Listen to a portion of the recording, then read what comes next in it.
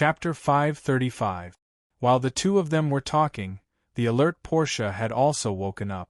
She silently walked to Andre's side and raised a finger to gesture for him to be silent. Then, she took out two sharp throwing knives from her waist pouch and gently approached the lid. She then slowly pulled the latch. The entire process was unusually quiet and not a single sound was made. As a high-level thief, she knew the methods of her peers like the back of her hand. She was very clear about the level of the guy who was unlocking the door outside. She planned to launch a surprise attack and subdue him in one fell swoop. Andre, who saw through the halfling's intentions, followed closely behind with a rapier in hand. As soon as the lid was opened, he would immediately rush out and catch the halfling off guard. After a few seconds, Bordia completely pulled the latch open. At the same time, she turned around and gave a signal. She exerted force in her legs and used her shoulder to smash open the lid. Her sudden action instantly threw the busy halfling to the ground. His head was directly hit on the wood not far from him. He screamed like a pig being slaughtered. He clutched his head and did not get up for a long time. He probably had a slight concussion. As for the other woman, her reaction was much faster. She rolled a few times on the ground almost as soon as the lid was opened. Not only did she avoid the violent impact, but she also took the opportunity to dodge the throwing knives thrown by the big-breasted lowly.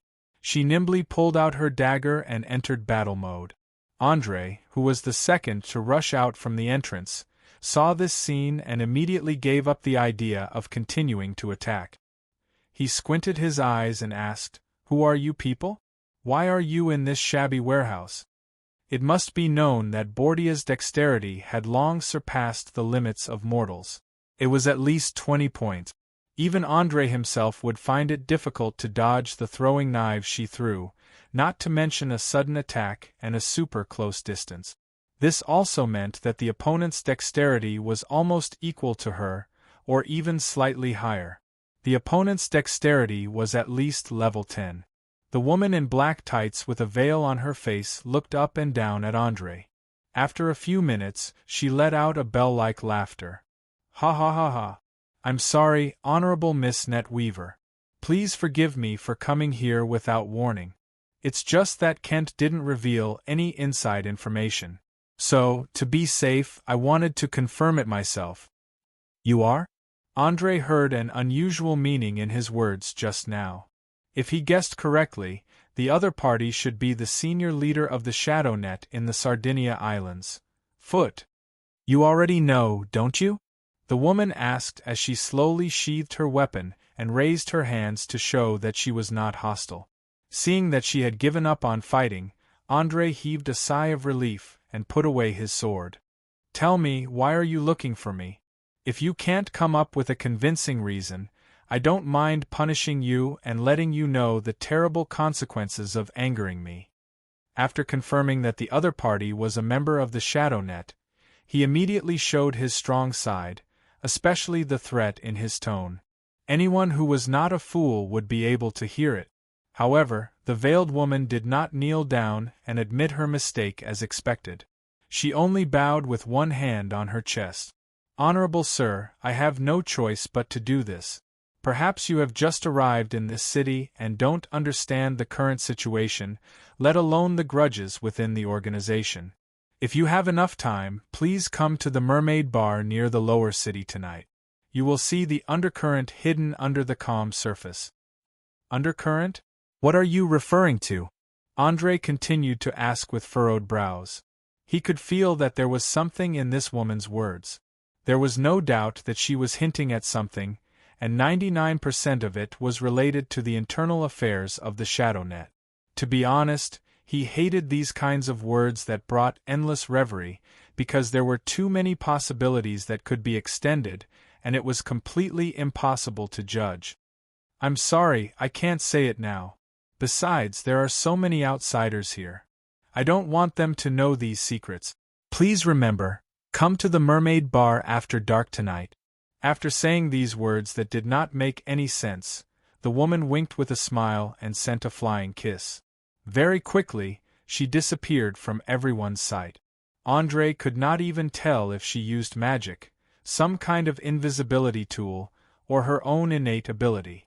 As for the unlucky man lying on the ground and howling in pain, he had obviously been abandoned. Perhaps their relationship was just ordinary, or perhaps she deliberately left him as a punching bag. In short, the woman did not even look at him when she left. It was obvious that she did not care about his life or death. Portia pulled a throwing knife from the wall and kicked the man on the ground. "What do you plan to do with this guy? Kill him directly or break one of his hands and throw him out? Forget it. He's just a fool who was used. It's not worth the trouble. Let him go." Andrei shook his head lightly. Even though he had done many cruel things, he did not like to implicate the innocent, especially when it came to this kind of fool who could not pose any threat.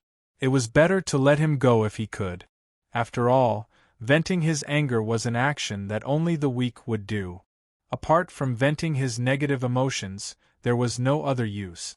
Even if he had temporarily lost his mage rank, he would not do it. Although Portia was only half the height of an ordinary person, she was quite scary when she was angry. She only used a fierce glare to shut the mouth of the unlucky man who was groaning in pain on the ground. He then got up at the fastest speed possible and stumbled outside. He did not even care that his brain was in a concussion. Along the way, he bumped into a few pillars. Even Andrei, who was standing at the side, felt some pain for him. Tsk, what a coward! He wants to come out and make a living with such little courage.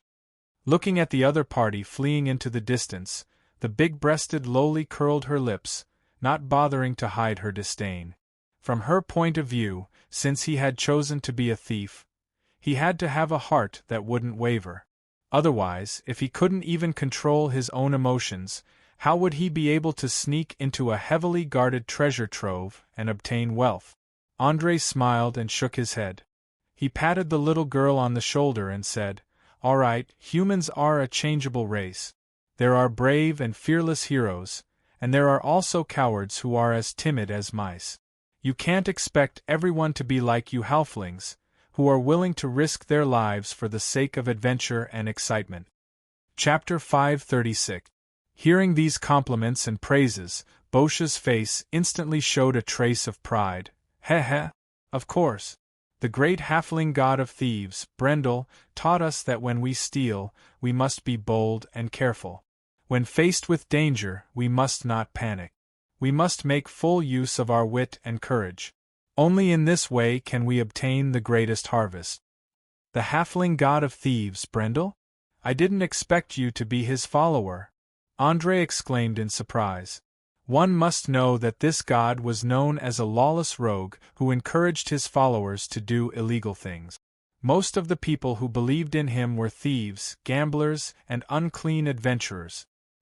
He had a wide influence among the halflings, but there were very few who were willing to be his protector. After all, stealing was a crime. In some cities with harsh laws, if caught, a finger or an entire hand would be chopped off. Perhaps the halflings were happy to steal once in a while, but if they stole too often, it would not take long before they were hanged from the city walls. You didn't expect it, right? You know, I learned the stealth skills from a priest named Brendel. That's why I was able to succeed time and time again. It was during that time that I understood his teachings and felt that it was very compatible with my personality. At the mention of the halfling god of thieves, Boscha instantly became excited and talked endlessly about the benefits of believing in him. Her appearance was almost similar to a priest who was about to preach. Just when Andrei was about to say something, Fiona came out of the basement with a hammer and a flintlock. She asked nervously, "What happened just now? I seem to have heard the sound of fighting." Obviously, she was also awakened by the short battle that happened not long ago. She did not even have time to put on her shoes. She just put on a coat and ran up barefoot. "It's okay, just a small misunderstanding. Someone sent me an invitation. Go back and continue to sleep. I'll take care of everything." Andrei smiled and comforted her. He was not very worried about the sudden appearance of the members of the Shadow Net and those inexplicable hints. Because of the identity and status given to him by the old Lich, no matter what the other party did behind his back, they would not be able to confront him head-on. Anyway, he would go to the Mermaid Bar after dark and the answer would naturally surface. Phew. It's good that you're okay. As for sleep, forget about it. I have nightmares when I close my eyes. That feeling is really uncomfortable. Fiona rubbed her eyebrows. The bags under her eyes were black and swollen. It was obvious that she did not have a good rest. Perhaps it was because the experience last night was too exciting, causing her to lose her self-control. If not for the fact that she had already become a priest of Aser Deser and could pray and confide in him, she might have been left with a serious psychological trauma. Bosha noticed the exhaustion on her good sister's face. She hurriedly took 2 steps forward and explained with a smile, "Hey, relax, don't make yourself so nervous. Killing someone for the first time may be a little uncomfortable, but you have to learn to let it go. Otherwise, you will go crazy one day. Anyway, all the guys we killed yesterday deserve to die. Just treat it as a chivalrous act." Fiona shook her head with a wry smile. "I understand what you said, and I don't regret the killing yesterday. But I don't know why, but I always feel very nervous. I always feel that something dangerous is going to happen. Even the nightmares are particularly clear. Maybe it's a revelation from the Lord of Raging Flame, or maybe it's a trial." "Revelation? Can you tell me what you dreamed of?" Andre suddenly realized that it might be some kind of sign, just like the dream he had before. Aurère's dream was not only some kind of subconsciousness in the cerebral cortex. Many gods, demons, and powerful creatures could pass messages to mortals through dreams. Basically, there would always be a small number of people who would dream of major events recorded in books, such as terrible disasters, ferocious monsters, invasions from other planes, and so on. Some of them were messages from the evil side to their worshippers, while others were warnings from the good side. Both sides were like 2 chess players, playing chess with each other while ordinary people were unknowingly dragged into the game. Every time there was an upheaval, there would be terrifying deaths and injuries, and it could even cause a kingdom to be on the verge of destruction and collapse. As a soul from another world, Andre had no interest in the so-called contest between good and evil, and he was too lazy to participate. Because whether good triumphed over evil or evil triumphed over good, it was just a collision between 2 ideologies and interest groups. No matter who won in the end, it was all the same to him. At least with the current level of productivity in this world, the lower class would always struggle below the poverty line. Of course, the only difference might be the degree of exploitation. The so-called nobles of the good side would leave the serfs and tenants with barely enough food to fill their stomachs, while the cruel nobles would sometimes completely disregard the lives of their subordinates. I dreamed that the whole of Valen's city fell into a sea of fire, and everyone was killing each other like crazy. There was no reason to speak of at all. Corpses lying in pools of blood could be seen everywhere in the streets and alleys, and the pirate castle at the highest point was shrouded in a huge shadow, as if some monster was entrenched in the sky. After saying that, Fiona couldn't help but shiver, as if she was recalling the scene in her dream, and she looked full of fear. But Andre wasn't in the mood to care about her feelings at this moment. He frowned and muttered to himself, "A sea of fire usually symbolizes conflict and riots in prophecies, and fighting symbolizes danger and death. And the huge shadow is likely to be some kind of terrible danger. It seems that your dream is really a revelation from the Lord of the Raging Flame. You mean a terrible war will break out in Valen City, and countless people will die because of it?" Portia asked, dumbfounded. "I don't know, I'm just trying to interpret this dream. Generally speaking, prophecies or warnings rarely give the answer directly. They are replaced by some key words and abstract images that can lead to associations. In other words, what Fiona saw wasn't necessarily what was about to happen, but a kind of related hint." Andrei explained with a wry smile. He really couldn't think of what kind of power was hidden in the Sardinia Islands that would make the fire elemental prince, Aesop Desir, warn Fiona through a dream. Why didn't he directly contact him, the Chosen? Chapter 537. Boscia scratched the back of her head. Apparently, she didn't understand the complexity and mystery of the prophecy. When she heard that everything in the dream wouldn't happen in reality, she immediately shrugged her shoulders indifferently. Well, take your time to think about it. I'll go back to sleep first. Let me know when you come up with something. Anyway, I don't think there's anyone in Valence City who has such terrifying power to make everyone in the city fall into a frenzy of killing. After saying that, she turned around and walked into the basement. She fell asleep without saying a word, not caring about the warning given by the dream seed. Fiona glanced at the heartless halfling thief with some envy. She turned her head and asked in a low voice, "Do you think it's really a hint from the Lord of Raging Flames?" Andrei nodded gently.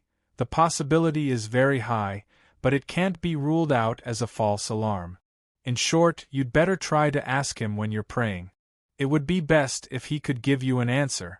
But if you continue to have this dream after you fall asleep, tell me immediately.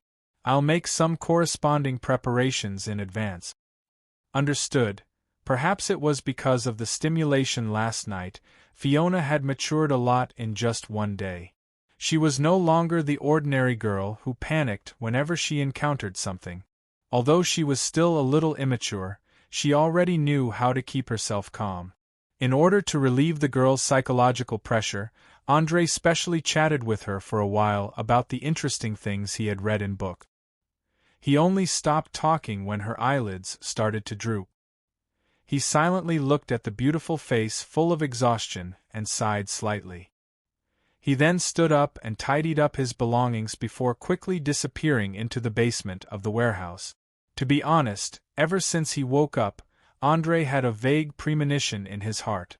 Especially after meeting old Bernie's grandson, Paddy, he always felt that the Sardinia Islands might not be as simple as it seemed on the surface.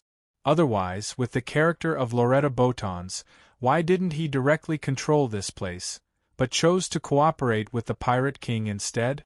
The Ratmen, the Underground Guild, the Pirates, the Shadow Net, and the people planted by Loretta Botons. There were already 5 forces that had surfaced. In addition to the Smugglers' Alliance and the Magicians' Organization in the city, it was a complete mess. Who knew if there were any deals or alliances between them? As an outsider, Andrei felt that it was best for him to thoroughly understand the city before nightfall. Otherwise, he would definitely be fooled by those treacherous feet. He didn't think that the gold coins given by the old lich would be enough for him to take over all the authority, and he didn't even dare to hope that all the feet would obey his orders. Although Kent looked respectful on the surface, he was actually using the name of the web weaver to expand his influence so that he could gain more authority in the upcoming operation. Perhaps to the lich, seizing authority from the hands of the feet was part of the test. If he couldn't come up with a good method, then he would definitely take back that authority without hesitation. Facing the hot afternoon sun, Andrei pretended to be leisurely strolling through the streets and alleys, silently observing what everyone around him was doing and saying. When he encountered something that interested him, he would stop and listen. When he passed by pubs, inns, or places where people gathered, he would order 2 side dishes and hide in an inconspicuous corner to gather information. Although most of these places were unreliable gossip, and drunken people were bragging, he could still find some clues. In just a few hours, he had a rough understanding of the current situation of the entire city. First of all, the pirate King Francis had recalled 2/3 of the pirate ships, especially the elite captains. They were invited to the highest castle as soon as they came ashore and hadn't come out since. Obviously, they were discussing intensely how to cooperate with Bakarov City to annihilate the huge fleet of Lincoln City in one fell swoop. Even if they couldn't sink the entire fleet, they had to ensure that it was heavily damaged. Otherwise, the revenge that followed would be very tragic. Not to mention other things, just the long-term blockade of the sea route would be enough to collapse the fragile trade that was supported solely by smuggling. If the Pirate King couldn't come up with a convincing plan, the leaders of the underground guilds wouldn't agree. As for the pirate captains, for the sake of their own interests and that of their subordinates, they definitely wouldn't rush in and fight. André felt that the huge fleet docked in the bay hadn't set off yet because the pirates hadn't found a way to destroy the enemy while preserving their strength to the greatest extent. After all, they were only a relatively loose alliance. It was impossible for them to be like a regular army, where they could temporarily ignore their own casualties after discovering the opportunity to win. It didn't matter even if they killed 1,000 of their enemies and lost 800 of their own men. In any case, as long as they won in the end, they could double the profits from their opponents through the treaty. The pirates of the Sardinia Islands were composed of many small groups. Each ship was equivalent to an independent branch, and the captain was the unquestionable leader of this branch. Although the Pirate King tried to control them by planting trusted aides, the effect was not ideal. Most of the sailors were used to obeying the leadership of the captain, so only by dealing with all the captains could this huge fleet head to the battlefield. In addition, the smugglers were also actively colluding with each other, trying to get a share of the profits from this upcoming naval battle. For them, the greater the loss of the Lincoln City Navy, the better their business would be. At least they wouldn't always have to worry about being caught by the patrol ship. After collecting enough information, André didn't stay any longer. He quickly pulled his hood tight and left quietly, walking straight in the direction of the Mermaid Bar in the lower city. At this moment, the sky was close to dusk, and it would completely fall in about an hour. He felt that it was time to see what tricks those feet were up to and understand the strength of the shadow net in this city. Passing through the streets filled with dirty water, André didn't take long to see a 3-story ship standing on the sea. Perhaps because it didn't need to sail anymore, all its masts had been sawed off, and the entire deck had become an open-air business place. The surface of the hull was painted with naked mermaid. Countless men and women were drinking and laughing, and some were even lewd in public. It was a complete mess. There was no doubt that this was the Mermaid Bar that the pirates were talking about. It was the best place to find fun, and it was also a place where many gang members gathered. Many times, they would secretly make some shady deals here. Chapter 538. However, in André's eyes, this was no longer a simple bar. It obviously provided gambling, performances, and erotic services. Most importantly, it floated on the surface of the sea, making the sailors who were used to the bumpy sea feel like they were at home. Don't underestimate this point. According to the tonnage of ships in the southern seas, the brain would start to adapt to the bumpy environment after a few days of drifting on the sea. Many people couldn't even stand properly when they suddenly came ashore. It was as if they were drunk, not to mention drinking and looking for women. Now that there was a bar floating on the sea, the sailors no longer had to endure the pain of going ashore. Naturally, business would be booming. In addition, a large number of pirates had gathered recently, so it was especially lively at a glance. Resisting the smell of sweat, body odor, smoke, alcohol, and vomit, André held his breath and quickly passed through the crowd. He knocked on the bar table with force. Bang! Bang! Bang! "What do you want?" shouted out loud. The burly bartender roared at the top of his voice. His voice was very loud and clear. Even in such a noisy environment, his voice could still be heard clearly. His mouth was full of yellowish teeth and bad breath. The stench caused André to take a few steps back. After confirming that he had left the bartender's range of pollution, André quickly frowned and waved his hand. "No, I'm not here to have fun. I'm here to find a woman. She asked me to come to this bar to find her after dark. I believe you should be able to give me some advice or help me inform her." "A woman?" The bartender's eyes revealed a trace of vigilance. He sized up the young man in front of him and quickly probed. "I'm sorry, we have too many women here. If you're here to find a lover, it's best to look for her in the changing room on the second floor. However, I don't recommend you go now because she might still be intimate with a customer. Without waiting for the bartender to finish speaking, Andre impatiently interrupted. The person I'm looking for is not a prostitute, nor is she a thief who makes a living by stealing. I believe you should be very clear about this. I'll ask you one last time, where is she?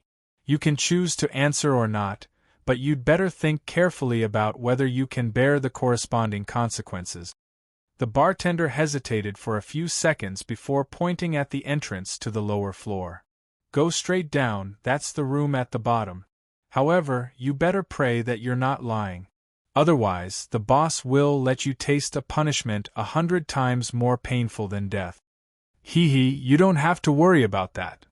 Andre smiled contemptuously and didn't even bother to explain. He turned around and disappeared at the top of the stairs. As soon as he left, the bartender yelled at a pipe behind him. Report! A suspicious person has been found on the deck. He is under 18 years old and his appearance is not clear. He is moving towards the bottom. Please keep an eye on him. There's no need to monitor him. He's my guest. Just pretend you didn't see him. Also, keep your mouth shut. I don't want anyone to know about this. Do you understand? A few seconds later, a woman's voice transmitted from the other end of the pipe. Her tone was very strict, as if she was scolding the bartender for being a busybody. However, the burly bartender didn't even dare to defend himself. He hurriedly apologized. I'm sorry, boss. I didn't know he was your guest. Idiot. Remember, you didn't see or hear anything just now. Do you understand? I'm already in enough trouble. If anyone dares to act on their own, I'll twist his head off and make it into a wine cup. The woman didn't let the bartender off just because he apologized. Instead, she issued a strict warning. From her hurried tone, one could tell that she was in a terrible mood. Especially her breathing, it was as if she had just finished a strenuous exercise. It was unknown who had angered her. The Mermaid Tavern's lowest cabin, a woman wearing a purple dress and a black lady's hat grabbed the decorations on the table and fiercely smashed them on the copper pipe. She then cursed in a low voice. Damn it! He's here. The web weaver has appeared. We have to come to an agreement immediately. Otherwise, you know what Kent and Uhtred will do. Obviously, she was the one who had scolded the bartender just now. She was also the real owner of this tavern. Bastard! Didn't you say he would only appear after dark? Why did he come so early? Did someone betray us? Another fat man who was sitting on a chair suddenly jumped up and asked anxiously. Don't ask me. I'm not the web weaver. I have no way of controlling his movements. It takes 3 minutes to get to this room from above. 1.5 minutes has already passed. We have to get rid of our differences within 1 minute and form a close alliance. Otherwise, we'll just be obediently slaughtered by others. The woman rolled her eyes at the fatty. Meow. All right. Don't be so angry. The three of us are the weakest in this area. We have to work closely together to reap the benefits in the next operation. I believe the two of you are very clear about this. Since we can't come to an agreement on the distribution of the spoils for the time being, why don't we put it aside for the time being and work together to deal with the others? It won't be too late to discuss it after we win. What do you think? This time, the one who spoke was none other than Mia in her cat form. She was wearing a tight black leather jacket and pants. She had a pair of soft black leather boots on her feet, which showed off her curvaceous figure vividly. Coupled with her furry ears, she looked both dangerous and delicious. Talk after the event? The woman wearing the black lady's hat had a playful look on her face. She then turned to the fatty and asked, I completely agree. What do you think? The fatty narrowed his small eyes and looked between the two women. After a full 10 seconds, he clenched his teeth and nodded. All right. Let's see who will have the last laugh. In fact, the three of them were very clear that this so-called talk after the event was actually tantamount to a time bomb. Perhaps when there was an external enemy forcing them, they could still help each other, but once there was no external enemy, they would immediately fight to the death. Just as they decided on the alliance, a series of footsteps suddenly came from outside the door. Not long after, someone knocked hard on the door. Bang, bang, bang. Boss, there's a young man looking for you. May I ask if you're free now? Hearing that it was a subordinate who came to report, the woman immediately replied loudly, Of course I'm free. Quickly invite him in.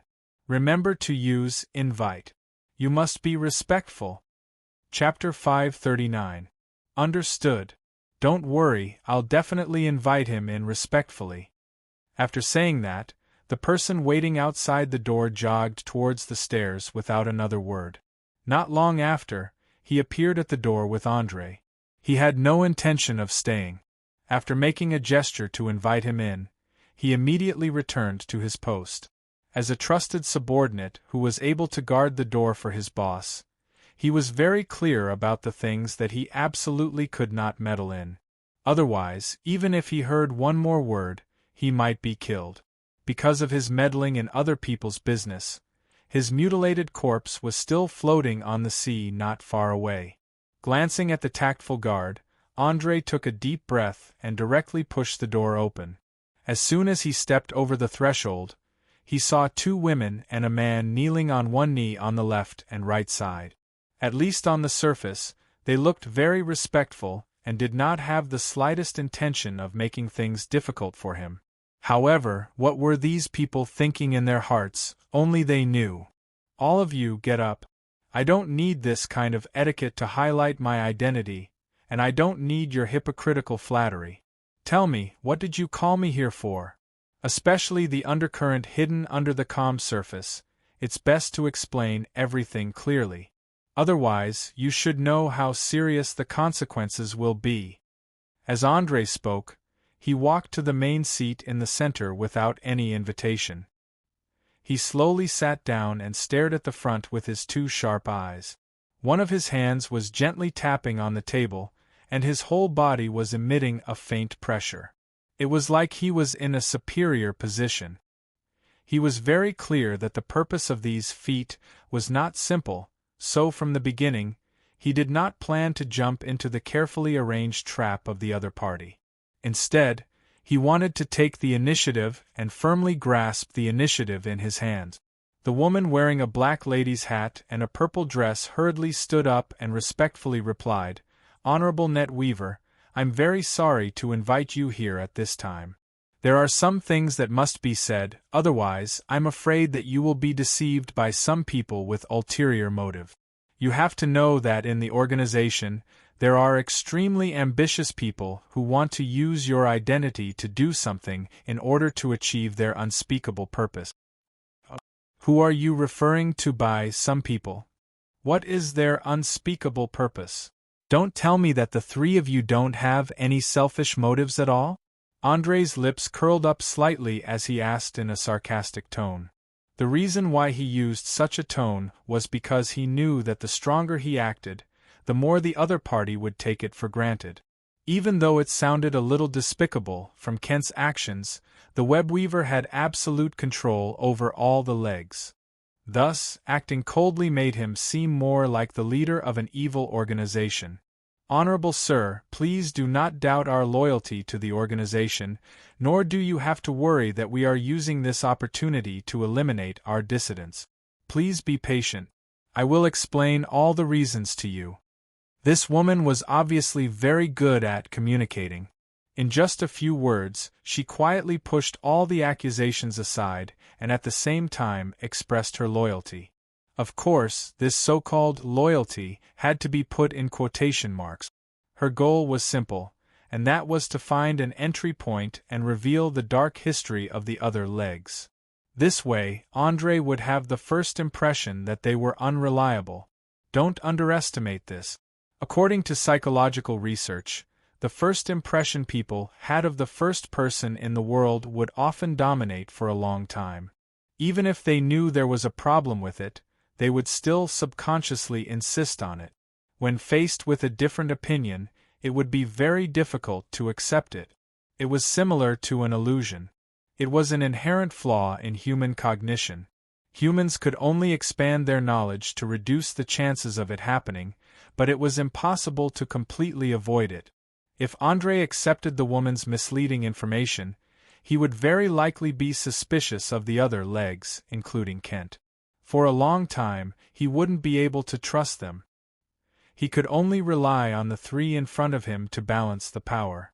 Soon, they would be able to use all sorts of methods to rapidly expand their power and achieve a true balance of power. A true conspiracy. Not only did it take advantage of the current complicated situation, but it also provoked the curiosity in human nature to the greatest extent.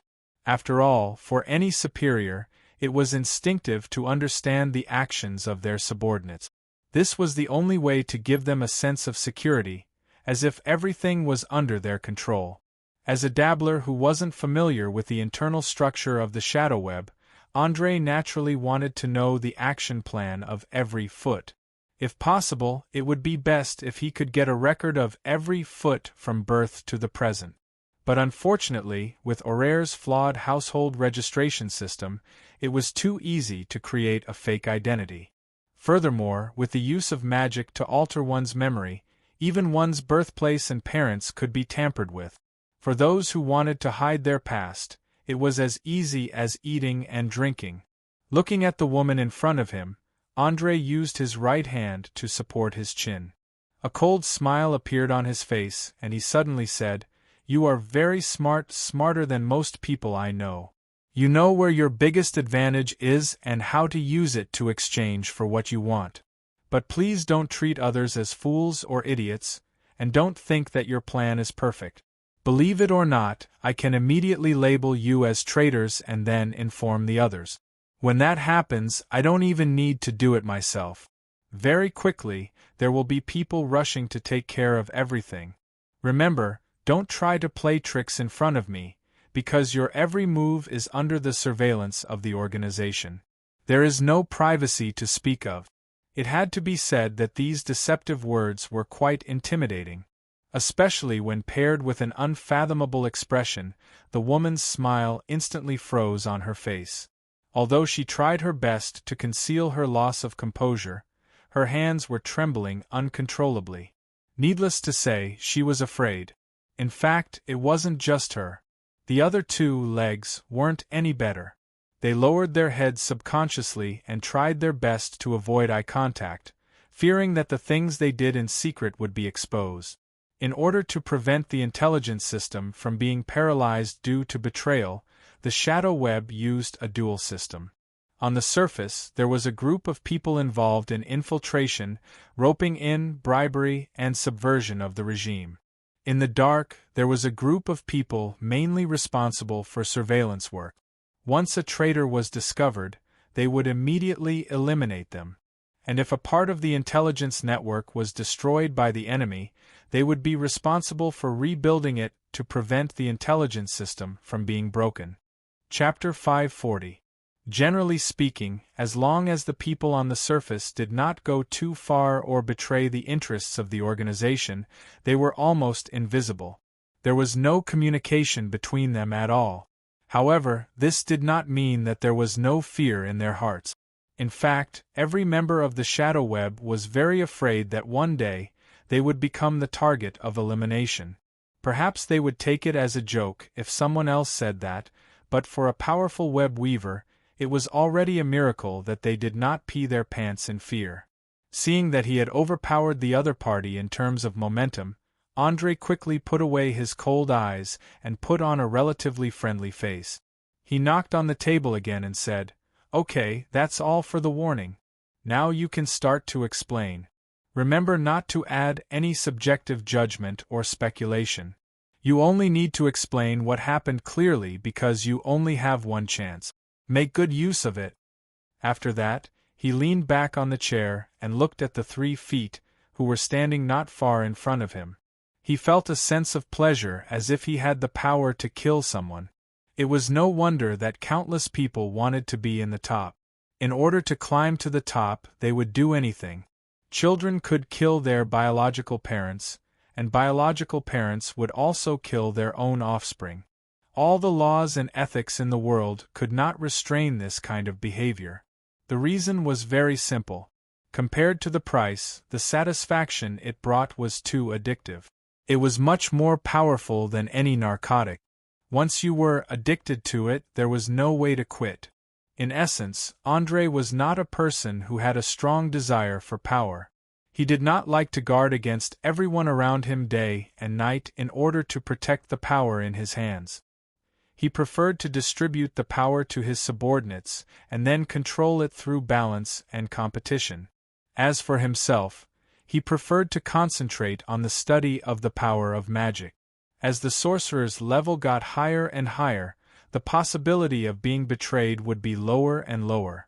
After all, no one would want to mess with an archmage who did not care about power but was capable of producing terrible destructive power. However, there was a saying that power was like poison. It chewed on one's mind and eroded one's bones. There were very few people who could really control their desire for power. At least, André was not one of them. Feeling the feet that held a huge amount of resources in their hands, kneeling and trembling in front of him, he had an unprecedented desire. He wanted to maintain his identity as the net weaver and use the resources of the shadow web to serve him. Of course, there was a price to pay for this. Perhaps the next time he met with the Lich, he would be able to negotiate the terms. If it wasn't too harsh, he would be more than happy to become one of them. According to rough map calculations, Orire was over 28,000 kilometers from east to west and 11,000 kilometers from north to south, covering an area of more than 24 million square kilometers. This alone was terrifying. Russia, which had the largest land area on Earth, was only 17 million square kilometers, and Europe, which was known as the cradle of Western civilization, was only 10 million square kilometers. This was only the known area. In the Far East, there were endless grasslands and deserts. It was said that if you kept going east, you would reach a completely different civilization. If you sailed west for 2.5 months, you would also see other continent. It was said that the distant West Harlem Empire had already established a colony there. They had plundered a large amount of gold, silver, and gems from the local natives. On such a huge land, there were hundreds of countries and cities, large and small. In the middle, there were large areas of primeval forests and mountains separating them. Therefore, the transmission of information was very slow. Perhaps you just heard from a merchant about something interesting that happened hundreds of kilometers away, but in fact, it was news from years ago.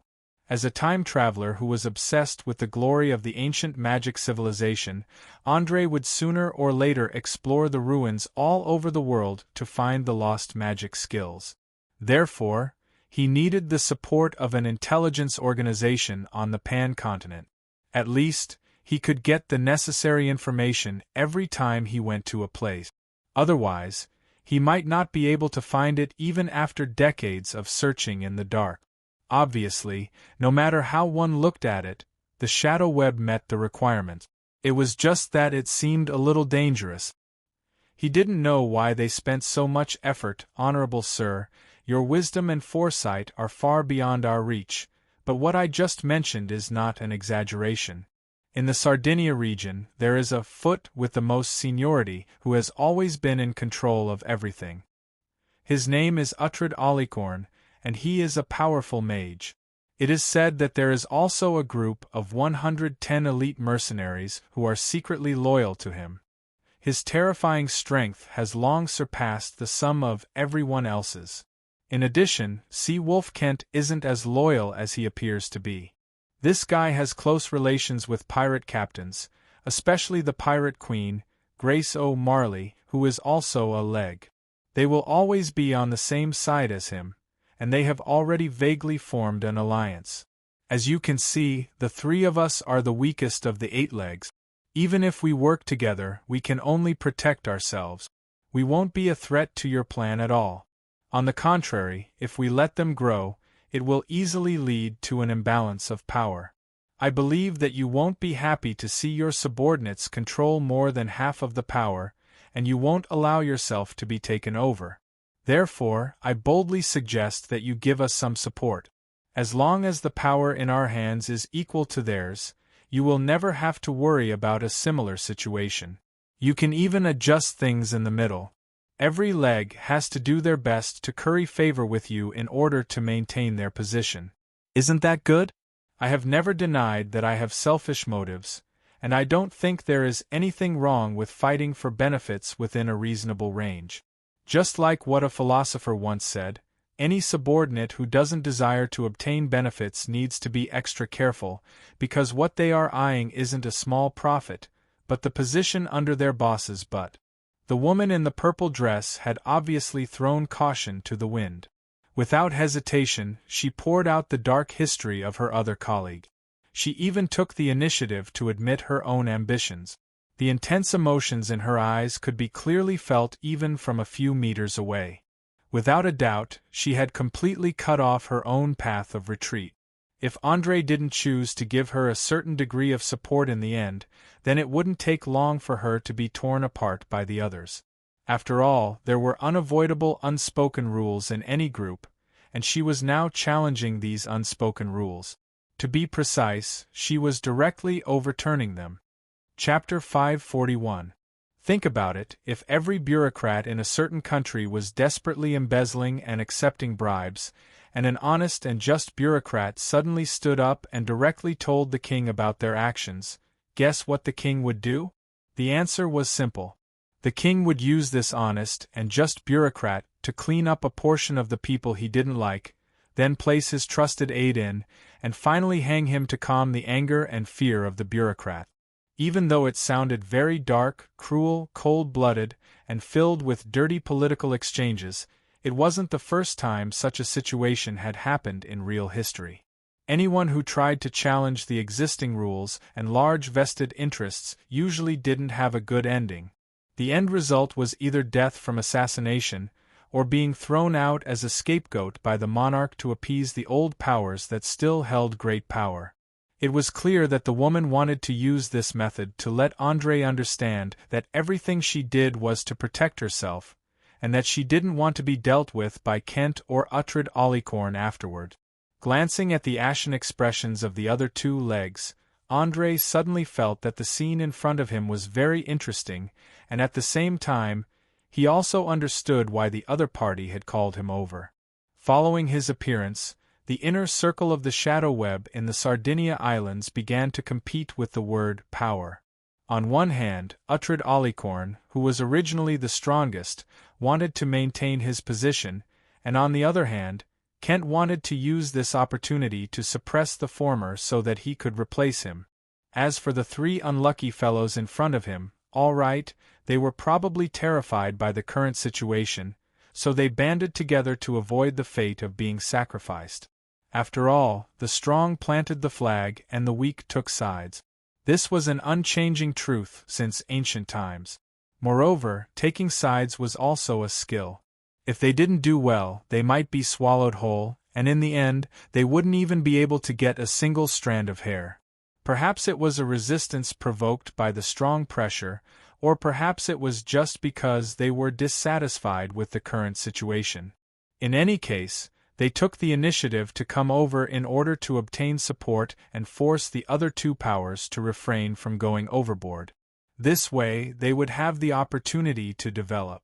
Having thought this through, André couldn't help but sigh inwardly. Humans were indeed creatures that were best at infighting. The powerful enemies outside had yet to be dealt with, and they had already begun to lay their hands on their comrades. They were truly an example of an evil organization. However, this kind of infighting would not affect his plan at all.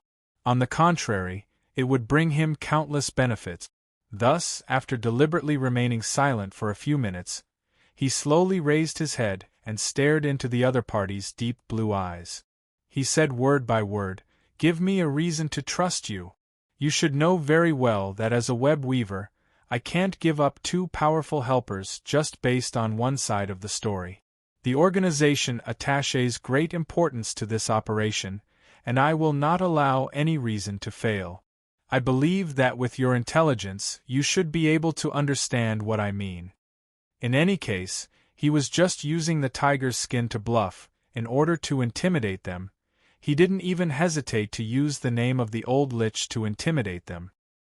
He even took out the gold coin that symbolized his identity and fiddled with it in his palm, so as to leave an irresistible impression on the three-legged creature.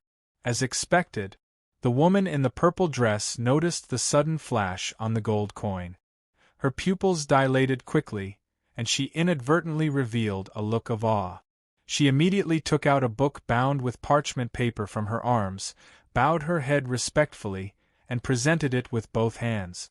Honored sire, this is the information I've gathered over the years. It includes detailed information on all the important members of the Valence City underground guilds, as well as some of their weaknesses. I can immediately try to rope them in and instigate them to defect with just a word from you. In addition, there are enough weapons and armor to arm 500 people at the bottom of the sea beneath our feet. They're all sealed in waterproof leather and can be used as soon as they're salvaged. I really couldn't tell that you were able to get your hands on so many good things right under the enemy's nose. How did you do it? Andre raised his eyebrows in surprise. One had to know that this was Valence City, a city ruled by the underground guilds. Any iron product that was longer than a foot would be considered a weapon and would be subject to the strictest surveillance, not to mention armor. If an ordinary person were to buy a set of armor, someone would clearly investigate his origins within a few days. The underground guilds weren't idiot. They knew better than anyone how terrible their way of ruling was. Therefore, they could only implement a high-pressure policy and force all the residents to submit to violence. The key to achieving this was to control and reduce the amount of weapons and armor hidden among the civilians. Andre didn't dare imagine how 500 sets of weapons and armor had been transported in without being discovered by the enemy, and how they'd been silently buried in the sea. Heh, I've made a fool of myself in front of you with my little tricks. Actually, it's not hard to bypass the surveillance of the underground guilds, we just have to walk underwater. I've secretly trained many dolphins on the outer islands. These smart little fellows can swim dozens of kilometers while carrying a dozen or so kilograms of items. All the weapons and armor were transported in one by one through them. After she finished speaking, a trace of unconcealable pride surfaced on the woman's face. Dolphins? That's an unexpected, yet reasonable answer. Andre nodded as realization dawned on him. He'd heard of people training birds and dolphins to smuggle and sell drugs across borders. He hadn't thought that there would be people in this world who'd discover and make use of this. I've already shown all my sincerity. Please give me a definite answer. Will you support us and divide the powers in this area into 3, or will you give up on us and let the other 2 groups take over? Everything depends on your choice. Seeing that her talents had been affirmed to a certain extent, the woman immediately struck while the iron was hot and attempted to settle this matter just like that. Andre didn't immediately give an answer. Instead, he picked up the notebook and slowly flipped through it, pretending to be indifferent. At the same time, he secretly paid attention to the reactions of the 3 people below. He only closed the notebook when they were sweating profusely. He smiled and said, "Seeing that you're still useful, I'll try to give you a chance. Remember to grasp it well. If you don't meet my expectations, then, this support may be withdrawn at any time. You should know very well that the organization doesn't need trash or liars with big mouth. Take care of yourself." Chapter 542. Of course. Don't worry, I won't let you down, and I won't joke around with my life. After hearing the affirmative answer, the woman's face instantly flushed red, and she immediately made a promise. She was so excited that her expression was overflowing, because she knew that she had won this gamble, and as long as she carried on step by step, it wouldn't be long before she could expand her influence by more than 3 times. The other 2 legs, who had remained silent, also hurriedly knelt down to express their gratitude. Although they had been neglected from beginning to end at this moment, they also stood up and tried hard to show their loyalty. However, André had already heard too many of such clichés and had long been immune to them. He stood up and casually waved his hand. As he walked out, he said, "Well, I don't like to listen to empty flattery and nonsense. I pay more attention to practical actions. Today's conversation ends here. In addition, tell me your name, woman. Based on your performance today, you are already qualified to say your name in front of me." "Teresa Morley." "My name is Teresa Morley, Your Excellency. Please remember it. Soon it will become the name you hear most often, and may even become your most capable subordinate." After saying that, the woman in the pink dress took off her hat and bowed deeply. Her eyes revealed confidence and fanaticism. "Teresa Morley. I think I will remember it. I hope you won't disappoint me in the end." André turned his head and glanced at her meaningfully. He turned and opened the door, quickly disappearing at the corner of the corridor.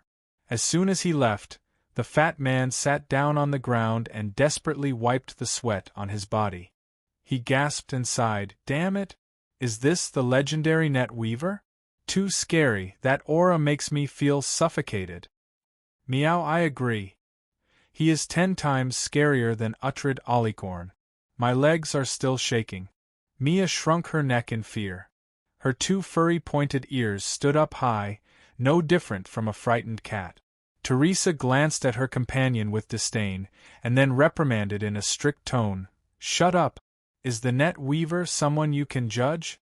Did you forget what he said just now? To the organization, we don't have any privacy, so be careful what you say in the future. Cut the crap and quickly discuss what we should do next.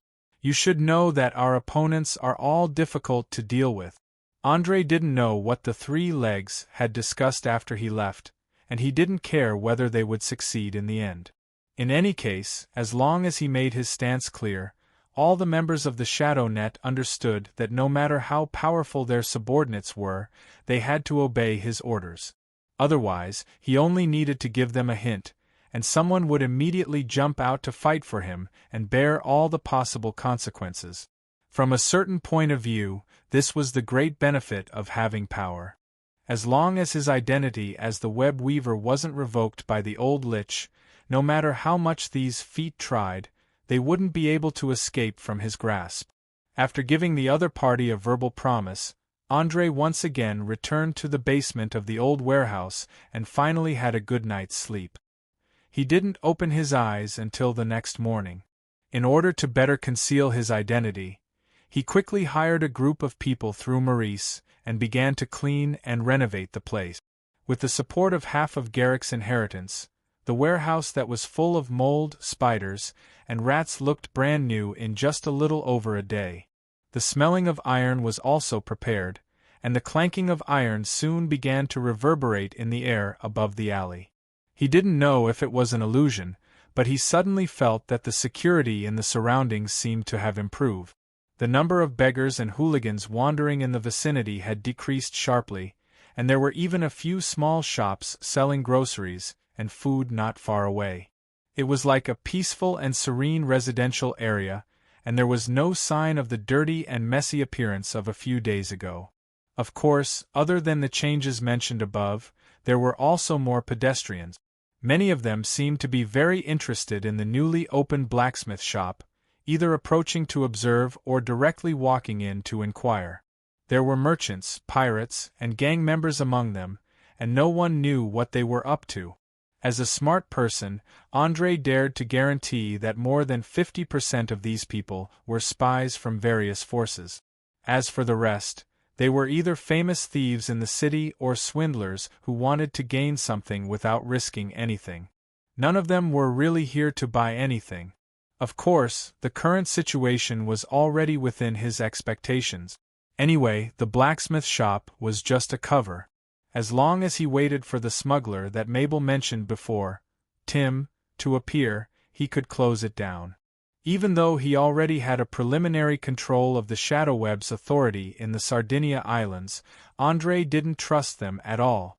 Therefore, He never thought of letting them know about things like contacting his trusted subordinate. It was even best to keep his true identity a secret. This way, he could act unscrupulously in the end. Even if someone was lucky enough to escape in the end, he wouldn't know who to look for revenge. While thinking about how to deal with the gathering of feet tomorrow, Andrei was mechanically waving the hammer and repeatedly hammering the blank. He didn't notice that the temperature had slowly dropped to a very dangerous level. If he didn't stop, it was very likely that he would break it. "Hey, buddy, you're distracted. I think we should put the blank into the iron furnace to reheat it. Otherwise, it will break in a few minutes." Mabel, who was holding a poker and acting as an assistant and apprentice, reminded loudly. Ever since he woke up from his coma after losing control, his body didn't have any abnormalities at all. He was as strong as an ox. The only strange thing was that he couldn't remember what happened at that time, as if there was a small problem with his memory. Fortunately, he didn't forget much. It was only the first few minutes of using the berserk ability, and the impact on his whole body was minimal. However, Andrei had a special feeling that there was something different about this young man, but he couldn't tell exactly what it was. In the end, he could only put it aside for the time being. After his profession as a mage recovered, he would do a comprehensive examination to see what was going on. One had to know that under normal circumstances, the berserk of a barbarian warrior wouldn't lose his memory, let alone lose control to that extent. Especially when his eyes were bloodshot and filled with madness and tyranny, there was no humanity or rationality to speak of. He had to figure out what was going on. Chapter 543. Damn it. Hurry up and put it in the water. Otherwise, I'm afraid this sword will be scrap. Andrei, who was dragged back to reality from his contemplation, hurriedly stopped hammering.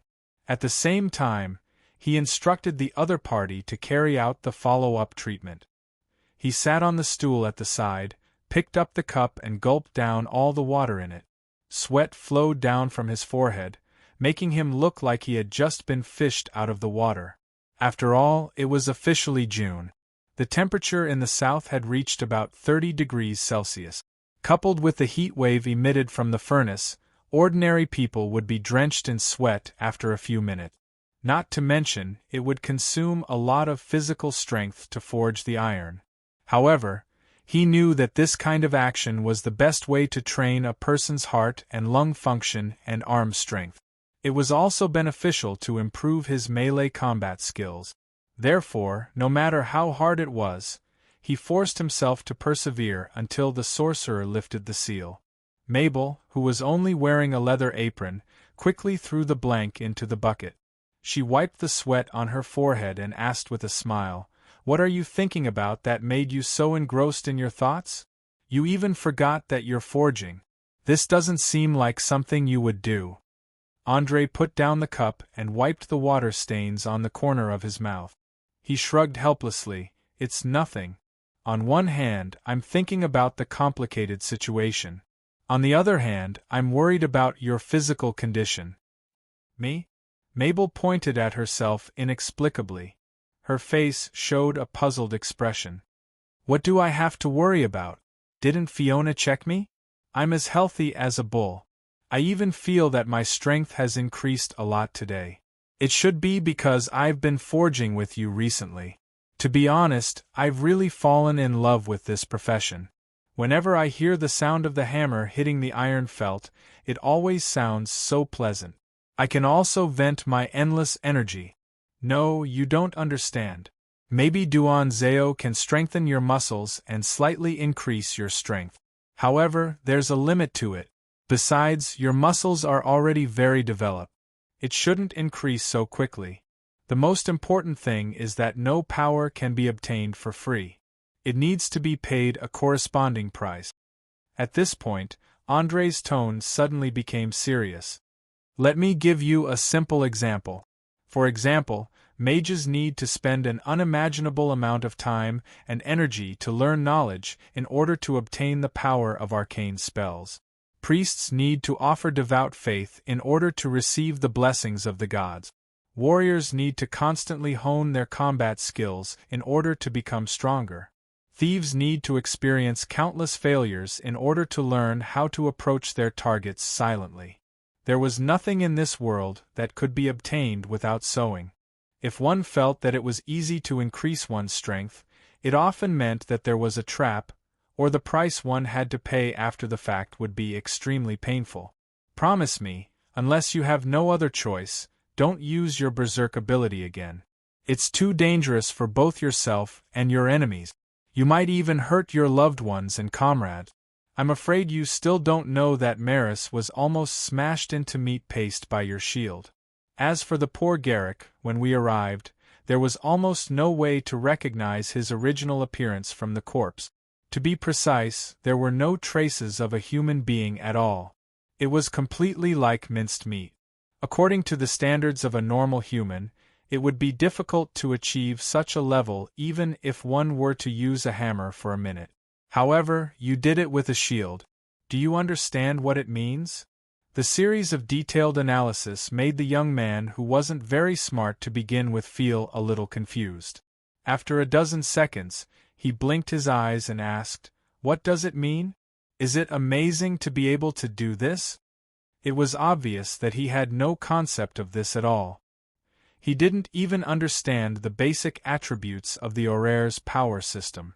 Seeing the innocent look in his eyes, André sighed slightly and explained softly, "Of course it's amazing, because it means that your physique has exceeded the limits of a human after going berserk. It's very likely that it has surpassed the limits of a barbarian. If we were to convert it to an accurate number, I think it should be between 21 and 22. In other words, when you go berserk, the endurance and explosive power of your muscles instantly increase by more than 4 times. You can completely lift an object that weighs close to a ton and throw it out. Because of this, Garrick, who was a level 5 warrior, was knocked to the ground and died without even being able to resist. To be able to let a descendant reach such a level before becoming a professional, only giants, dragons, high-level demons, high-level heavenly creatures and other powerful and terrifying special creatures would be able to do so. Without a doubt, from your state of madness after going berserk, you definitely aren't a heavenly creature that leans towards kindness, nor do you look like a descendant of a dragon. After all, the descendants of these two have never gone berserk before. The only ones left are giants and high-level demons. No matter which one it is, it will have a huge impact on one's personality. The more you use it, the more you can release the evil nature hidden in your blood. Believe me, you definitely don't want to see yourself become more and more cruel and tyrannical. That's why you're finding a way to suppress it, or your heart is firm enough. Otherwise, reducing the number of times you use it is the smart thing to do. Perhaps others didn't know how terrifying it was when one's strength exceeded 20, but André, as a mage, was very clear. Think about it, how terrifying was a person who could use a light car as a weapon. If this wasn't enough, then think about the scene of someone throwing out close to 600 red brick-sized rock. Once hit, even a troll with tenacious vitality would be turned into a meat patty, unable to return to normal for an hour or two. Of course, Mabel hadn't officially become a professional yet, which meant that she still had potential to be unearthed. As long as her talent wasn't too bad, it was only a matter of time before she turned into a human bulldozer. According to legends, legendary barbarian warriors could even tear down city walls with their bare hand. With a stomp of their feet, they could resist gravity for more than 6 seconds. Even if they collided with an adult dragon that was more than 12 meters tall, they wouldn't be at a disadvantage. They were basically no different from the Hulk in the movies. Even though he wasn't sure if Mabel would become a legendary barbarian warrior one day, André felt that even if she was only level 5, she could still take out an enemy who was 5 levels higher than her by surprise. After all, strength was a huge help in close combat. Unless one could guarantee that they would never block, it was enough to make most opponents lose their weapons. Chapter 544. Oh, my God. You're not joking, are you? I can lift something that weighs close to a ton? How is this possible? Mabel stared at her calloused hands in disbelief. She couldn't believe what Andre had said. She couldn't believe that she had the potential to become a hero when she was just an ordinary fisherman half a month ago. This was not strange.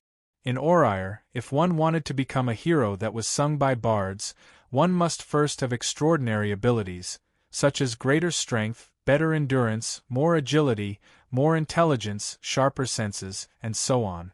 A special bloodline was the most important.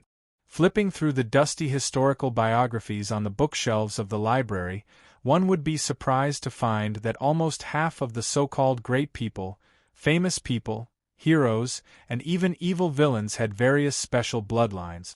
Among them, the descendants of dragons, half-elves, and half-orcs appeared the most, followed by half-giants, half-ogres, and elemental descendants. Although there were very few of them, there were occasionally one or two talented people. Furthermore, many of the characters in the stories weren't humans at all. It was just like how many heroes would meet powerful companions to help them during their adventures. For example, beautiful and elegant elves, crude and straightforward dwarves, kind silver dragons, forest centaurs, treants, and so on. In short, if a purebred human wanted to make a name for himself, he would have to put in 10 times more effort than a half-human with a special bloodline. It sounded very unfair, as if some people were born to be great and could easily obtain unimaginable power in a short period of time. It was like the protagonist in a hot-blooded plot, who could make a huge leap after a few battles. The rest of the people could only take one step at a time. Perhaps after a fierce battle, they would silently fall in the wilderness and become nameless corpses without a proper funeral. Unfortunately, reality was often crueler. Many children of the poor were influenced by the plots of the heroic stories. They picked up an axe used to chop firewood and embarked on an adventure. In just a few days, they died in the first and last battle of their lives. In fact, similar things had happened many times on Earth. For example, Edison once said, "A genius is 1% talent and 99% perspiration. But the 1% talent is the most important, even more important than the 99% perspiration." In order to make it more inspirational, the educators hid the second half of the sentence, causing the meaning of the entire sentence to change completely. It made the students foolishly believe that hard work really could surpass genius. Little did they know that from the moment of birth, the gap between people had already widened. Not to mention the identity of their parents, just the difference in their own qualities was enough to create a huge gap. Think about it. What did an ordinary child do before the age of 10? They were probably either begging their parents to buy all kinds of toys and dolls, or playing with mud with their peers. However, there was a small group of gifted children who could walk and talk when they were 5 months old. They could write fluently and play chess when they were 7 months old. They finished learning calculus when they were 3 years old and could speak 4 languages when they were 4 years old. What a terrifying gap! What many people couldn't do in their lifetime, for those real geniuses, they only needed to spend 1 to 2 years. It was like a chasm between heaven and earth. So what if they worked hard? It should be noted that this was only on Earth, where there was no supernatural power. The situation in Aurire was countless times more exaggerated. Due to the ubiquitous energy and strange intelligent creatures, the offspring of many powerful species could leave humans far behind as soon as they were born. For example, a dragon that had just hatched from an egg could immediately inherit the knowledge in its soul. It had very high intelligence and could even make several prophecies. It naturally knew who its parents were. Its race was at the top of the food chain. As long as it grew up safely, there were very few natural enemies that could threaten it. Even if it didn't train, it would hide in sparsely populated forests or caves to hunt, eat, and sleep. When it reached adulthood, it would have the power to make countless towns tremble in fear. Every time it appeared, it would cause great panic. Perhaps it was a bit inappropriate to compare a dragon with a human. After all, the difference between the two was too great. Let's change to an elf that was similar to humans. As a long-lived race known for their beauty, elegance, and love of life, elves also had many aspects that surpassed humans. First of all, they were envied by countless humans. They had a long lifespan of 800 to 1,000 years. Secondly, their magic resistance was also outstanding, especially against charm or hypnosis spells. Unless the caster was a great mage, it was very rare for them to fall victim to such spells. Thirdly, the structure of their eyes was special. Even in an environment with weak light, they could distinguish colors and details of objects. Furthermore, their visual range was twice that of humans. Lastly, and most importantly, elves generally didn't have as good endurance and physical strength as humans. However, they were exceptionally outstanding in terms of speed and balance. They could easily climb to very high places. Outstanding talent, good physical attributes, a lifespan that was equivalent to more than 10 times that of humans, and a beautiful appearance. No matter how you looked at it, elves were far superior to humans. If it wasn't for their birth rate and growth cycle being too slow, coupled with the excessive consumption from several internal wars, perhaps humans wouldn't even have the chance to rise. It was precisely because of this that a large number of human nobles were trying their best to integrate special bloodlines into their own families. They were hoping that one of their descendants would suddenly awaken and then lead the family to glory. A scholar once said that special bloodlines were equivalent to the qualifications of a hero. With it, you would have the possibility of becoming a great person. Obviously, Mabel was now in the preparation of a hero. It was just unknown whether she would eventually grow into a kind hero who saved others from fire and water, or a cruel and cold dark hero, or even walk the path in between. Looking at the young man's face that was mixed with excitement, fear, and excitement, André couldn't help but chuckle and shake his head. Don't be in a hurry to doubt me. I have a very simple test method. Here, this is an iron bar that is as thick as 2 fingers. A strong first-level warrior can only deform it, but I believe that you can break it. Remember, if you can break it, it means that your current strength has reached 18, which is the so-called limit of a human. A few days ago, before you lost control, you obviously couldn't do this. After saying that, he casually took out 2 iron bars that were as thick as a thumb from the shelf behind him and handed them over. After that, he stood a few meters away, quietly waiting for the result. Chapter 545. Mabel clenched the iron bar tightly with trembling hands and looked up at André, looking very unconfident. What are you waiting for? Hurry up and try. You have smashed Garrick into meat paste, and even many of his bones have been broken into sections. Although you are not in a berserk state now, your strength is definitely enough to break 2 iron bars. André stood in the distance and encouraged the young man when he saw that the young man was hesitating. Okay, then I'll try. Perhaps the words just now had an effect. Mabel clenched her teeth and began to exert force. The muscles on her 2 thick arms bulged and congested at a speed visible to the naked eye. The veins on her hands were exposed, and the expression on her face was very ferocious. As she exerted too much force, her eyes bulged a little, and she roared. Ah! Bang! Bang! The monstrous force that was unimaginable to ordinary people caused the iron bars to rapidly deform and break in just a few seconds. A few small pieces even flew out at the speed of a bullet and embedded directly into the wooden wall. It would be impossible to pull them out without using pliers. Oh my God! I really did it! I broke 2 iron bars at the same time. Mabel was ecstatic after she succeeded. She could no longer hide the excitement in her heart and shouted happily. André walked to the side of the wall and carefully observed the part that was inserted inside. He soon discovered that the area around the fracture was slightly white, and it was also quite neat. This meant that the force was applied very quickly and very quickly. Before the steel could show its toughness, it was suddenly broken. This also meant that breaking 2 iron bars was far from the limit. After discovering this, he turned his head and looked at the young man who was immersed in joy. He lowered his voice and muttered to himself, "A descendant of a giant? Or a descendant of a powerful demon? It seems that I have really unearthed an amazing guy. Maybe I should carry out systematic training for him.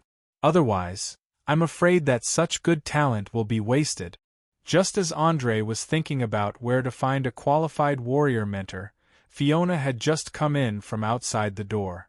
She saw her brother in high spirits and hurried over to ask, "What's wrong? Did something happen to make you happy? Quick, tell me." Mabel raised the broken iron bars in her hand and replied excitedly, "Look! I broke them in one go. Ever since I lost control last time, my strength has inexplicably increased a lot. I feel like my body is filled with energy. Maybe one day I can also become a hero in the bard stories." "Great Lord of the Raging Flames! What did you say? He broke 2 iron bars in one go. How is this possible?" Fiona's eyes widened in shock. She grabbed the broken iron bar and looked at it. As a result, she found that there were 2 very exaggerated handprints on the holding part, which were obviously the same size as her brother's hands. Oh, God! It was actually real. This is unbelievable. Looking at her younger sister's incredulous expression, Mabel subconsciously began to giggle. After all, to her, it was as if she had suddenly won a lottery with a prize of over 100 million yuan. It wasn't strange for her to feel a little dizzy. Seeing the brother and sister staring at each other without saying a word for a long time, Andre had no choice but to come closer and clap his hands. "Well, don't be too excited.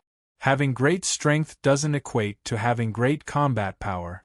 That night, if Garrick hadn't been caught off guard, you would have been killed by him in a few minutes. From this evening onwards, take out an hour or so every day to practice with me and Borsha. The first thing you need to train is your defense. When you can perfectly defend against each of our attacks, then you can practice attacking. Remember, no matter when and where, the most important thing is to survive. If you lose your life, even if you have more powerful tricks, you won't be able to test them." For the whole afternoon, Mabel was immersed in incomparable joy. Even when she was forging, she had a smile on her face. From time to time, she would murmur words that others couldn't hear clearly, as if she was full of endless daydreams about the future. Of course, this daydream only lasted for an hour after dinner. Then, she realized how terrible the torture she had to go through before she could become a real hero. Idiot! How many times have I said it? When you fight, you must ensure that your steps are steady. No matter how the enemy provokes you, you can't rush up like an idiot and randomly wave your weapon. Apart from speeding up the consumption of your physical strength and making you die a little faster, it has no other use. Also, when defending, you must ensure that you hold your sword in the correct posture. This will allow you to react in the shortest time possible and not be disrupted by a sudden attack. Borsha's loud reprimanding voice could be heard throughout the entire basement. Although it was said that a thief wasn't the best at direct combat, it was more than enough to teach a rookie with no combat experience a lesson. In order to let the youth familiarize himself with the skills that a close combat profession must master, Andre deliberately arranged for her to be the first opponent to practice. In a short 10 minutes, poor Mabel had suffered enough. She now looked like a dead dog, her mouth wide open as she gasped for breath. Even the hand holding her sword was slightly trembling. There was no doubt that he was completely powerless against the halfling who focused on speed and dexterity. He couldn't even touch the corner of her clothes, let alone cause any threat. Fortunately, this was only training. Otherwise, who knows how many times he would have died. Especially when the big-breasted lowly showed off her nimble footwork in close combat. There were several times when she used her sharp dagger to cut the hair around his neck. That kind of feeling of brushing past the god of death was simply not something a normal person could endure. In addition to the above, the disdainful reprimand shattered the self-confidence that the youth had just built up. He even began to doubt whether he was suitable to embark on the path of a warrior. Because she didn't know how to control her emotions in battle and reduce unnecessary consumption of physical strength, Mabel had lost the ability to continue training in less than 20 minutes. Now, even his sister could easily defeat her. Andre, who had been watching from a distance, noticed this. He immediately waved at Portia and said, "All right, let's stop here for today." I think he should have some understanding of a real profession and understand how lucky he was to have killed Garrick. If he relied on his true strength, his ending wouldn't be much different from this. "It's only been 10 minutes. That's it?" The halfling turned around and asked with her eyes wide open. She was enjoying being a teacher, but she didn't expect it to end so soon. Chapter 546. Hee, that's right. That's all. To be honest, as a thief, you're not suitable to be Mabel's instructor. His strength lies in his strength, while yours lies in your speed and agility. I just noticed that you seem to be teaching him some kind of combat footwork, but the effect wasn't ideal. Do you know why? Andre said with a playful smile on his face. Portia glanced at the youth resting on the ground and replied, "Do you even need to ask? It must be because he's too stupid. If it were someone else, they would at least be able to learn it." Hearing the halfling's evaluation, Mabel immediately smiled bitterly and shook her head. Perhaps it was because she was too tired, but she did not refute. She only wiped the sweat off her neck and continued to relax her tired muscles. "No, it's the exact opposite. There's a problem with the footwork you taught. To be precise, it's the combat footwork of a thief that can't bring out his strength advantage.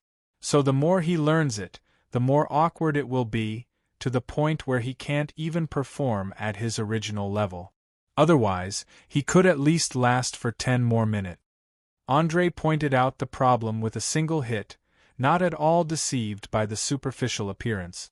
Although he was not a pure melee fighter, he could still see that this kind of footwork that purely pursued speed was not suitable for a frontal battle at all with the knowledge he learned from books, as well as his understanding of the human body structure and the principles of mechanics. Instead, it was suitable for quietly approaching the opponent from behind, and then stabbing a fatal weapon into the opponent's vitals with lightning speed. The big-breasted lowly obviously knew this as well. She spread her hands innocently and said, "All right, what you said makes sense. But I only know this kind of footwork. If I don't teach him this, should I teach him how to use a short sword, a short knife, and a dagger? Ha ha ha ha ha. Forget it, I've never heard of a famous warrior who chose a short weapon as his main weapon. How about this? Let's do a demonstration and let Mabel see the use of footwork in battle. Maybe it will give him some inspiration." After saying that, Andre pulled out the thin sword that originally belonged to Neil and slowly walked to the center of the field. He saluted with a sword and then got into a battle stance. In fact, he had long wanted to find an opportunity to test out the skills of a halfling thief. Previously, he hadn't obtained a melee profession level yet, so even if he tried, he wouldn't be able to do much. However, things were different now. Perhaps it was unrealistic for a level 1 rogue blade master to defeat a level 5 thief, but it would not be a problem for him to test the waters. After all, the thief class had many skills, including picking locks, stealth, detection, setting traps, pickpocketing, searching for enemy information, forging documents, ambushing, nimble dodging in battle, and so on. Very few people could master all of these skills to the peak. Generally speaking, every thief would focus on training in a few areas according to the environment they were in. For example, thieves who sneaked around in the streets and alleys and stuck their hands into other people's pockets would have a much higher level of pickpocketing. Those who broke into houses and stole were often better at stealth, picking locks, and detecting traps. As for assassins who killed for money, they were especially good at using poison and assassination. Many people died silently in their sleep. According to Andre's analysis, Portia's stealth skills were superb. Coupled with the fact that she often broke into houses and stole for free, her stealth and picking locks must be superb. Otherwise, she wouldn't have been caught so many times. The only thing he couldn't be sure of was her ability to fight head-on. Even though she had participated in a few battles before, her opponents were too weak. She had gained an overwhelming advantage just by relying on her nimble movements and lightning-fast reflexes. Now that she finally had a chance, how could she let it go so easily? "You want to fight with me?" The halfling raised her eyebrows in surprise. She looked at Andrei from head to toe, her eyes full of doubt. As an experienced veteran, she could tell that the other party didn't seem like someone who often wielded a sword. His posture was just like a textbook. He didn't even have a fixed personal habit, so how could he possibly be a match for her? "That's right, I want to fight with you. Come on, don't just stand there. Mabel is still waiting to learn something from this. Also, I'll kindly remind you, don't treat me as a rookie, or you'll be at a disadvantage." Andrei was very clear about the doubts of the little fellow standing in front of him. He was even more aware of how awkward his current melee combat skills were to an experienced veteran. It was common knowledge that everyone would modify the moves they learned from their teachers according to their own conditions, so that they could be more suitable for themselves and improve their combat skills to the greatest extent. It was precisely because of this that warriors who had some skills would have their own unique characteristic. For example, some people had long arms, so they would make full use of this advantage to strengthen their thrust. Some people were short, so they would often prefer to attack the lower body. However, Andrei was different. All the knowledge and skills of a wandering swordsman were forcibly instilled. In other words, his every move was exactly the same as what was taught in books, giving people the illusion that he was a beginner. Portia's directness was very sharp. She quickly put away her careless attitude and asked with narrowed eyes, "Who's the teacher who taught you swordsmanship? Maybe you won't believe it, but I actually don't have a teacher. I learned it by myself according to the records in book. Let me reintroduce myself. I'm an out-and-out level 1 wandering swordsman." As soon as he finished speaking, Andrei rushed forward and raised the rapier in his hand to stab at his opponent. His speed was fast and accurate, especially with the bonus from his footwork. Most people wouldn't be able to dodge in time. However, Portia's reflexes had long exceeded their limit. Just as the gleaming sword tip was about to pierce her skin, she swung her dagger and parried the fatal blow. Then, using her right foot as the center of gravity, she leaped into the air and kicked Andrei's wrist, attempting to force him to retreat. In just a short moment, this little guy had successfully neutralized his opponent's attack and even turned the tables. Without a doubt, Andrei now only had two choices. One was to immediately retreat and reorganize the attack. The other was to throw away the rapier and use his fists like a barbarian to solve the remaining problem. In any case, in terms of body size, humans had an overwhelming advantage over halflings. The probability of victory was definitely more than 70%. Unfortunately, this was only an ordinary duel and not a battle of life and death. Therefore, if he used his fists, it would be a little ugly. Therefore, he did not hesitate to jump back and avoid the kick to his wrist. Chapter 547. Damn it! You were forced to launch a sneak attack. I wasn't ready. As soon as she landed on the ground, Portia yelled angrily. From the lingering fear in her eyes, it could be seen that the attack just now had really frightened her. The real enemy won't wait until you're ready to attack. Besides, I've reminded you just now, so don't find excuses for your carelessness. After saying this, Andrei turned around and used a meaningful tone to instruct Mabel. Did you see that? Don't be obsessed with defeating your opponent head-on in battle. You can use any means you can, such as launching a sneak attack, kicking up the dust or sand on the ground, spitting at your opponent's eyes, and so on. As long as you can win, it's fine. Moreover, even if you perform righteously, your enemy won't be moved. They will only continue to use all kinds of methods to kill you. In this world, losers have no future to speak of, and have no value in being remembered. Remember this well, it can help you survive many terrible situations. Becoming a hero in a story isn't as simple as you think. The darkest truth has long been covered up. You have to learn to use your own eyes to distinguish what's true and what's fabricated lies. Unscrupulous in order to win, Mabel nodded thoughtfully, as if she had understood something. However, with her intelligence level and knowledge, it would take a long time for her to completely digest it. Seeing that the young man did not reject the ideas he had instilled, André immediately revealed a satisfied smile. Although he admired those who would rather die for their principles, he did not want to become one of them. He was even more unwilling to let his friends and subordinates pay the price with their lives. Principles were a very heavy thing. It represented the bottom line that someone had set for themselves in their heart that they could not cross. For example, paladins would not be afraid even if they encountered an evil dragon, nor would they turn around and flee in order to survive. They themselves acted on the principles of order, kindness, and courage.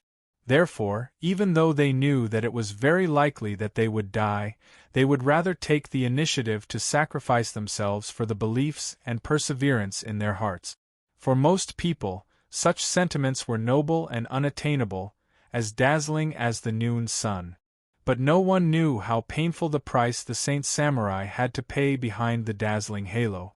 According to incomplete statistics, more than 50% of Saint Samurai families eventually broke up because they had sacrificed so much selflessly that they could not find time to spend with their families. As a result, couples eventually became strangers, and some even unknowingly wore green hats. In addition, the terrifying mortality rate was also an important problem for the Saint Samurai. As warriors who had always been standing on the front line against evil, they never knew what compromise was or retreat was. Once they discovered the power of evil, they would not hesitate to rush up and fight it to the death. Just look at the tombstones of the paladins erected in the churches of the good God. In fact, the number of paladins who lived to natural death was pitifully small, probably not even 10%. There was a good saying that one had to pay a corresponding price if they wanted to gain more. It was also because they had paid such a heavy price that the Saint Samurai had become the object of admiration of countless civilians in the world. Often, they could attract countless responders with a wave of their arms. In terms of personal prestige alone, even the king could not compare to them. Since the Saint Samurai were so great, but how many people could really become one of them? Unfortunately, there might not be one in 1,000 people. After all, selfishness was human nature. It might be easy to get them to praise the spirit of selfless sacrifice, but it was very difficult to really get them to sacrifice everything, even their lives. As a mage who had mastered supernatural powers, André had never expected to one day obtain a personal reputation as high as that of the Saint Samurai, and he regarded things like principles as poisonous as scorpions and snakes. He had seen old people who had fallen into debt for the sake of principles, almost bringing their whole families to beg on the street. He had also seen criminals who gave up all their bottom lines for their families and did not hesitate to risk their lives. If there really came a day when he had to make a choice, he would rather be the latter, stealing, robbing, and using unscrupulous means to obtain wealth than be willing to let his family suffer with him for the sake of so-called principles. As for the matter of life and death, it was needless to say. As long as he could kill the enemy and survive, he was even willing to try the despicable methods that were despised by many people. At the same time, he also hoped that the people around him would adhere to this philosophy, so as to minimize the probability of death to the greatest extent. After all, Orier was really too dangerous. Not to mention the prehistoric beasts at the top of the food chain, and not to mention the conspiracies that were secretly brewing in the dark. Just the goblins and kobolds that could not be wiped out no matter how hard they tried was enough to cause great harm. Don't think that they were all trash. Any adult male could take on one or two of them with a wooden stick, but these timid little monsters never liked to appear alone. Often, there would be at least a few dozen of them when they appeared. If there was a strong leader, It would not be difficult to gather thousands or even tens of thousands of them. Just think about it. What would happen if you encountered thousands of goblins in the wild? The answer was simple. Unless you were a powerful and well-prepared spellcaster, other professions could only turn around and run.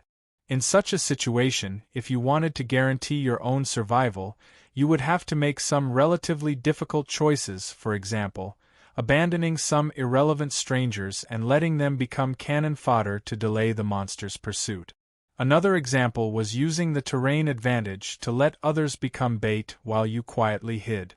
In short, as a pure warrior, Mabel definitely could not be like the paladins who thought of themselves as the messengers of justice, bravely stepping forward to face danger at the slightest provocation. Otherwise, before she could grow up, she would quickly die in a fierce battle. Not to mention, with her intelligence level, there was a possibility that she would be used by others with ulterior motive. What André needed to do was to reorganize the young man's values, so that he would change from kind to neutral. He would learn to face everything with a slightly more indifferent attitude, especially the high, great, and complete individual heroism in the bard's stories. He definitely had to eliminate it in the bud, or death would only be a matter of time. He did not want to spend countless efforts to nurture a helper who was destined to end in tragedy, nor did he want to see his friends get killed. Chapter 548. The quick-witted Podia had obviously noticed this. Her lips curled up slightly, and a cunning glint flashed in her eyes. She immediately chimed in, "That's right. Remember, throw away those idiotic thoughts of saving and helping others. We live in a cruel world. If you want to live on and live a better life, you must not be a good person. All right, since all of you have said so, there must be a reason for it. I will try to change myself and throw away some unnecessary sympathy. I hope it won't be too difficult." As she spoke, a helpless expression appeared on Mabel's face. She seemed a little dejected. Perhaps the cruel reality had given her a huge impact, causing her dreams of becoming a hero to shatter. Or perhaps she was disappointed in human nature and could not understand why people could not coexist harmoniously. Of course, these were only the hot-bloodedness of young people. As she grew older, she would quickly understand the complexity and greed of human nature.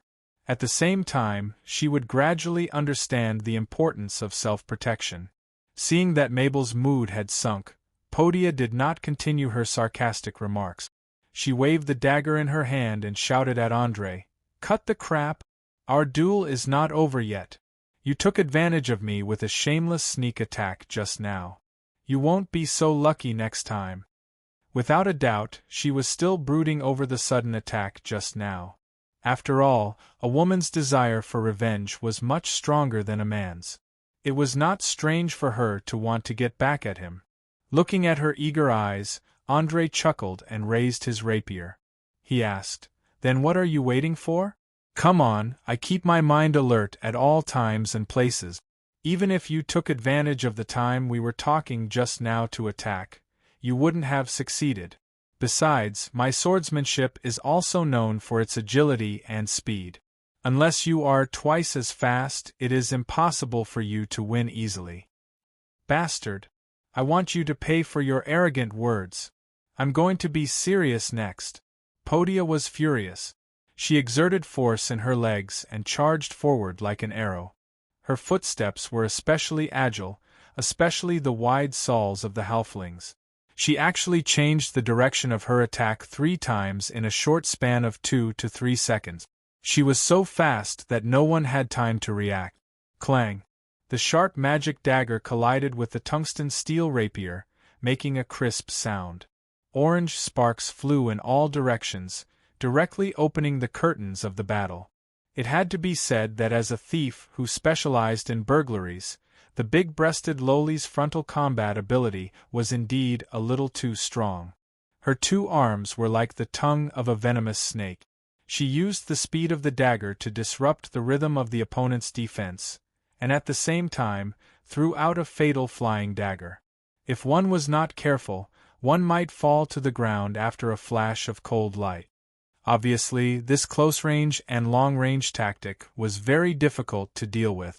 For a moment, Andrei was a little flustered. If he hadn't been able to predict the direction of the opponent's attack in the next second, he would probably have been injured. It couldn't be helped. The halfling's agility was originally higher than Andrei's, so whether it was the speed of her attacks or her footsteps, she was a little faster. In addition, she deliberately wanted to make Andrei suffer a little. It was as if her whole body had been turned on, and in the end, even a faint afterimage appeared. However, Andrei was also not to be trifled with.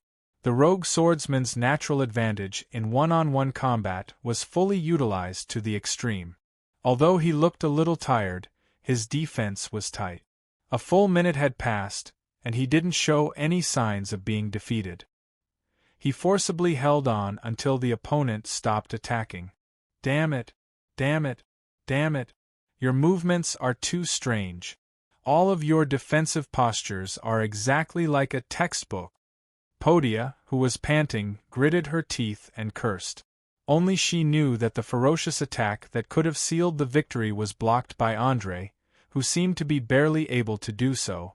She also knew how difficult it was to maintain the basic movements without changing shape. Generally speaking, those who could do so were either complete idiots or geniuses. After all, there were only 3 elements in cold weapon combat: strength, speed, and skill. The first 2 relied on the body's natural talent, and it was very difficult to improve through training. The last one relied on the accumulation of long-term practice. The richer the combat experience, the better the skill. As everyone knew, when an action was practiced thousands of times, it would be memorized by the body and become a kind of instinct. The next time it encountered the same situation, the body would automatically react. This method was called muscle memory. Although muscle memory was easy to say, it was very difficult to actually do it. In the process of practice, the muscles would become tired. Fatigue meant that there was no guarantee that the movements would be exactly the same from beginning to end. After a long time, it was inevitable that there would be some distortions, and these distorted movements would slowly become a part of muscle memory. In addition, as the number of battles increased, everyone would adjust according to their own feelings. Therefore, many of the standard movements recorded in books would basically look wrong after a few years. However, they had forgotten that the basic reason why standard movements were called standard was that they had been tempered by countless masters. They were recognized as the most labor-saving and fastest move. Although changing without sufficient experience could temporarily improve one's combat level, it would leave behind a huge hidden danger. It could be a fatal flaw in one's defense, or it could be an inability to control one's strength. One day in the future, one would taste the bitter consequences. The reason why Andrei could defend against Podia's attack, other than the fact that the rogue swordsman was good at reading and predicting the opponent's movements, was that his skills were all from the textbooks. There was not a trace of distortion, so naturally, his reaction was a little faster. "How do you feel? Do you need me to let you sit down and take a breath, then drink some water?" Andrei teased with a playful tone as he looked at the exaggeratedly proportioned twin peaks on her chest.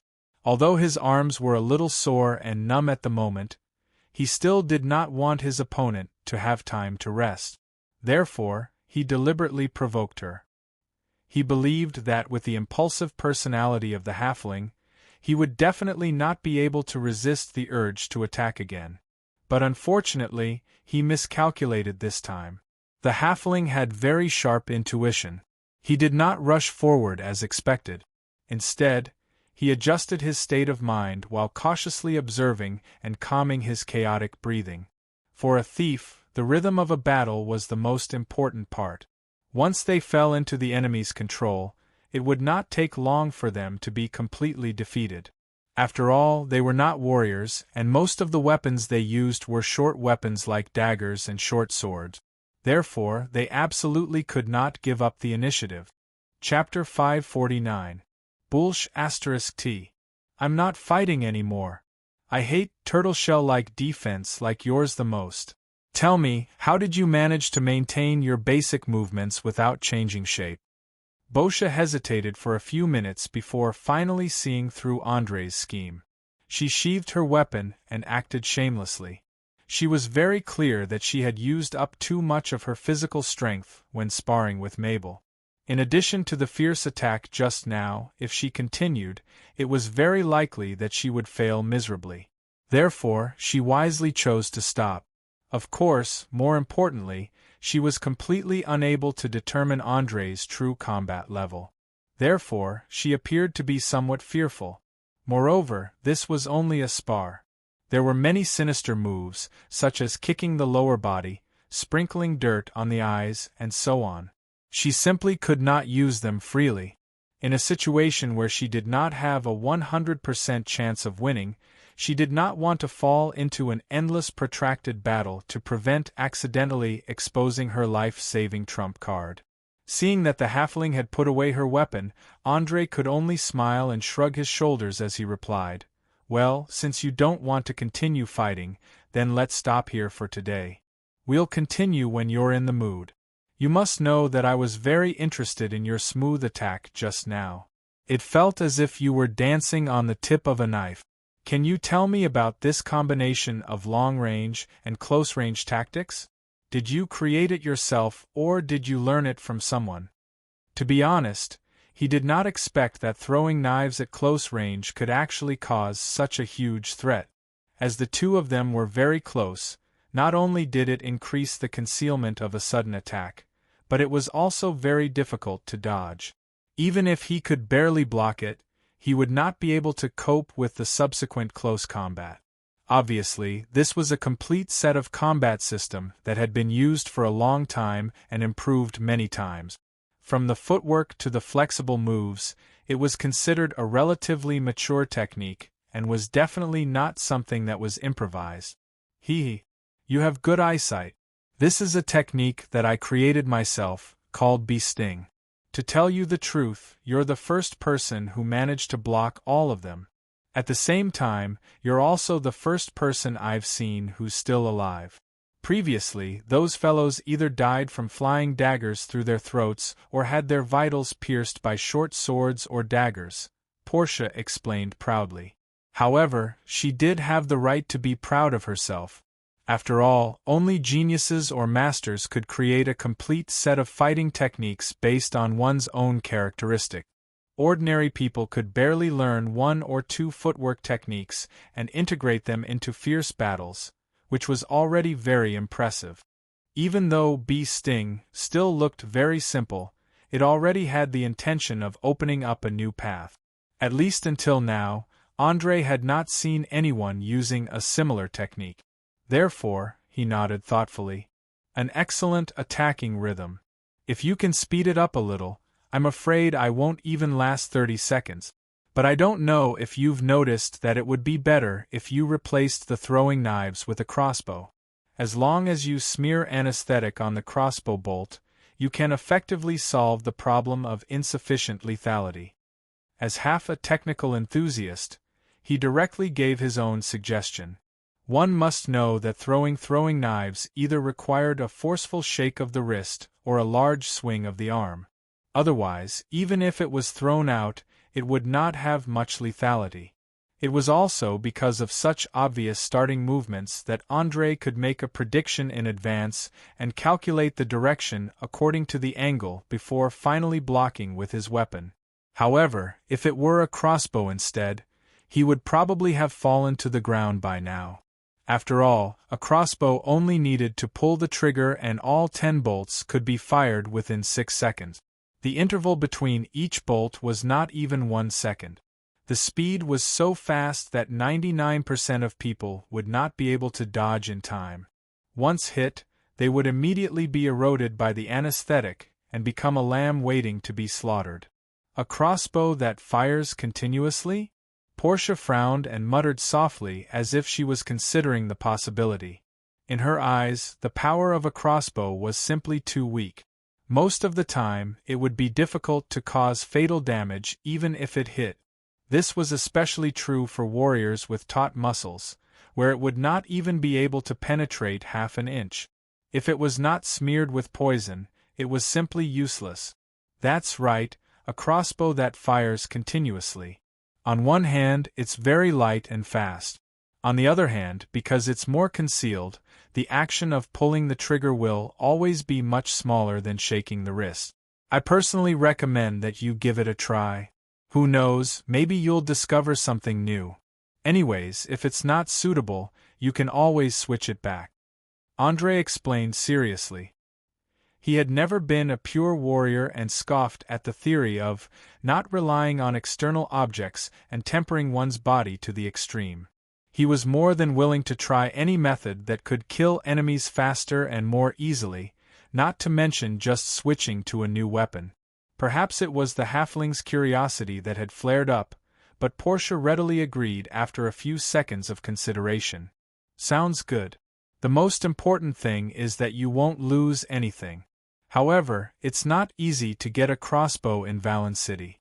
In order to prevent assassinations aimed at themselves, the underground guilds strictly restrict all long-range weapons. Not to mention crossbows, even longbows used for hunting are pitifully few. Apart from pirates, normal citizens can only use short bows with extremely short range at most. Andre pointed at himself and laughed heartily. Haha, have you forgotten that I'm a blacksmith? Be at ease and wait for a few days. I guarantee that an exquisite crossbow will appear in. He hadn't finished speaking when he suddenly saw Fiona hurriedly running over from the stairs. She ran while saying, "Look, a stranger just delivered a letter. He claims to be one of Mara's subordinates and told me to pass this letter to you." Let me see. Andre quickly took the letter and carefully examined the wax around it. After confirming that there were no traces of it being opened, he carefully tore it open and read the contents. Written on the yellowed parchment were, Clarissa Bessemer, 32 years old, 75 meters tall, 63 kilograms in weight, and a rare red color in her eyes.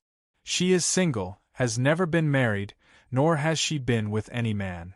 She is proficient in more than 12 languages, including the ancient Elven language, Dragon language, Goblin language, Orc language, and so on.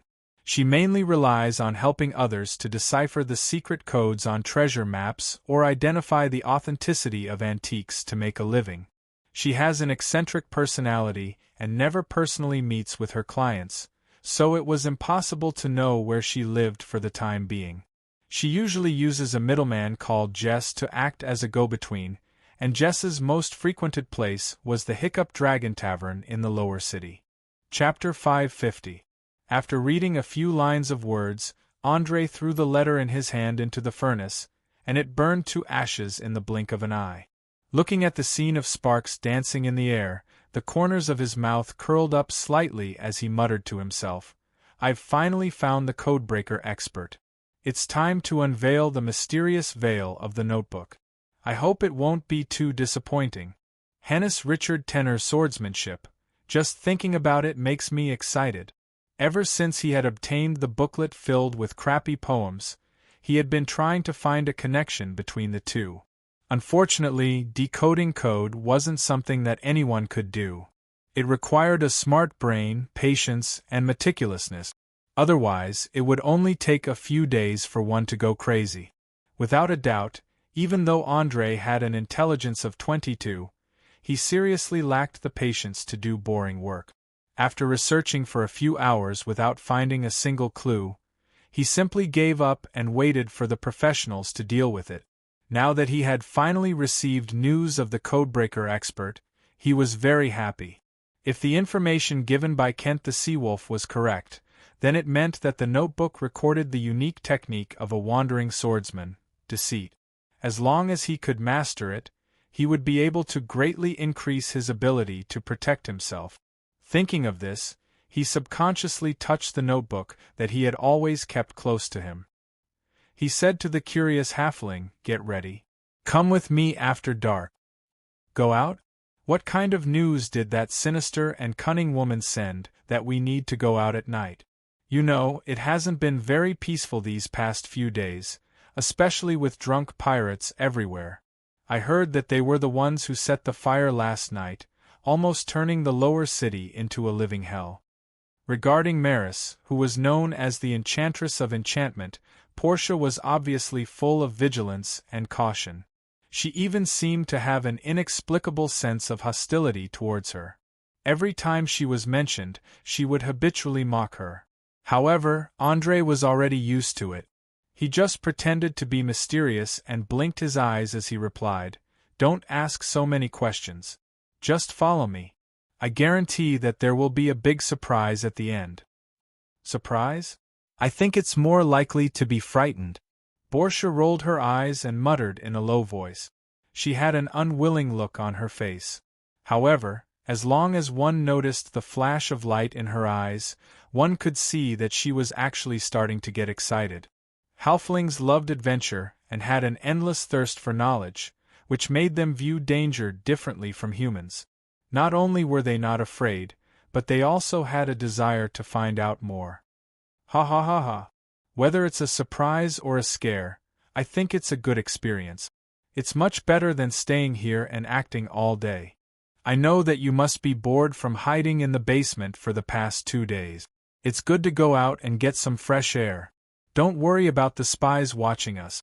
I have a way to deal with them. André laughed and patted the skinny shoulder of the lower halfling, his eyes revealing a cold light. After another day of observation, he finally confirmed who the mastermind behind the newly opened shops in the vicinity were. Among them were spies sent by Old Bernie of the Ratmen gang, spies from the Underground Guild, and even spies from the Feet. Even the pirates were not left out. Obviously, most of them were probably unaware of the conspiracy that was brewing. However, due to various reasons, they were involved and formed an extremely complicated situation. For example, Old Bernie sent people to prevent himself from being used unknowingly. The Underground Guild sent people to figure out what the actions of the Rat Men meant. As for the Feet, one reason was to ensure André's safety. Another reason was to wait for an opportunity to investigate his personality and preferences so that they could find a way to curry favor with him. All in all, the reason why these fellows had suddenly gathered together was the result of a chain reaction. The main reason was the Ratmen. Whether it was the Underground Guild or the pirates, they were all attracted by them. This meant that as long as the Ratmen were dealt with, apart from the members of the Shadow Web, the other two factions would be blind and deaf. They wouldn't understand the reason for monitoring the old warehouse. By the time they figured it out, the preparations would already be complete. When that time came, all of Valen City would be dragged into the flames of war. All of their sins would be purified in blood and death. The days in the southern seas were exceptionally long as they entered the early summer. It didn't completely darken until around 7 or 8 at night. Many business establishments that did overnight business lit candles or oil lamp. The entire city had entered nighttime mode. All kinds of gang members, pirates, and hooligans rushed to the streets, searching for targets that could be attacked. Especially those strangers who came to the Sardinia Islands for the first time, it was difficult for them to escape the fate of being looted. As the most chaotic area of the lower city, Sargasso Alley always had large numbers of unemployed vagrants. Normally speaking, they would be wandering around in groups at this time, but not even a shadow could be seen at this moment. It was as if they had been chased away by some unknown faction. The entire street looked empty, without even a single pedestrian. Only a few shops with their torches lit were still open for business. The atmosphere was very strange. If one were to look closely, they would discover that the shop assistants and owners were all sneakily staring at each other, their eyes filled with hostility and vigilance. Moreover, there were bulges at their waists. It was obvious that they were hiding weapons inside, as if a fight could break out at any moment.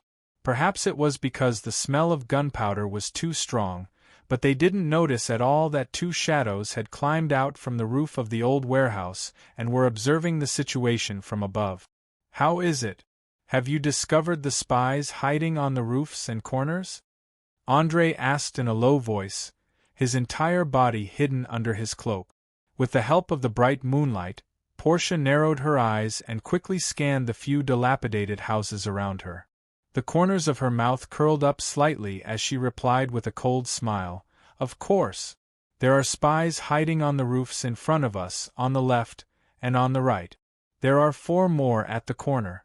However, these fellows seem to have some grudges with each other and are constantly on guard against each other. If you need me, I can get rid of all of them without anyone noticing." "Get rid of them? Why do you have such a violent idea?" Andre purposely pretended to be very surprised. He then extended a finger and waved it in front of her eyes, revealing a teasing smile. Chapter 551. No, no, no. I don't need to kill them, nor do I need to resort to violent means. Pay attention to this hostile atmosphere. In fact, I think the current situation is rather interesting, but at the same time, it's also rather subtle. It's like a house built with blocks of different sizes. As long as a small piece is removed from the middle or bottom, it will instantly collapse. Don't you think it's more interesting to stir up conflict between them, or to help light a fire? I guarantee that with the current situation, just a spark is enough to blow them up. We just need to sit at the side and watch the show. Why should we stain our hands with blood? Damn it. You're really a demon through and through. You can actually think of such a sinister method. But, I like it. Hurry up and tell me what we should do. I can't wait to see the scene of them fighting each other. Portia wasn't a blockhead like Mabel. In just a few seconds, she understood the meaning behind Roland's words. An eager expression appeared on her cute face.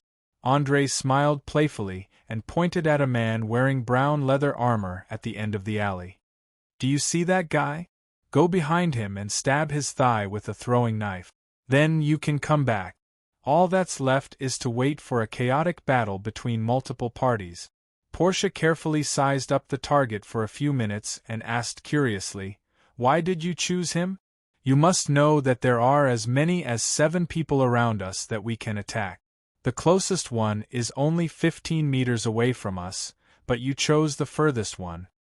"Why? Your curiosity isn't small at all. All right, I'll explain the reason to you. Listen carefully. First of all, this person seems to be more nervous than the other 6. Look at his right hand, it hasn't left his weapon since the beginning. The muscles of his 2 legs are also tense, and his walking is very stiff. Do you understand what this means? It means that he isn't a rookie. There must be some enemy in the surroundings that makes him nervous. Otherwise, it's impossible for him to always be in a state of high alert. No matter which of my guesses was correct, he was far more sensitive than the others. Often, even the slightest provocation would cause a chain reaction. For example, he would go berserk and attack the nearby enemy faction. That was exactly the result that I wanted. Many times, I don't need to do it myself or use violent means to kill people. I prefer to use the misunderstandings in complicated situations to achieve my goals. Do you understand my explanation?" After saying that, Andre revealed a deep gaze and a faint smile on his lips. It was as if he was mocking the other party's stupidity and overestimation of his own strength, but also as if he was enjoying the thrill of using intelligence to crush the enemy. After figuring out the reason, Portia shrugged with a smile. I think I understand. You wait here, I'll be right back. I hope this guy won't disappoint." As soon as she finished speaking, she slid down the side of the chimney to the ground and quickly escaped into the shadows. In the blink of an eye, she disappeared from Andre's sight. She didn't make a single sound during the entire process. Her feet, which had undergone strict training, automatically avoided all obstacles that could cause sound. Her movements were as accurate as a radar. A distance of a few dozen meters was very short. Even a teenager would need less than 10 seconds to run, not to mention a thief whose agility exceeded that of an ordinary person. Andre didn't even feel the passing of time. He immediately heard the man not far away screaming like a pig being slaughtered. "Bastard! Sax! Sax, come quickly. The enemy is attacking me. What? Who? Who dares to attack our guild? Are you tired of living? Damn it. Don't tell me those rat men are going to cause trouble again. The man called Sax rushed out of a grocery store with 5 of his subordinates. He quickly ran to his companion's side and helped him stop the bleeding. At the same time, he used his bloodshot eyes to stare at the small shop selling handicrafts opposite, full of hatred. Obviously, this was the place where the rat folk had planted their spies. To the underground guilds, their identities were not a secret at all. Every target infected by the beastly disease would be recorded so that they would not let go of any fish that had escaped the net in the future when they purged the guild. The injured man endured the pain and forcefully pulled out the throwing knife from his thigh. He quickly tied it with a piece of cloth and gritted his teeth as he cursed, "A bunch of filthy bastards! What are you waiting for? Kill them all. This is obviously revenge. Do you still remember that little bastard who ran away from the ambush last time? He's in there. I dare to bet that he's the one who ambushed us just now. Are you sure? You have to know that this is not a small matter. Initiating an attack without permission from the higher-ups without a valid reason will definitely be treated as trash and disposed of." Although Sax looked fierce, he was not blinded by hatred. He was very clear about the complicated relationship between the underground guilds and the ratmen, as well as the constant confrontation and probing. He also knew that once the other party was angered, the consequences would definitely not be something he could bear. Unfortunately, the injured man had already lost his mind. As soon as his wound was bandaged, he immediately pulled out the short sword he always carried with him and suddenly rushed into the handicrafts shop. Soon, there was an angry roar and the sound of weapons clashing could be heard from inside. People who had been struggling on the edge of death for a long time would more or less be a little neurotic. Perhaps they would not show it normally, but once they were stimulated by the outside world, they would immediately turn into a beast. As a leader who often carried out dangerous missions, Sax could understand that this kind of extreme behavior was actually the eruption of one's tolerance limit. There was no way to stop it at all. It would only stop if it was completely vented. In order to prevent his subordinates from being killed, he could only take a deep breath and brace himself as he shouted, "Charge! All of you, charge! Let those filthy rats know that the dignity of the guild is not to be offended. Kill! Kill! Kill those filthy beasts! Cursed blood flows in their bodies. They don't deserve to live in this world." The members who were sent to monitor the movements of the ratmen were basically the elites of the underground guild. Moreover, due to the long period of probing each other, it was inevitable that there would be casualties. The accumulated grievances between the two sides had reached the point where they would not rest until one of them was dead. Therefore, once the order was given, they immediately roared and charged. In a short while, a chaotic battle had broken out. From inside the shop to outside, from the roof to the ground, more than a dozen people armed with sharp weapons were engaged in a chaotic battle. The alleyway that had finally quieted down was in chaos. Chapter 552. It was common knowledge that it was difficult for people to keep a cool head in a chaotic battle, and it was easier for them to accidentally injure those around them. Not even 3 minutes after the underground guild and the rat men started fighting, the other shops on the side of the road were also drawn into the fray. The confrontation between the two sides evolved into a multi-sided battle, and the number of people increased to 30 or 40. It looked quite lively from afar. André, who was sitting on the roof, couldn't help but reveal a trace of contempt when he saw this scene. He muttered to himself, "What a bunch of idiot! Do you think a bunch of trash like you can grasp my whereabouts? How naive! I'll treat tonight's little game as a greeting gift for now. What comes next is the real." Before he could finish speaking, Boscia suddenly appeared next to him without anyone noticing. She blinked her eyes playfully. "Hey! What are you muttering to yourself? Do you see they're already fighting? It won't be over for a while. Should we sit here and watch the show, or should we set off immediately? Let's set off immediately. A performance of this level is too low level to attract my interest. Business is more important. You're in charge of leading the way. Our destination is the Burping Dragon Bar. Tonight's adventure will begin there. With that, Andre pulled his hood tighter and extended his arms in an inviting gesture. He believed that with the large-breasted Loli's familiarity with Valen City, finding this bar would be as easy as flipping her hand. No problem. The Burping Dragon Bar is directly to the east, near the free market. It's a favorite place for smugglers. Although it's always been known as a concentration camp for swindlers, it still occasionally produces some good stuff. Boscha gave a simple explanation of their destination and then turned to jump onto the roof of another building. Due to the chaotic battle below, the spies on the roof had all gone down to help. They didn't notice that the people they were monitoring had already swaggered past everyone's heads. They even looked at them with contempt, as if they were looking at a group of monkeys fighting over food in the zoo. Some people said that deception was a very clever intellectual game, and it was also a test of one's temperament. It was full of all kinds of temptations from the beginning to the end. If one was not careful, one would fall into the trap of others. It could be said that deception made use of the weakness of human nature to the greatest extent. If it was a target with no desires, then deception would not have any effect.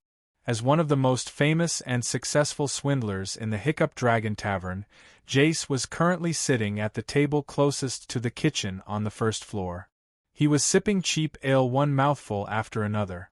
At the same time, he used his slightly drooping eyes to scan every guest, looking for a target to make a move on tonight.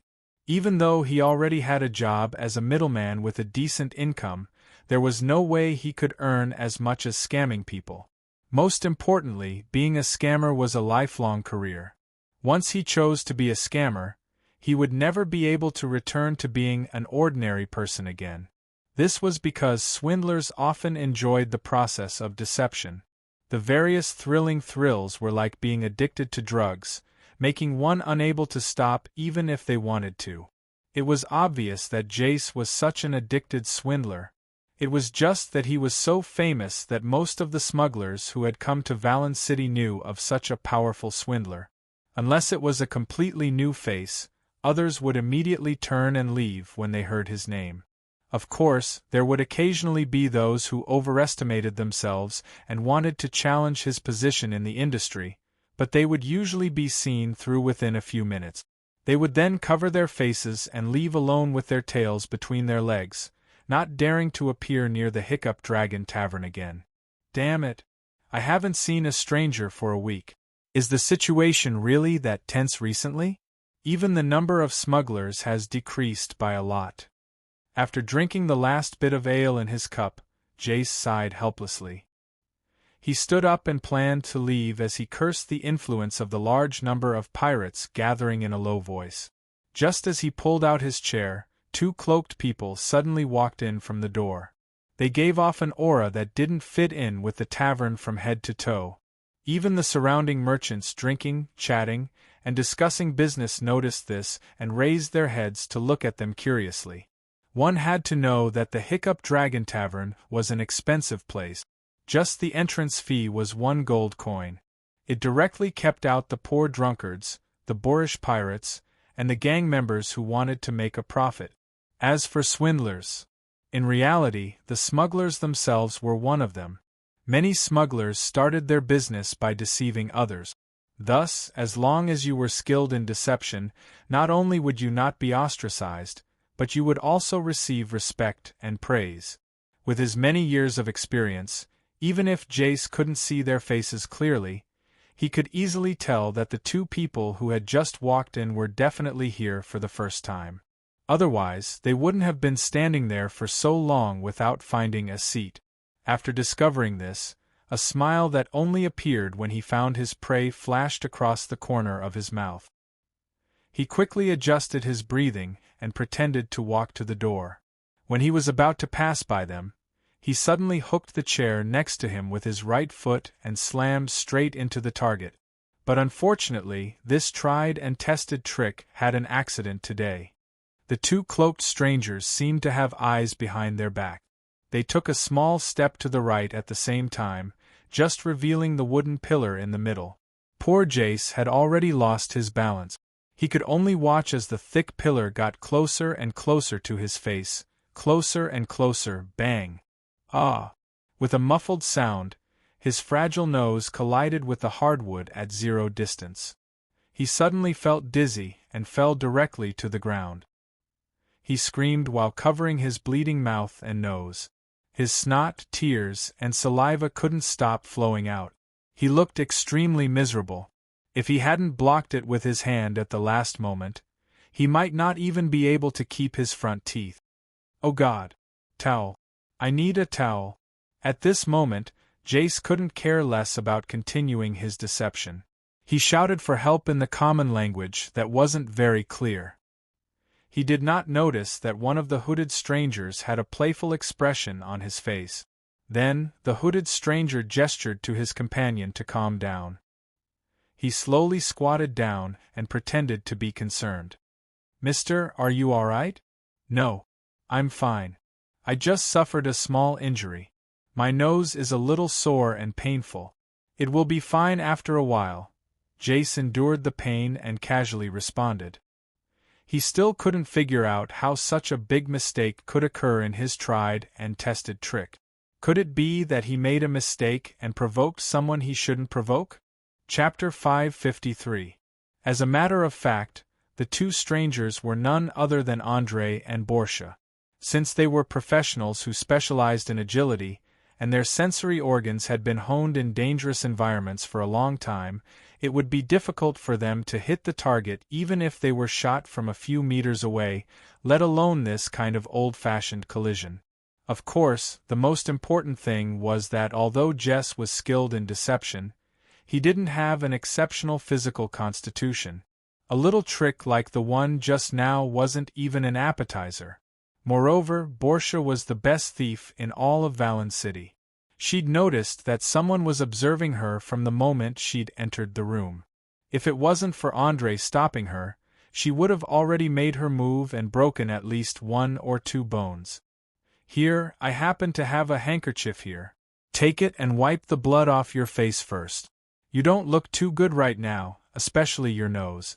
If you don't get treatment in time, it's very likely that you'll be disfigured," Andre said as he handed over a silk handkerchief embroidered with delicate patterns.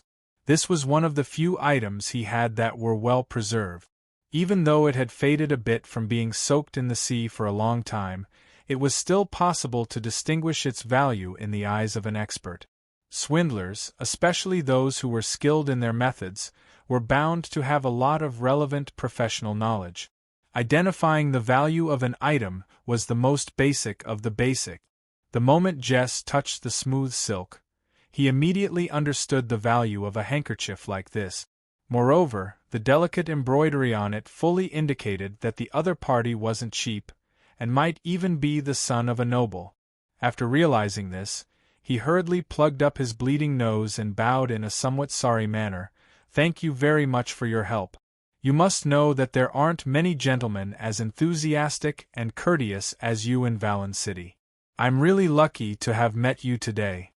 It was obvious that this fellow finally couldn't restrain his restless heart and was planning to make a move on Andre in order to make a big profit. Andre, who had lived for 2 lifetimes, knew exactly what the other party was up to. The corners of his mouth curled up slightly, and he bowed with one hand on his chest. "You flatter me. I just did something that any cultured person would do. Please don't be so polite." Ever since he came to this world, he had been playing all kinds of roles.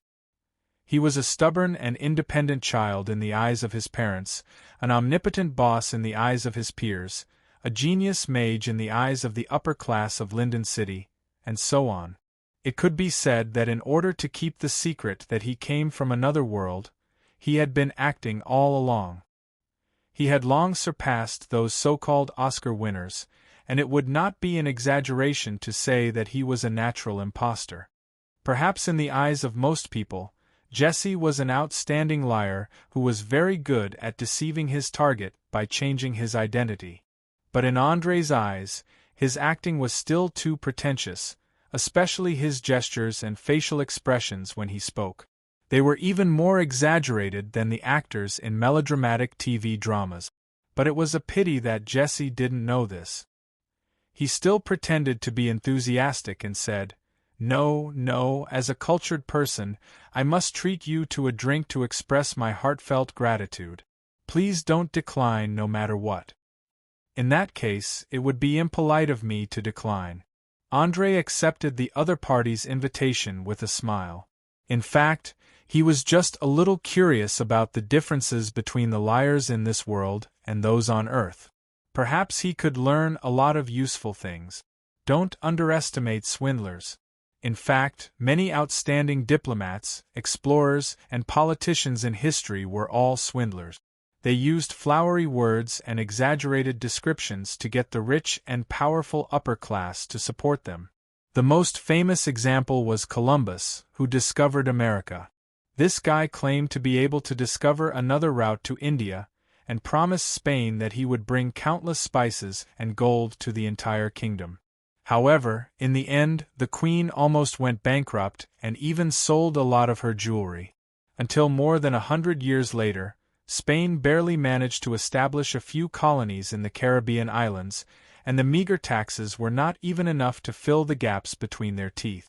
As for the discovery of a large amount of gold, silver, and jewelry in America, it was another legendary explorer and conqueror. There was another famous liar, Marco Polo himself, who wrote The Travels of Marco Polo.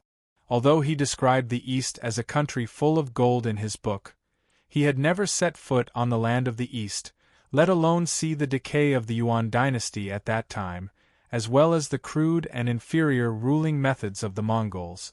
However, these two famous swindlers were praised by countless people. The reason was that they had deceived the right people at the right time, at the right place, and at the right time. As a result, they transformed from swindlers into famous navigators, travelers, and explorers. However, in essence, it was just a stroke of luck. Unlike most people, Andre did not view swindlers as a scourge and wished he could tear them into pieces. Instead, he felt that the people in this line of work were very interesting. It was as if they were playing an intellectual game to see who would win in the end. Of course, this was only limited to super swindlers who had superb means and who specifically chose difficult targets. As for those guys who specifically targeted the elderly and children, he was full of contempt from the bottom of his heart. It was like an adult beating up a child under the age of 10. It was extremely despicable.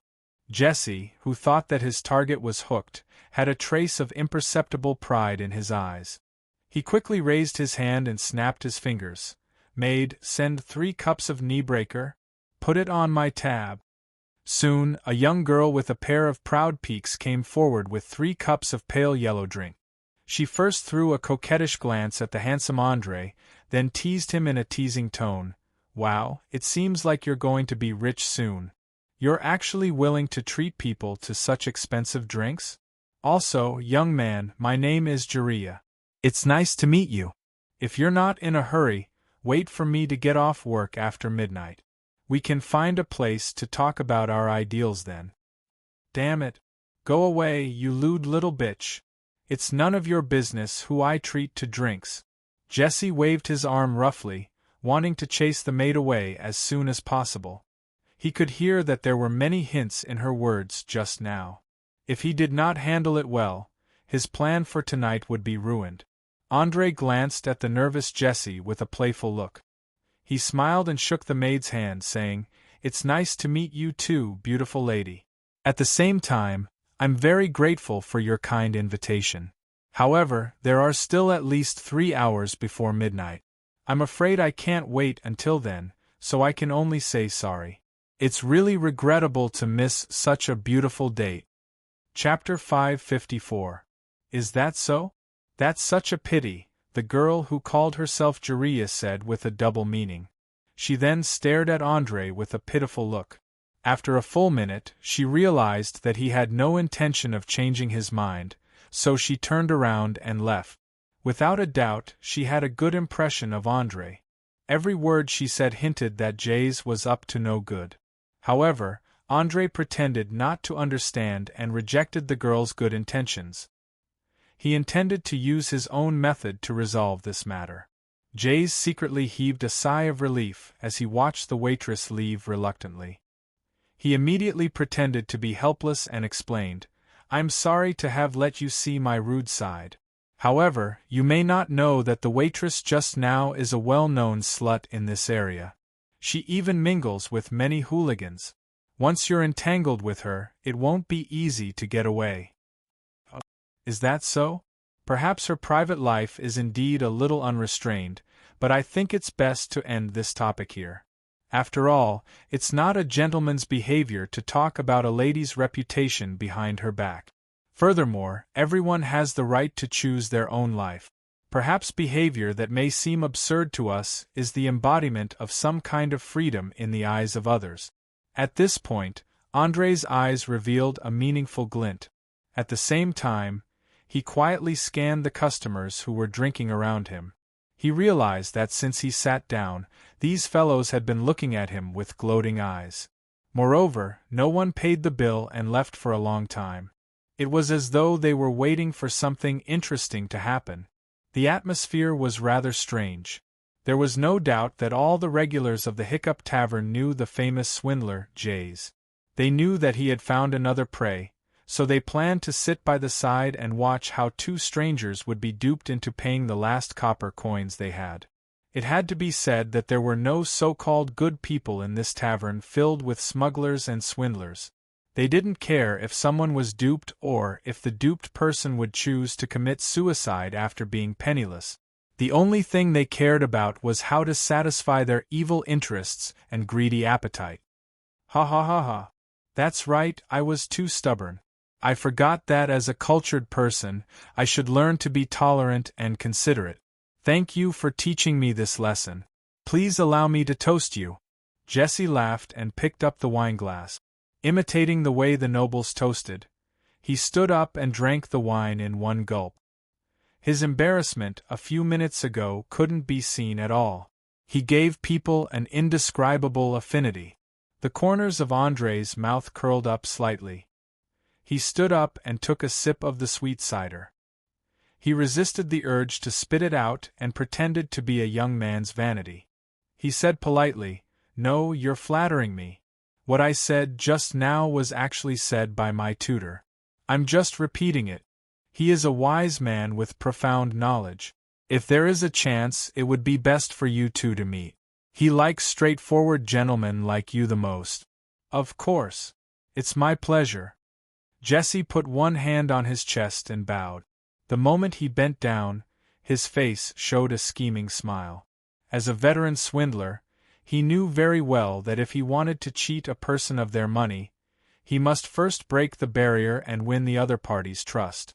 All the conversations from the beginning to now were all centered around this. Just now, the young man in front of him began to invite him.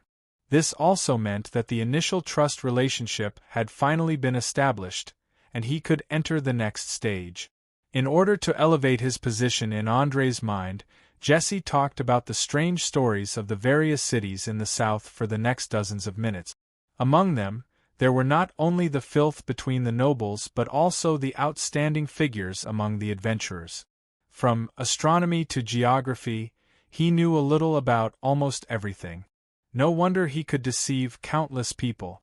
Orier was not the Earth in the information age. As long as one searched on the internet, they could instantly find the answer. Due to the lack of transportation, 99% of the ordinary people had no idea what was happening more than 10 kilometers away. From birth to death, they lived in their own little world.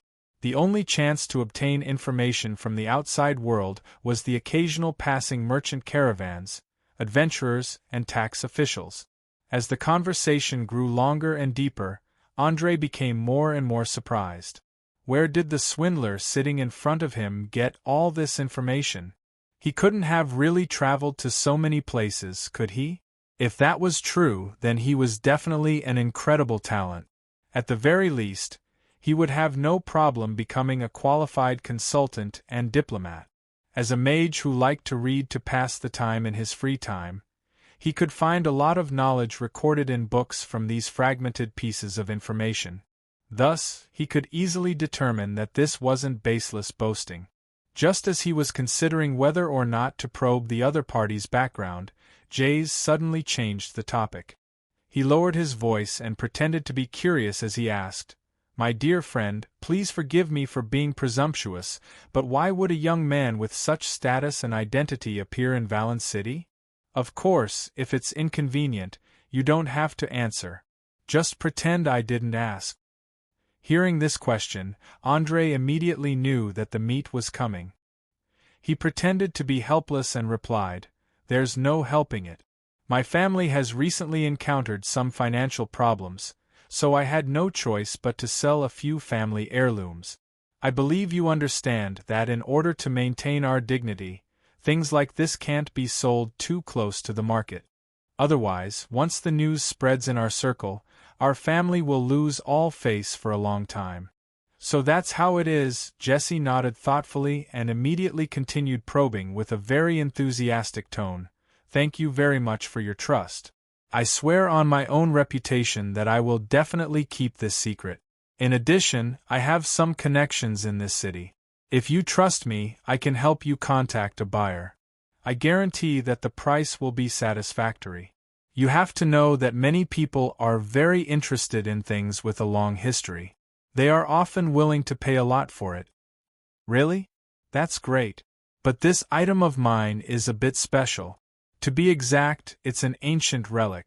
It's said that it has some kind of special magical effect. For the specifics, I'll need to find a professional to appraise it. I heard that there's a lady in Valence City who's very good at this kind of work. Can you help me contact her?" As he spoke, André pretended to be nervous and lightly lifted his cloak, revealing the ring of charm on his finger. A strange magnetic field started to spread in the air. Chapter 555. Completely defenseless, Jays was instantly struck. He felt as if the gentle glow of the gem was about to suck him in. His pupils slowly dilated, and finally lost focus completely. He was like a walking corpse, completely without the ability to think. Seeing this scene, the silent Bosha hurriedly covered her mouth, her entire body twitching up and down as she desperately tried not to laugh. She simply felt sad for this swindler. He had actually provoked an extremely dangerous person without even knowing it, and even tried to make a huge profit from it. Now, not only did he not get the item, he even threw himself into the trap. How laughable! Seeing the last trace of consciousness disappear from Jays's eyes, André immediately revealed a playful expression. He then asked the halfling beside him, "Tell me, what should we do next?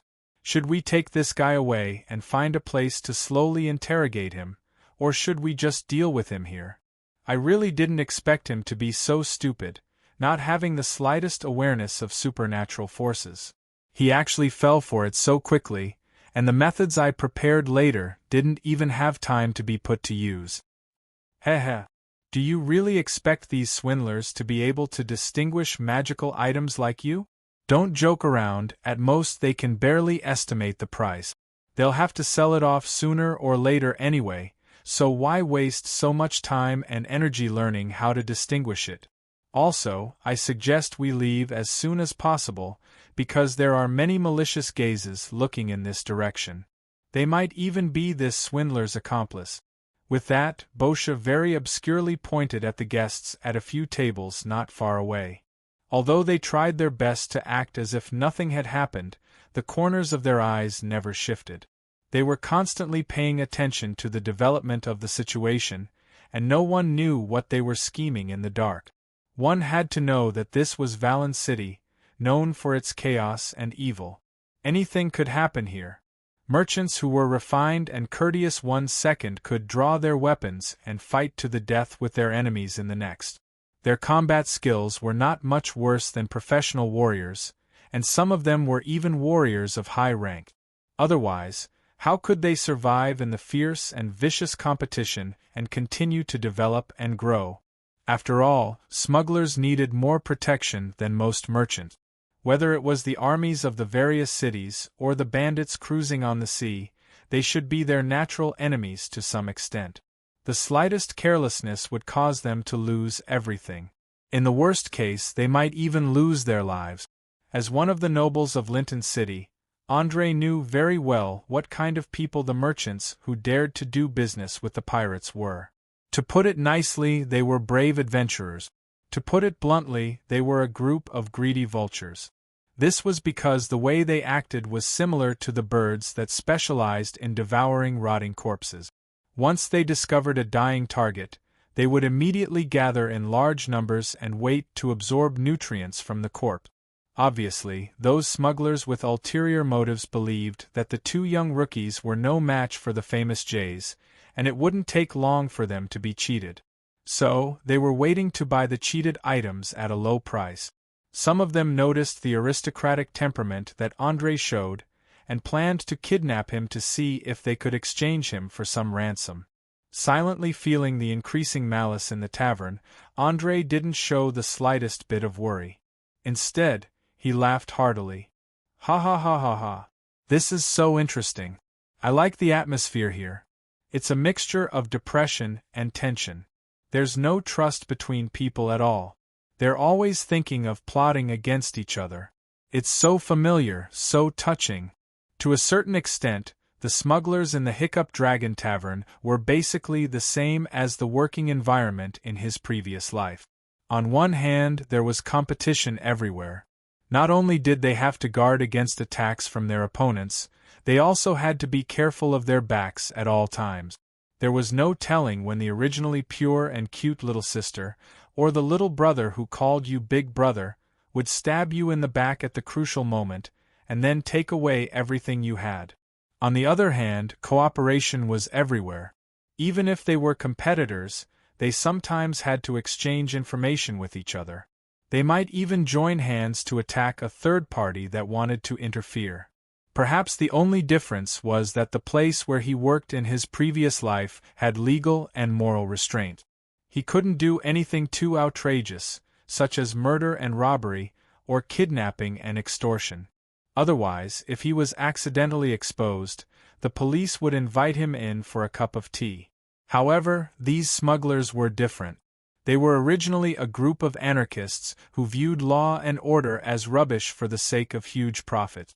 As long as they could make a lot of money, they wouldn't mind doing a little part-time work.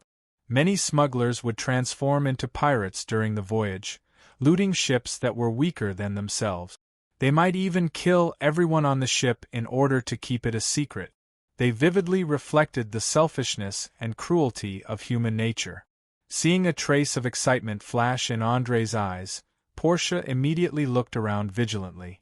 Then, she gritted her teeth and reminded, "Damn it, be serious. Have you forgotten that I'm a thief with a huge bounty on my head? If I'm recognized, I'll be in big trouble. I don't want to experience being hunted down by the whole city again. That feeling sucks." Seeing the halfling's nervous look, André shrugged his shoulders indifferently.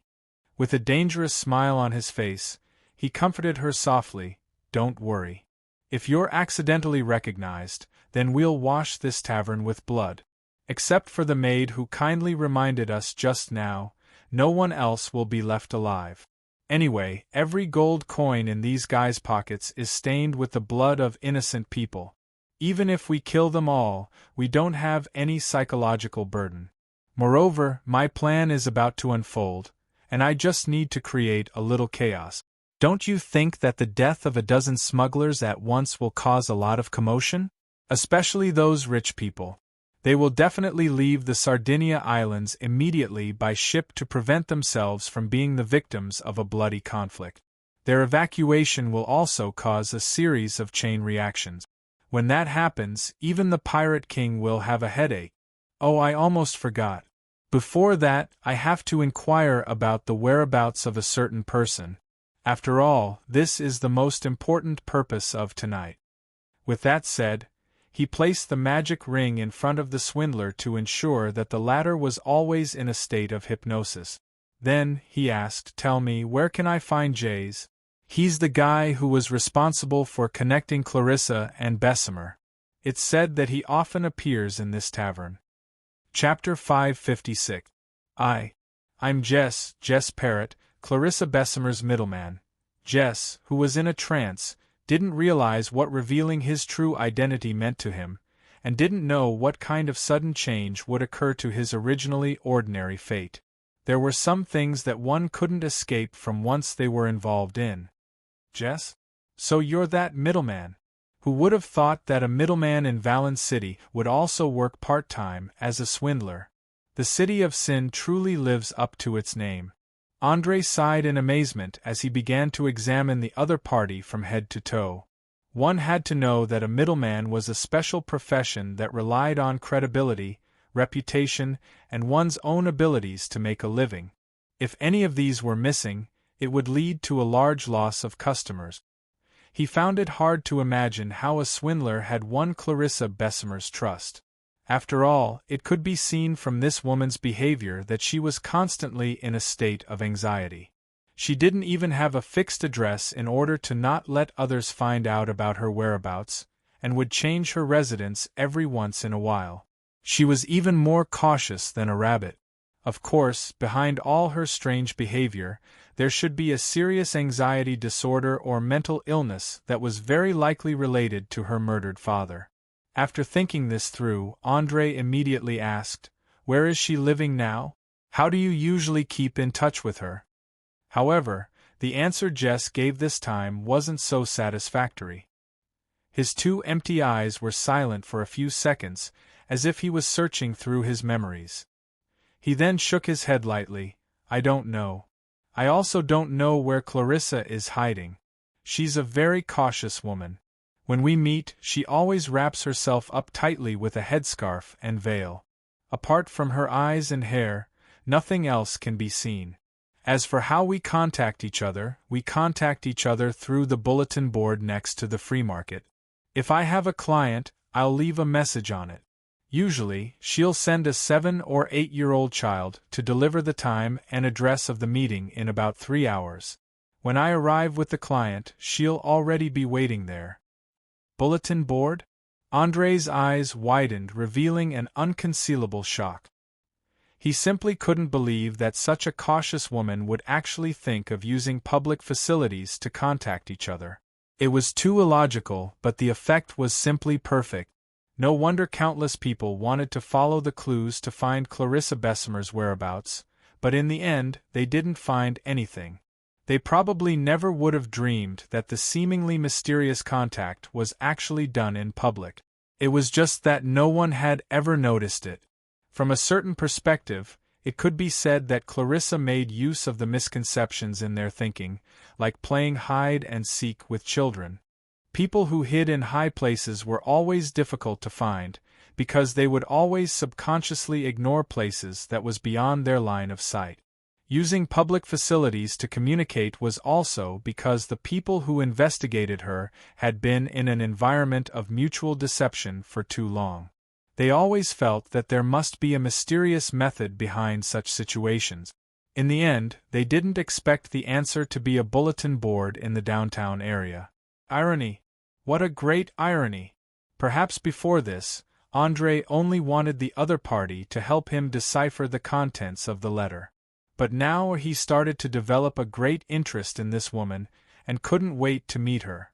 He smelled the aura of someone similar from Clarissa's way of doing things. She must be someone of the opposite sex with a personality very similar to his. Add to that the fact that she was able to grasp a dozen complex languages at the age of 32, her intelligence definitely exceeded the limits of ordinary people. In just a few short minutes, the image of a mature, cautious, intellectual, capable, and insightful woman slowly took shape in Andre's mind. If she hadn't been born in the Sardinia Islands, where pirates gathered, she might have already become a mage who grasped powerful arcane spells. Heh heh, ha ha ha ha. Andre suddenly burst into laughter without warning, continuing for a full 3 minutes before he lowered his voice and muttered to himself, Clarissa Bessemer, it looks like the greatest gain from this trip to Valence City is you. A woman with the potential to become a great mage, a genius with outstanding intelligence, a master of 12 languages, and yet willing to stay in the sinful Valence City. There must be some hidden reason behind this. I hope you don't disappoint me. As soon as he finished speaking, Portia, who was sitting on a nearby chair, hurriedly kicked Andre and reminded him with a serious expression, Damn it! Are you crazy? Did you notice that a few fellows blocked the exit just now? Prepare for battle. I'm afraid we won't be able to leave this tavern if we don't see some blood today. Is that so? What a group of fellows. They actually gave us a decent excuse. I've decided to repay them with blood and death. Do you still remember what I said a few minutes ago? You can go all out and cause a huge ruckus. You don't have to think about how to wrap things up, because I'll take responsibility for all the consequences. Saying this, Andre slowly stood up from his chair and swept his gaze over every customer. After confirming that there were no innocents, he drew his rapier in an extremely elegant manner and bowed slightly to all the customers present. Good evening to all the greedy smugglers and daring swindlers. Nice to meet you. To be honest, I'm actually someone who really hates the use of violence. Normally, I wouldn't choose to use violence if I could solve a problem with money and talk. But unfortunately, there will always be more idiots than smart people in this world. They don't know that if they want to live longer, they have to stay away from people several times stronger than them. They also shouldn't have any crooked thoughts, or the god of death could descend from the sky at any time. I'll give you a chance now, a chance to live. Get out of the door within the count of 10.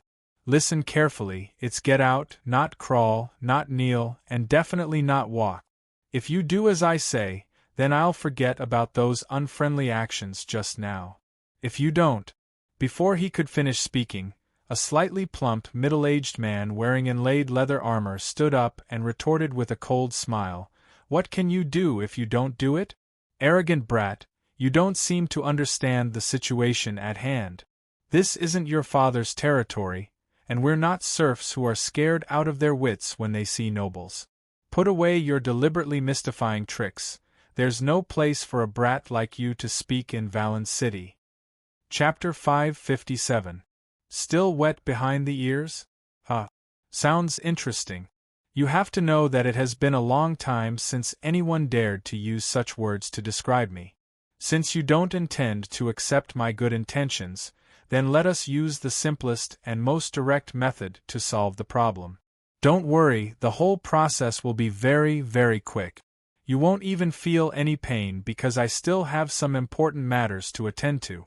I don't have time to delay for too long. Andre's lips curved into a beautiful arc as he spoke, as if he was mocking and pitying her. He wasn't the slightest bit angry because of her insult. A person with a strong mind like him had long passed the age where he would be enraged by a little verbal provocation. He wouldn't be affected by negative emotions such as jealousy and hatred. After all, jealousy would only make a person more narrow-minded, and pure hatred wouldn't be able to bring any harm to the enemy. Everything was as a certain philosopher had said. No matter how powerful the words and thoughts were, they couldn't be more threatening than actual actions. If it was expressed in simpler terms, it would be to not make a fuss if you could make a move. Insulting your enemy 10,000 times wouldn't be as effective as beating him up. Podia obviously discovered Andre's plan.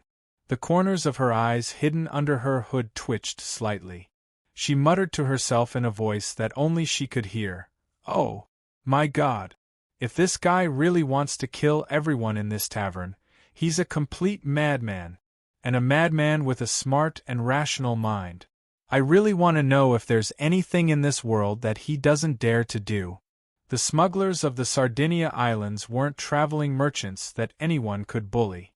Not only did they have a considerable number of mercenaries, but they also had close ties with many criminal organizations.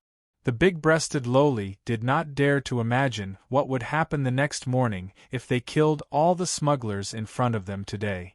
Perhaps the two of them would be wanted by the whole city, and the bounty would be enough to make every local resident go crazy.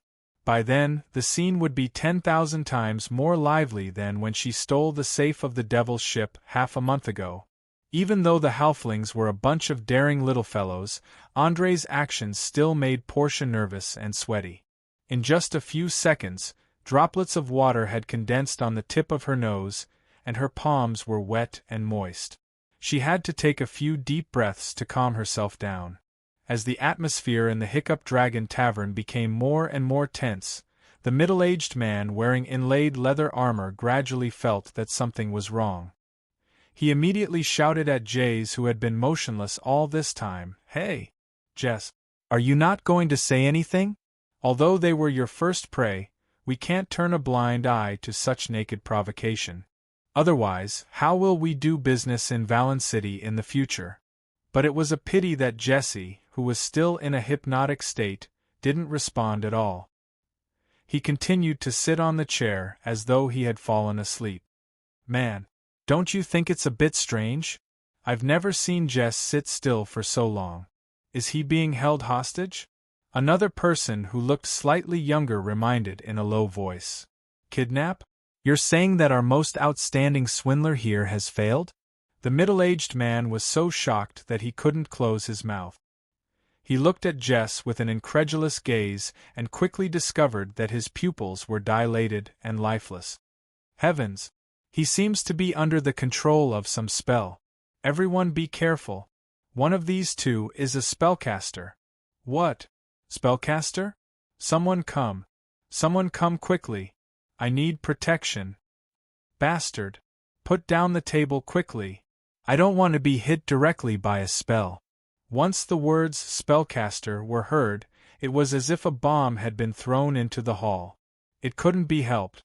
Anyone with a bit of knowledge on the Oleal continent knew that both divine spells and arcane spells were extremely powerful, especially those with all kinds of strange abilities. It was simply impossible to guard against them, and if you were not careful, you would be hit. Even the weakest level 0 spell could easily kill someone. It had to be said that perhaps it was because they were experienced and knowledgeable, but the quality of the smugglers was quite good. They scattered in a few seconds, using tables, chairs, and bar counters as cover. A few of them even shouted loudly at the door. Not long after, a dozen or so fully armed mercenaries rushed in. The Burping Dragon Bar wasn't large to begin with, and was a bit like a high-class leisure club on Earth. Thus, it immediately became very crowded when there were more people. Those who valued their lives even tried their best to squeeze out, afraid that they would become the first target of attack. After all, those who could sit here and drink and chat were not fools. They were very clear that if someone was hit directly by a spell, there was an 80% to 90% chance that it wouldn't bode well for them. Thus, they all let their bodyguards and mercenaries hold up their shields in front of them. As for the middle-aged man standing at the front, who had nowhere to retreat, he was already sweating profusely. He secretly regretted his actions of being blinded by greed. At first, he only wanted to take the opportunity to see if he could take advantage of the situation. Now, not only did he not take advantage of the situation, but he had also closed himself into a dead end. Andre looked at the slightly panicked crowd with interest and asked with a smile, "Are you guys ready? If you are, I'm going to make a move. Just like I said earlier, don't worry, the pain will be short. Death will come very soon." "No. You can't do that. We are all important members of this city. If anything happens, the two of you will be jointly wanted by the Underground Guild and the pirates. You definitely won't be able to leave this place alive." Seeing that Andre was about to make a move, the middle-aged man finally couldn't help but start to threaten him. However, his slightly panicked eyes betrayed his feelings at that moment. "Ha ha ha ha. Underground Guild? Pirate Alliance? Unfortunately, they don't scare me. But if all of you die tonight, they will definitely be in a terrible fix. Alright, I don't like to waste too much time with dead people. Goodbye. As the last word left his mouth, André suddenly raised the magic ring on his hand and chanted an incantation without hesitation. 3 blinding rays of red light accurately hit the strongest mercenaries in the front row. He then laughed coldly and ordered, "Go! Kill them all for me!" Under the effect of the rank 3 arcana spell, Berserk Charm, they had no way of resisting at all. They immediately began to kill their companions beside them. As most of them had yet to react to what was going on, 7 or 8 people fell into pools of blood within a dozen seconds. The dark red blood slowly gathered into a large pool on the floor, and a pungent smell filled the air. Chapter 558. Ah, damn it! Those mercenaries are being controlled by magic. Kill them all! A smuggler screamed in horror as he madly rushed toward the door, trying to escape from this small tavern that could be called a slaughterhouse. However, it was a pity that the entrance wasn't wide enough, and there were a lot of people rushing out, so they were completely blocked by the 2 well-developed fellows. No one could hope to escape for a while. "Someone come and help me. I need a priest's treatment." Another smuggler who had been stabbed in the abdomen knelt on the ground, desperately trying to stuff his intestines back in. At the same time, he cried for help with a pained expression. However, there was no response. A second later, the mercenary who was under the control of the spell rushed forward. His speed was fast and accurate, and he directly pierced his lower jaw with a dagger. He didn't even have time to scream before his eyes slowly lost their luster. Finally, he fell to the ground with a plop. Although 3 mercenaries were not a lot, under André's command, they attacked with lightning speed. After getting rid of their comrade, who posed the greatest threat, they began to hunt down the smugglers and swindlers. In the blink of an eye, the tavern was littered with corpses. Apart from the middle-aged man standing at the front and the maid who had fainted from fright, the rest were all dead. Even those who were lucky enough to rush out of the door were killed by Portia's flying daggers.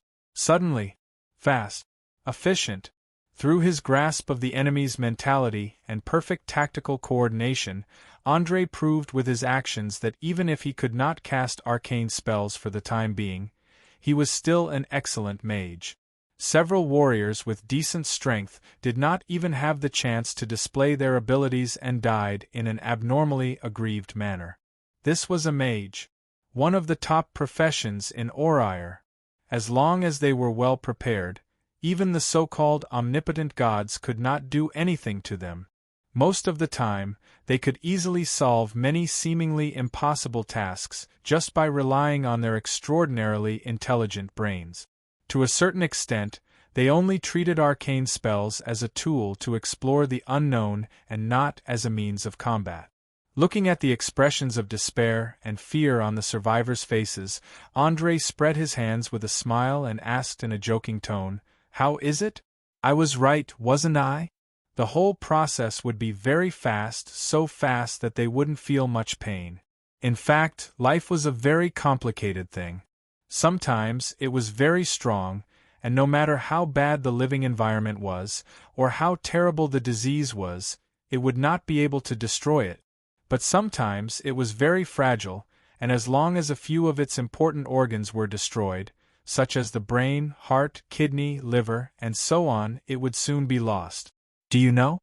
The reason why I want to kill everyone in this tavern is not because of the verbal affront just now, nor is it to retaliate against your ill-intentioned actions. Using the words of the smugglers, petty revenge is foolish. It does not bring any profit, and at the same time, it may attract unnecessary enemies. Please remember, I'm killing you because I've been commissioned by a certain power to create panic and chaos in Valen City. Therefore, this is part of my job, and I don't have any feelings for the dead involved, do you understand? Who was that so-called power? How dare they challenge the underground guilds and the pirate king in the Sardinia Islands? Anyway, I'm going to die soon. At least let me know when I die. The middle-aged man might have known. He had no chance of surviving tonight, so he might as well throw caution to the wind. He stared with bloodshot eyes, and asked loudly with hurried breathing. Smugglers were originally gamblers who danced with the god of death, especially in the south. Every smuggler who went out to sea did not lack the courage to face death. They were very clear on how dangerous this business was. Perhaps a person who had just earned a large sum of money last time could mysteriously die the next time, and not even a complete corpse could be found. Of course. I'm a benevolent and generous person, and I'd be happy to fulfill your dying wish.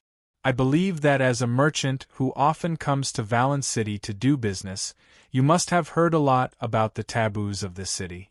One of them happened many years ago, and was called the rat disaster by the local residents, right? Andre purposely used a very mysterious tone to guide him. His goal was obviously to put the blame on old Bernie and his rat men gang. In fact, he had already thought of a follow-up plan before he took action. First, he would kill a large number of smugglers to divert the attention of the underground guilds and the pirate. Then, he would force the relationship between the rat men and the underground guilds to worsen until old Bernie's patience reached its limit and an intense bloody conflict broke out. In addition, the maid Juria who had fallen to the ground was not really unconscious. She was just pretending to be unconscious. Andre dared to guarantee that she would remember every word he said and sell it for a good price when the pirates or the underground guilds appeared. Rat disaster? So those war creatures are starting to become restless again. The middle-aged man lowered his head and pondered for a few minutes. Soon, he revealed an expression of sudden realization. It was obvious that his channels of information were very well informed.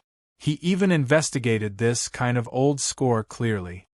He did not even need others to remind him, and found the answer himself. Seeing that the other party was acting according to the script that he had prepared beforehand, the corners of Andre's mouth curled up slightly, revealing an imperceptible smile. He then pretended to be proud of himself and nodded lightly. That's right. Perhaps you still don't know, but the aged Rat King feels that his life is coming to an end. The underground guilds are pressuring him step by step, intending to eliminate all the rat men after his death. That's why he decided to fight to the death for his race, and we are the hired killers. In order for you to die in peace, I will reveal some important information to you. That is, we are not the only ones who have been hired. In the next few days, there will be more assassins coming one after another. At that time, there will be many people who will follow you to the world after death. All right, now that we've said so much, it's about time to send you on your way. I have more important work to do, so I don't have time to chat with you. Don't worry, my sword is very fast. Having said that, Andre raised his thin sword and aimed at the man's eyes, ready to stab. Just as he exerted strength in his arm, the middle-aged man suddenly raised his head and shouted, "Stop! Stop! I have something to say. I want to make a deal with you. You're an assassin, aren't you? Since you're an assassin, you'll definitely get a reward for killing me. If I'm willing to add a 0 to the reward, will you let me go?" Anyway, the employer didn't specify who you have to kill. They just let you create chaos. Think about it, as long as you're willing to let me go, you'll get a reward and earn 10 times the price of buying your life. What a good deal. Chapter 559. It had to be said that when humans were faced with a desperate situation, they would often explode with strength that even they could not believe. Look at this smuggler. In order to survive, he actually mustered his courage and planned to use a huge amount of wealth to move Andre. This was because he believed that no one in this world could resist the temptation of gold coins. If they could not, it could only mean one thing. The amount of gold coins was not enough to satisfy the greedy appetite of the other party. Staring at the other party's eyes that were filled with excitement, Andre's face revealed a sarcastic smile. He then put down the thin sword that he had raised and used the index finger of his other hand to lightly tap the other party's forehead. "Dear Mr. Merchant, I think you're mistaken about one thing. Not everyone is like you who regards money as more important than anything else. Furthermore, Gold coins are only a medium for transactions. They cannot satisfy physical needs, nor can they be used to keep warm. Once they are separated from various goods, they have no value at all. Please remember, wealth is only a tool to achieve your goal. If you reverse the positions of the two, then you're putting the cart before the horse. Of course, the most important thing is that your mere wealth of tens of thousands of gold coins is far from enough to move me. Furthermore, if you're still alive, it's very likely that you'll expose our next plan of action. In a situation where the risk and reward are not proportionate, do you think I'll choose to let you go to inform the pirates and the underground guild, or eliminate the problem once and for all? Every time he said another reason, the smuggler's face darkened. In the end, he finally understood that his final struggle was just a clown's performance in the eyes of this young man in front of him. When he understood this, he couldn't help but laugh out loud. His laughter was filled with bitterness and self-mockery. Then, he muttered to himself, "Yes, you're right. I'm really stupid. I've lived half my life, but I still haven't figured out why I risked my life to earn wealth. Fortunately, I understand now. At least I'm better than those idiots who died in a daze." Well said. Learning new knowledge, unraveling the truth behind the facade, and then using all these to improve one's way of thinking, and even elevating one's soul. This is the sign of an intelligent life that continues to evolve. Congratulations, although you're about to die, you're able to wake up before you die, and become one of the few intelligent people in this world. As he spoke, André placed one hand on his chest and bowed slightly, not stingy with his praise. What was the standard of a smart person? This question had troubled countless scholars for thousands of years. Everyone had a different opinion. Some people believed that the speed of learning and accepting information from the outside world was the most important. Others believed that a truly intelligent person could only analyze what the other person was thinking by observing their body language. However, André's criteria had nothing to do with the above two. He felt that the most important thing for a smart person was their metacognitive ability, which was the cognition of cognition and knowledge about knowledge. Perhaps it sounded complicated, but in fact, it was very easy to understand. It was equivalent to whether a person could filter, optimize, and remove the wrong parts of this knowledge in the process of accepting knowledge from the outside world, and then convert it into their own ideas and store it. In essence, metacognition was a phenomenon different from cognition. It reflected the human body's understanding of itself. As the saying goes, a person may be able to see the strengths and weaknesses of others easily, but it was difficult to see oneself clearly. There was no doubt that anyone who had a clear understanding of themselves was a truly intelligent person. They knew where their limits were, and they never challenged things that were beyond their capabilities. They also knew when to persevere and when to give up. As a smart person, André appreciated the smuggler's change, but this did not mean that he would let him go. Just as the merchant began to close his eyes and pray to the goddess of wealth for the last time, the originally drooping rapier suddenly drew a cold light in the air. Pft!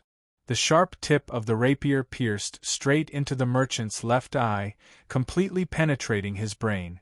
Just as the nerve-sensing system transmitted the pain back, the merchant had already fallen straight to the ground, completely dead. However, compared to the faces around him that were filled with fear and pain, his expression was very peaceful, as if he had already accepted death. What a pity! If we didn't meet in such a way, perhaps we could have become good friends. Perhaps this is fate. After all, regret and imperfection are the main principles of life, and no one is an exception. André shook off the brain matter on his rapier and lamented at the corpse. He's dead? Oh my God! Seeing that you were chatting so happily just now, I thought you would spare his life. Portia exclaimed, dumbfounded. She could not understand at all how André, who was still chatting and laughing a few seconds ago, could kill him a few seconds later. Especially when he handed over the rapier, there was no hesitation at all. Just thinking about it sent chills down her spine. Noticing the flash of fear in the halfling's eyes, Andre shrugged his shoulders indifferently and explained, "We were indeed chatting happily, but what does this have to do with me killing him? I admire that he was able to complete his self-awareness before he died, and I killed him to ensure that the plan could be carried out smoothly. There is no contradiction between the two." It had to be said that his way of thinking was indeed a little different. To be exact, it was very different. Portia was speechless for a long time, but she could not say a single word. As his intelligence attribute increased, Andre could feel that his brain was undergoing some kind of transformation.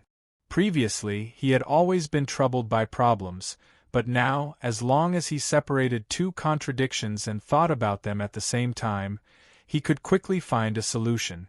It was for this reason that he appeared to be temperamental and unpredictable in the eyes of many people, very similar to many high-level mages. But they did not know that this was actually an improvement in his understanding of the whole world after his intelligence had broken through to a certain level. It was just like how the aborigines of a primitive tribe could not understand the operating rules of the civilized world. It was not only a breakthrough from quantitative change to qualitative change in knowledge, but also an evolution of life itself. In addition, Oriar itself was a world full of incredible power, especially the omnipresent magical energy that affected everyone all the time. Even Andre could not figure out what kind of changes were happening to him. Chapter 560. Alright, it looks like I'll never be able to understand your strange behavior, as well as the crazy thoughts in your head. But what do you plan to do next? You've gone a little overboard this time. I can guarantee that with the smell of blood in the tavern, it will attract the attention of the surrounding people in 10 minutes at most. When that time comes, the entire city may be under martial law. After staring at Andre for half a day, Portia finally decided not to let herself be tangled up in this. She decisively changed the topic to the urgent matter at hand. After all, the Hiccup Dragon Tavern wasn't located in a remote alley on the side of the street. It was located right next to a bustling market and was one of the places with the most traffic in Valen City. Even after nightfall, there were still many hawkers and shops open for business. Based on the sounds of fighting just now, as well as the miserable cries of the smugglers before their deaths, she was willing to bet that there were people outside who had long since noticed what was happening inside. The only reason they didn't rush in was because they were patiently waiting for the people inside to walk out. Hearing the halfling's evaluation, Andre couldn't help but think of Loretta Botons, who was planning to summon the Demon Lord in Lincoln City. He suddenly realized that there were many similarities between him and the halfling. For example, both of them had an extremely intelligent brain. Both of them were experts at deception and disguise. Both of them would do anything to achieve their goals. Both of them were extremely daring to do things that others wouldn't even dare to think about.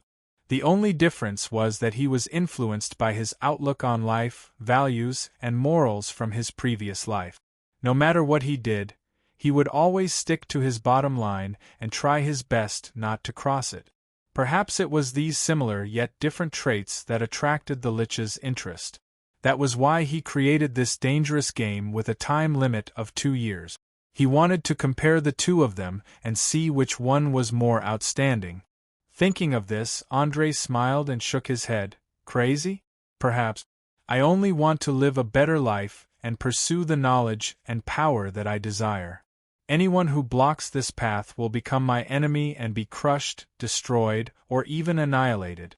As for the problem you're worried about, it's only a small problem. I can guarantee that those guys outside won't pose any threat to us.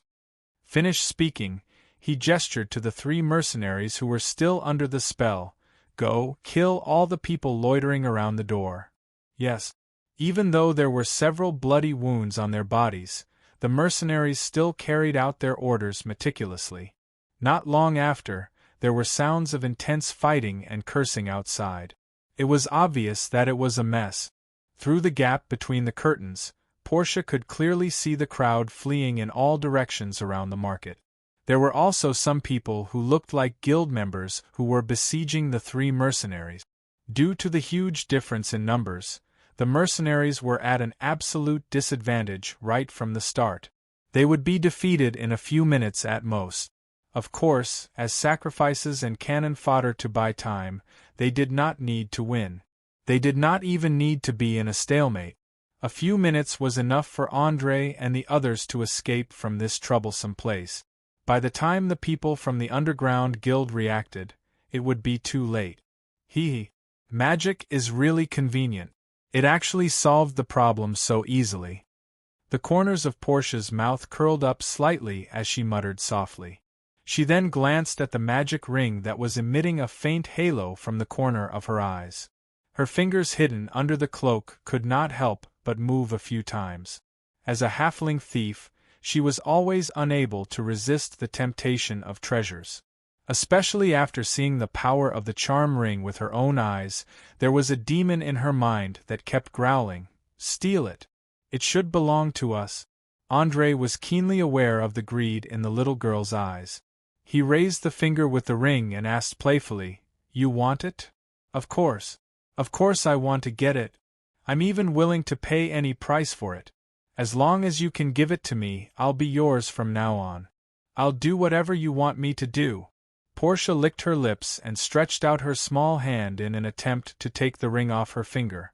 She did not notice at all that her eyes had been staring at the light emitted by the gem for too long, to the point that her thoughts were starting to go out of control.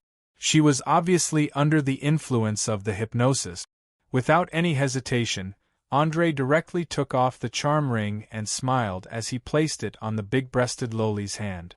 He then whispered softly in her ear, "The ring is now yours. But remember, from today onwards you belong to me." Perhaps the whisper in her ear made Portia feel a trace of strangeness in her heart. She immediately woke up from the hypnosis and stared at the charm ring in her hand with wide eyes. She then raised her head to glance at André and muttered to herself, "Oh, damn it. Why do I feel like I've done something stupid?" Ha ha ha ha. That's right, you did something stupid just now. Did you know that this ring has a very strong hypnotic ability? Anyone who stares at the light of the gem for a few seconds without shifting their gaze will immediately be hypnotized. Unfortunately, you secretly stared at it for a full minute. It would be strange if you weren't affected. André caressed Portia's thick hair and laughed heartily as he explained. He finally understood the true meaning of the phrase, "Curiosity killed the cat." The natural curiosity of halflings was simply too strong. They would often selectively ignore some dangerous signals in order to obtain what they wanted. Portia soon realized this as well. She scratched her head in annoyance. Heavens! I've gone crazy! He actually sold himself out for a mere magic ring. I'm the best thief in Valen City. If I want something, shouldn't I just steal it? Looking at the big-breasted Loli's frantic appearance, André felt that the scene in front of him was extremely amusing. He wanted to continue teasing her, so he purposely rested his gaze on her ample bosom and reminded her in a meaningful tone, "Remember, you promise that you'll be mine from now on. You'll do whatever I ask of you." "Bastard! I don't need you to remind me. I remember what I said. As long as you have the guts, I'll accompany you at any time." Portia obviously saw that André was mostly joking. She didn't back down and puffed out her chest with force, her eyes full of provocation. Without a doubt, she was now a little angry out of embarrassment. After all, anyone would feel embarrassed if a woman said those ambiguous and suggestive words to a man in an unconscious state. Even Portia, who had an extroverted personality, was no exception. Chapter 561. As a smart person, André knew that this was not the time to talk about this topic. Otherwise, the little girl in front of him would immediately turn hostile. Hence, he put away his teasing tone and pretended to be innocent as he shrugged. "I'm just kidding. Don't take it too seriously. But I have to remind you that it's best to control your curiosity and greed in the future. Don't stare at anything that shines for more than 5 seconds. Otherwise, today's situation will happen again. The world we live in is full of danger, especially the power of magic. It's impossible to guard against it. Although you're outstanding in other aspects, your performance in this aspect is a little lacking. I'm lacking? It's obviously the fault of this magic ring. Who would have thought that it would release hypnotic rays indiscriminately? Portia obviously did not intend to admit her mistake. Instead, she made a very shameless countercharge. Of course, being unreasonable was one of the natural instincts and privileges of a woman. Her actions were understandable. Looking at the guilty eyes of the halfling, André smiled and shook his head. He did not pursue the matter further. Instead, he pointed to the back door of the tavern and said, "Well, now's not the time to discuss who's right and who's wrong. If we don't leave now, I'm afraid we won't be able to leave after those mercenaries outside die. Anyway, you just need to remember that you owe me once." "No problem. I owe you once. Before I repay this debt, I'll always be at your service. But this ring has to be included in the payment." Saying that, Portia directly put the ring of charm on the middle finger of her right hand. An incomparably satisfied expression appeared on her face. It was obvious that she was very fascinated by this piece of jewelry that was enchanted with powerful arcane magic. Perhaps it was the natural curiosity of a halfling towards treasures, or perhaps it was the desire of a thief to collect them. In short, she did not think that exchanging a few years of free time for a ring was a bad deal. Things like value were never absolute. Something that was incomparably precious in the eyes of some people might be no different from trash on the roadside in the eyes of others. Just like a glass of water, many people would think that it could be found everywhere and was not even worth a copper coin. But to a traveler struggling in the desert, there was nothing in the world that could compare to its value. By the same logic, the value of the ring of charm in the eyes of Portia, who had almost no contact with magic, was immeasurable. Especially the spell that forcibly controlled the mercenaries just now, she had the urge to worship it. But on the contrary, in André's opinion, the most important part of the ring of charm wasn't the 3 times a day of berserk charm, let alone the hypnosis and suggestion. Instead, it was the techniques used to create it. As long as he mastered the techniques, he could replicate as many rings as he wanted without any difficulty. It was far less valuable than an elite bandit like Portia. Now that the other party was willing to stay, he naturally would not be reluctant to part with a mere magical item. After all, it would not be long before the magical energy in his body regained its balance. At that time, with the power of a grade 9 wizard and grade 5 arcana spell, there was no need for him to hide. Even if he openly revealed his identity, not many people would dare to attack him. This was because grade 5 arcana spell had already begun to cover long-distance teleportation spells. This also meant that as long as a wizard was fully prepared, it was almost impossible to kill him. Moreover, if the attack failed, he would have to bear the consequences of the ensuing revenge.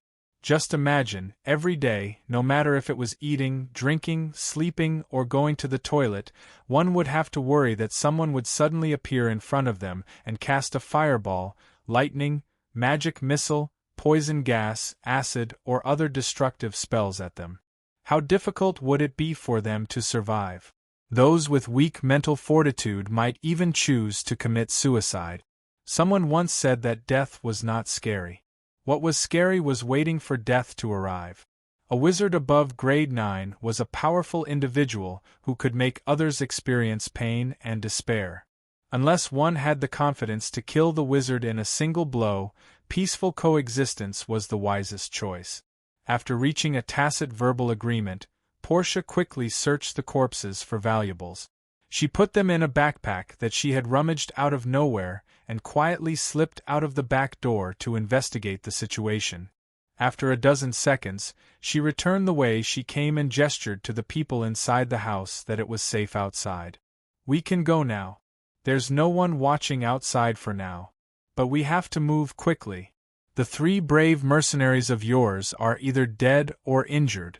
The last one is barely holding on. The people from the underground guild will rush in at most 2 minutes. Don't worry. When they come in, they won't get any information other than corpses all over the place. After saying that, André stood up from the chair unhurriedly and walked to the young maid. He stuffed a bag full of gold and silver coins into her palm and bowed politely. "I'm very sorry, beautiful lady. Due to our willful actions, this tavern will probably be closed for a long time. In order to compensate for the loss of your job, please accept this money. Don't be nervous and don't be afraid. When the people from the underground guild arrive, you can explain everything clearly. I believe that they won't make things difficult for a frightened young lady." Feeling the heavy weight of the money bag in her hand, Jiria opened her eyes and asked with a trembling voice, You knew from the start that I was pretending to be unconscious?" André smiled and nodded lightly, of course. How could professionals like us not be able to differentiate between real death and fake death? Furthermore, your skills in pretending to be dead weren't very good. Your legs were trembling and your chest was rising and falling greatly. I could tell if you paid a little attention. Then why didn't you kill me? Why did you choose to let me go? Why did you give me such a large sum of money?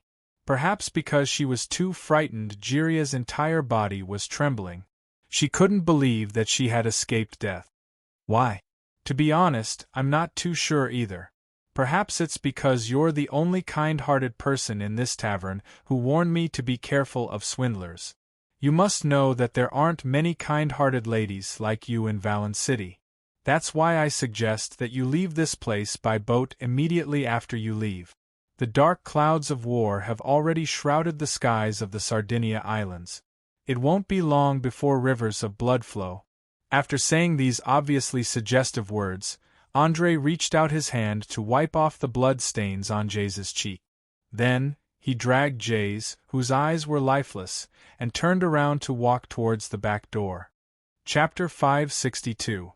But before André could take a few steps, Jiria suddenly rushed up from behind, hugged him, and gave him a passionate kiss. Then, she gasped for breath and said, "Thank you. Although you look like a ruthless killer on the surface, you're a good person at heart. May the gods bless you. I've wanted to leave this damn place for a long time. Now that I have this money, I can finally start a new life in another city. I don't have to endure the endless harassment and rape anymore. A few months ago, I saw with my own eyes the previous maid who worked at the Hiccup Dragon Tavern being raped by a dozen filthy and smelly pirates in an alley for a full day and night. In the end, she couldn't take it anymore and chose to commit suicide. It's a nightmare for any young girl." Feeling the stimulation from her ample breasts squeezing against his chest, André lifted his arm and gently pushed her away. He shook his head with a polite smile. "No, you don't have to thank me or anyone. If you want to thank someone, thank the kindness in your heart. It's what gave you everything you have today. Alright, I'm in a hurry. To ensure that the people from the Underground Guild don't have any suspicions, it's best that you continue to lie down and pretend to be dead.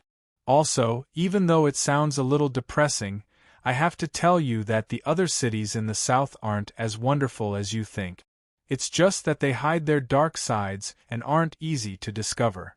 So be careful. If you really want to find a safe place to settle down, I suggest that you go to the countryside. When the time comes, you just have to disguise yourself as a fallen noble, buy a large piece of cheap land, and hire a few farmers. It won't be difficult for you to live a peaceful life. Finally, I wish you a peaceful and happy life in the future. Goodbye, beautiful girl." André winked with a smile, turned around, opened the back door, and disappeared into the dark alley. Looking at his back, Jiria's eyes revealed a trace of doubt.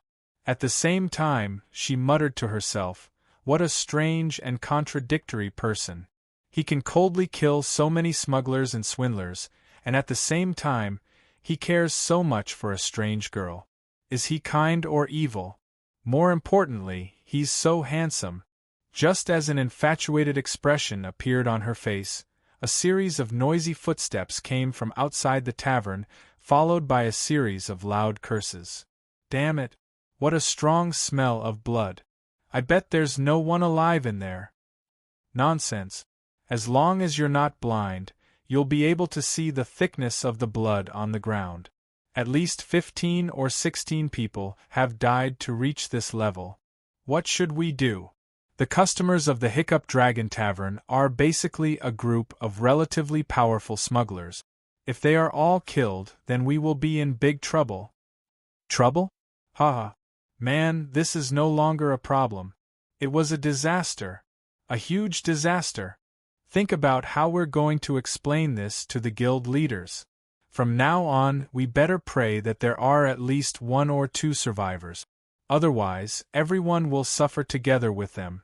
Accompanied by quarrels and complaints, the sound of footsteps got closer and closer, and he could even see a shadow swaying outside the door. Angelia felt her heart beating wildly. No matter how she tried to calm it down, she could not. In the end, she could only clench her teeth and stomp her feet. She hid the money pouch in her tight shorts as fast as she could, and at the same time, grabbed the hardwood wine cup and smashed it on her head. Then, she blacked out and fell into a pool of blood, completely losing consciousness. Not long after she fainted, 7 or 8 people wearing the same hard leather armor and holding daggers and short swords walked in from the main door. The guy in the lead glanced at the miserable situation in the hall, and his pupils instantly shrank. He sighed in disbelief. Oh, my God! This is no different from a slaughterhouse. The person who did this must be crazy. That's right. No matter who did this, there's definitely something wrong with his head. Look at the middle-aged fatty on the ground. His name is Lear, a weapons merchant who owns 3 ships and more than 100 valiant sailors. Even the guild leaders have to greet him politely when they see him. And that baldy over there, he's one of the largest grain merchants in the city. Another man echoed his companion and quickly identified the deceased. His expression was incomparably solemn. This was because he knew the enormous power behind the corpses in front of him. Once the news of their deaths spread, the entire Valen city would be in an uproar, especially the alliance formed by the smugglers. They would definitely put pressure on the Pirate King and the Underground Guild. The consequences would be unimaginable if the culprit was not caught as soon as possible. However, not everyone knew the severity of the situation like him. A young man who looked to be about 23 or 24 years old squatted down and gently opened the wounds. He mocked in a slightly sarcastic tone, "Ha! So they're all big shots with power and influence. I really don't know who they've provoked to suddenly be massacred. Judging from the fatal wounds, it should be the mercenaries who fought with us just now." "You mean, those 3 mercenaries attacked this tavern, and then madly charged out to take us down with them?" the man in the lead asked with furrowed brows. "At least from the traces on the corpses, that's the only explanation for now.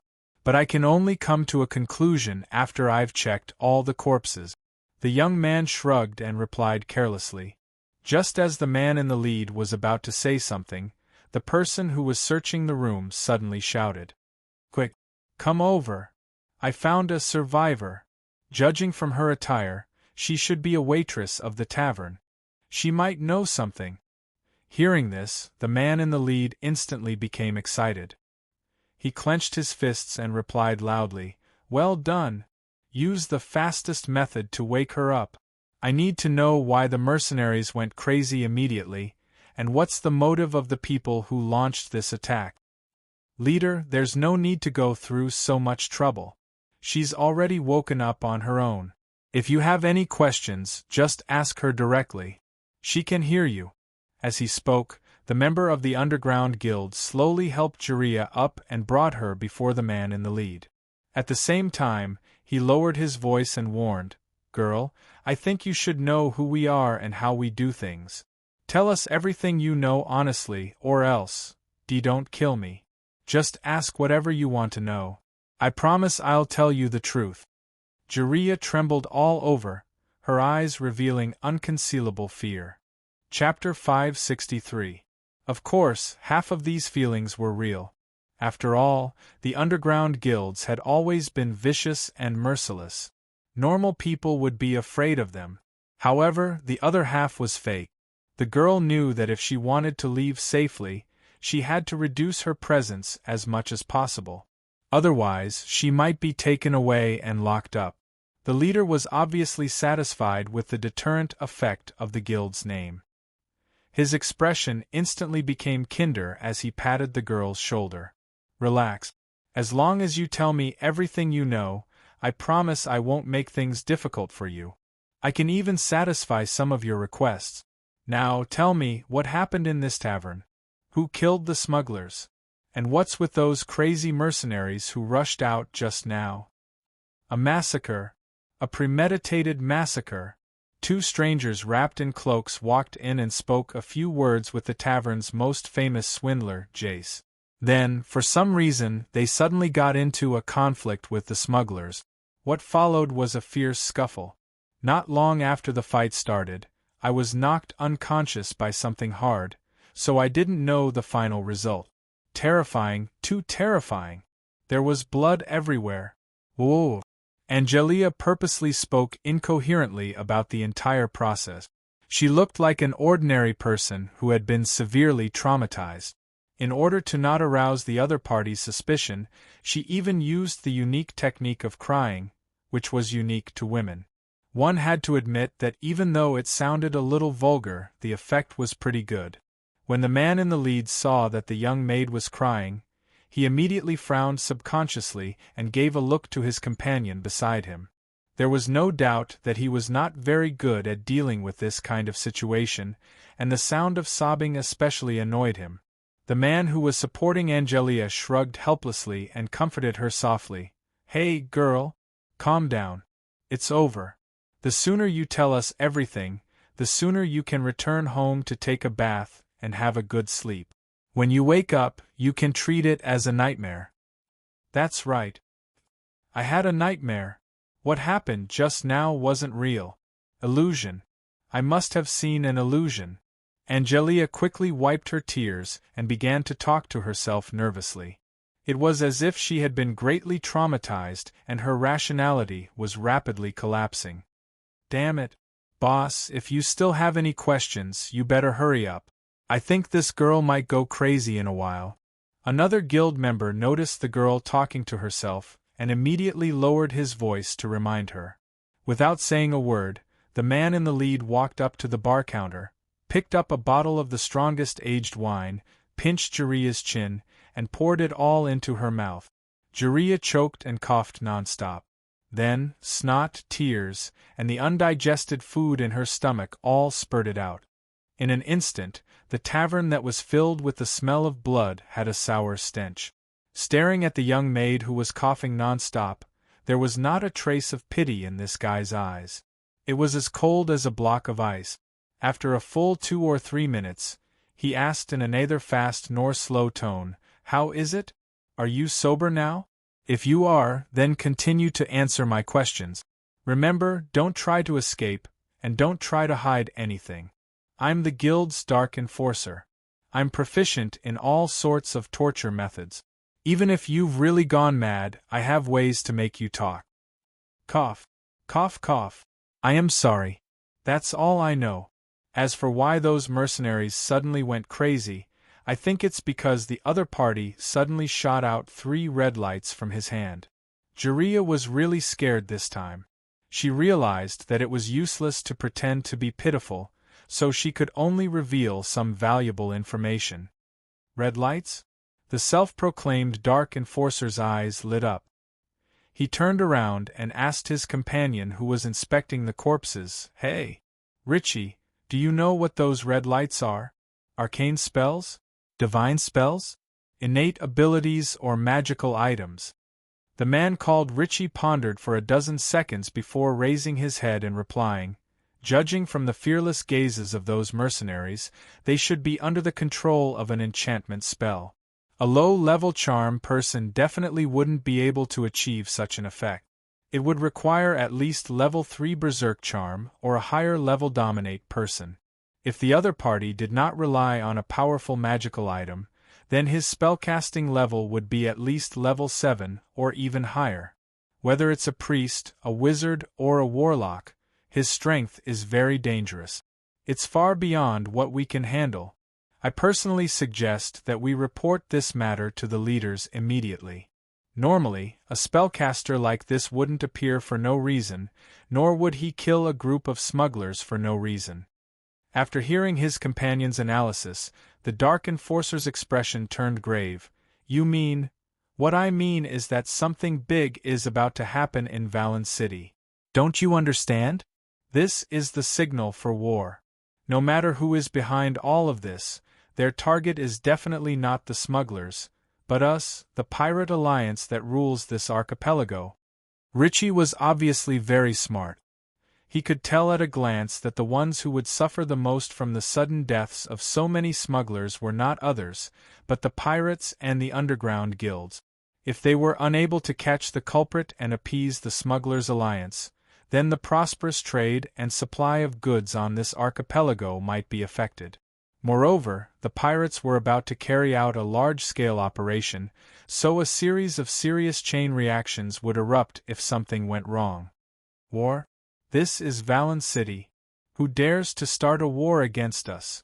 The Dark Enforcer opened his eyes wide and shouted in disbelief. Richie lightly shook his head. I don't know. Perhaps you should ask that young lady. I feel like she's hiding something. The Dark Enforcer turned his head and glared fiercely at Jiraiya. He then grabbed her slender neck and roared, Speak! What else do you know? Tell me immediately. Otherwise, I'll chop off your limbs and sell them to the brothels. I'm sure those perverts would love to see you lying naked on the bed and being ravaged, screaming and wailing day and night. No. Please don't be like this. I'll speak. They mentioned that they were hired by the Ratmen, and there were a lot of them. Their goal was to create chaos in the city. It was obvious that Jiraiya's psychological defenses had completely collapsed. She blurted out everything she had overheard. Even though she didn't want to betray Andre at first, what could a weak girl like her do under the threat of the other party? Chapter 564. Survival. This was a serious and cruel topic, especially for those who lived in harsh environments. They would do anything to survive, and betrayal were common. Although Angelia was very grateful to Andre for giving her a chance to start anew, and even felt a trace of infatuation and adoration in the face of survival, she chose to give up on the former without hesitation. This was because all the residents of Valen City knew that if they wanted to change their fate, they had to survive first. Of course, this girl didn't know that everything she had heard and seen was all misinformation that Andre had purposely left behind to mislead the underground guild. After all, the difference in intelligence between the two was too great. Angelia was the one being used from the start. She was the only one who didn't know and thought that she had met a good person. Andre's goal was very simple. He wanted to force the Ratmen to break off their relationship with the underground guilds as soon as possible. It would be best if they could set up a big battle. This way, he could save a lot of brain cells and shift his focus to the pirate. After all, the upcoming naval battle that would decide the entire situation of the southern seas was what he was truly concerned about. It would be fine if Lincoln City's navy won, but if they were annihilated, then he would have to do his best to take over the Pirate Alliance's inheritance in order to deal with the remnants of Bakarov City's fleet. From a certain perspective, he only had one true enemy, and that was the old Lich's apprentice, one of the 4 powerful dukes of Lincoln City, Loretta Botons. Ratmen? You're saying that the Ratmen are the masterminds behind this massacre? The Dark Enforcer felt terrible after hearing the girl's answer. His 2 strong hands even trembled slightly, and he immediately let go of the girl's slender neck. Perhaps others didn't know how terrifying the Ratmen hiding in the docks were, but as someone who had personally participated in many ambushes, he knew that if the Ratmen decided to go to war, it would bring disaster to Valen City. Angelia, who finally had a chance to catch her breath, panted heavily and nodded fearfully. That's right. I heard it clearly. They said that the Ratman King felt that his life was coming to an end, so he decided to fight to the death for the survival of his race. Oh, damn it. This is probably the worst news I've ever heard in my life. Ricky groaned as he slapped his forehead. But in less than a minute, he pulled himself together and suggested, "Guys, I don't think there's a need to continue investigating the smuggler's murderer. The most important thing now is to figure out if this information is accurate. If it's true, then we have to start preparing for war. As senior members, I believe you have all read the information about the Rat King, Bernie Ecclestone. I have to remind you that he is an extremely dangerous person. He once almost uprooted the guild. The leaders want to kill him all the time, but for so many years, they have not had a chance to do so. Also, according to the information I received recently, one of his grandsons seems to be planning an attack on the senior members of the guild. Although he hasn't made a move yet, he has already obtained a list of names. Perhaps our names are on it. Bastard! Where did he get the list? Doesn't the guild keep the identity of its high-ranking members a secret? Another guy heard that his real identity might be exposed in front of the enemy and immediately jumped up and cursed loudly. He didn't dare to imagine what he would do if the Ratman's attack affected his family. He wasn't the only one who had similar thoughts. Almost all the members present had an ugly expression on their faces. In just a few seconds, the atmosphere had become so heavy that it was difficult to breathe. Seeing that his companions were getting more and more nervous, the Dark Enforcer took a deep breath. He knew that if this continued, the morale of the members would be gone. So, he clenched his fists and said seriously, "Since the situation has become so bad, we have to take action immediately. First, I have to return to the guild and report everything that happened here to the leaders. Ricky, you are responsible for taking the rest of the people to investigate the Ratman's movement. Remember, no matter what unusual actions they take, you must remain calm. Don't launch an attack because we are not ready for war yet. Delay as long as possible. Don't worry, I'm not an idiot. I know when to take action and when to endure. You also try to be careful. Didn't that girl say that there are many assassins lurking in every corner of the city? They may launch an assassination operation against the guild at any time." After saying that, Ricky bumped fists with the Dark Enforcer and left through the back door with the rest of the members. 10 seconds later, they disappeared into the night. After watching his companions leave, the Dark Enforcer didn't even look at the young maid who was curled up in the corner. He walked through the main door alone and headed toward the underground guild headquarters. Perhaps under normal circumstances, he wouldn't mind imprisoning Jiraiya and having fun with her for a few weeks to completely release the beast desire that had accumulated in his heart. However, the current situation was critical and he didn't have such thoughts. He didn't dare to delay for even a second. If the guild was defeated by the Ratman, with the crimes he had committed over the years, he would definitely be torn to pieces by his enemies. The sea breeze of the night passed through the broken windows and door cracks and blew into the tavern filled with sticky blood and corpses. The only living person inside couldn't help but shiver. At the same time, it also awakened her stiff body and mind.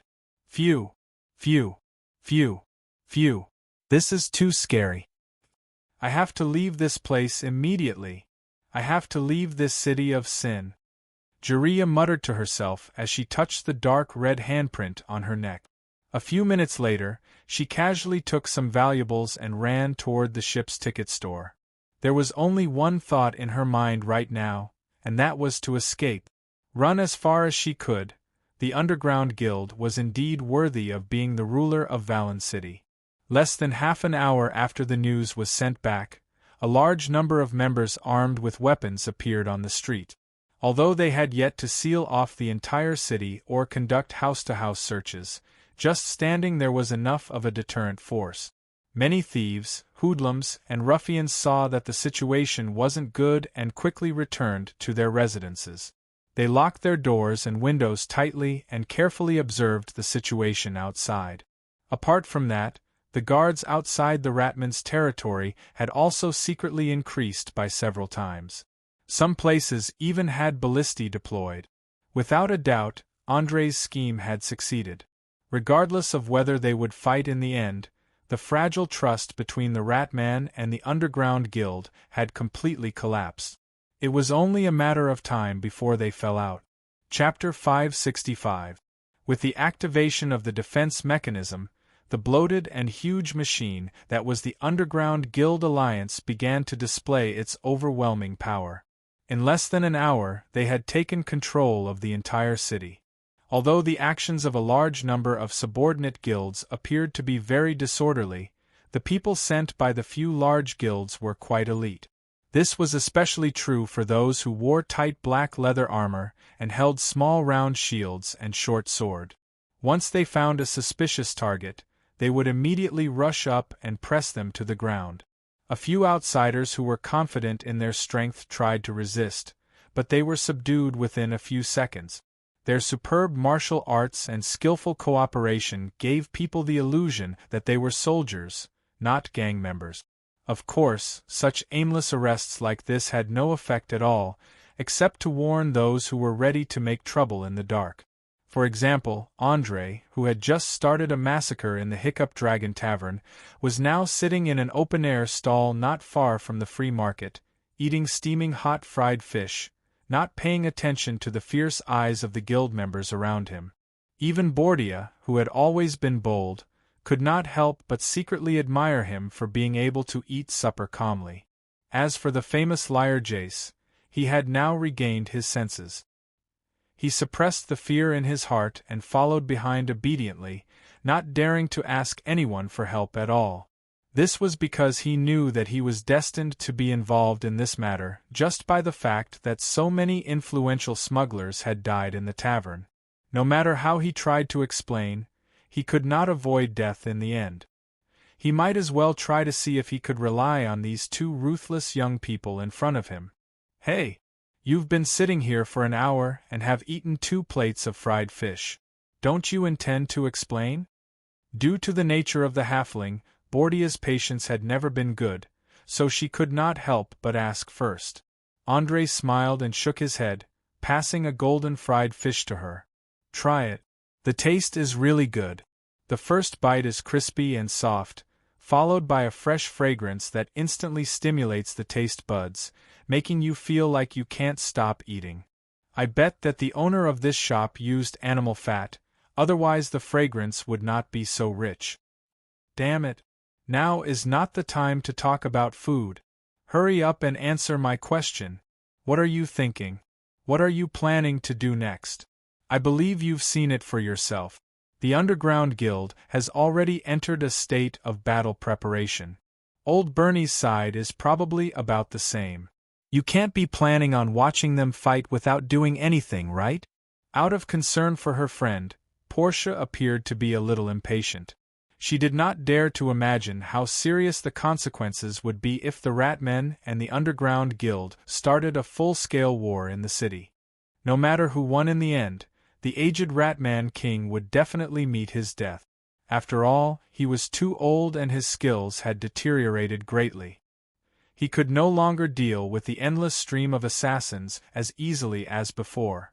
Once the Underground Guild decided to eliminate him at all costs, his life would enter the final countdown. Staring at the huge-breasted Loli's nervous expression, Andre swallowed the food in his mouth and explained in a playful manner, "Calm down, don't worry, they won't fight. First of all, the underground guilds were not prepared for war at all. Take a look at their reaction tonight. They were purposely showing off their strength in an attempt to scare off the enemy. Think about it carefully.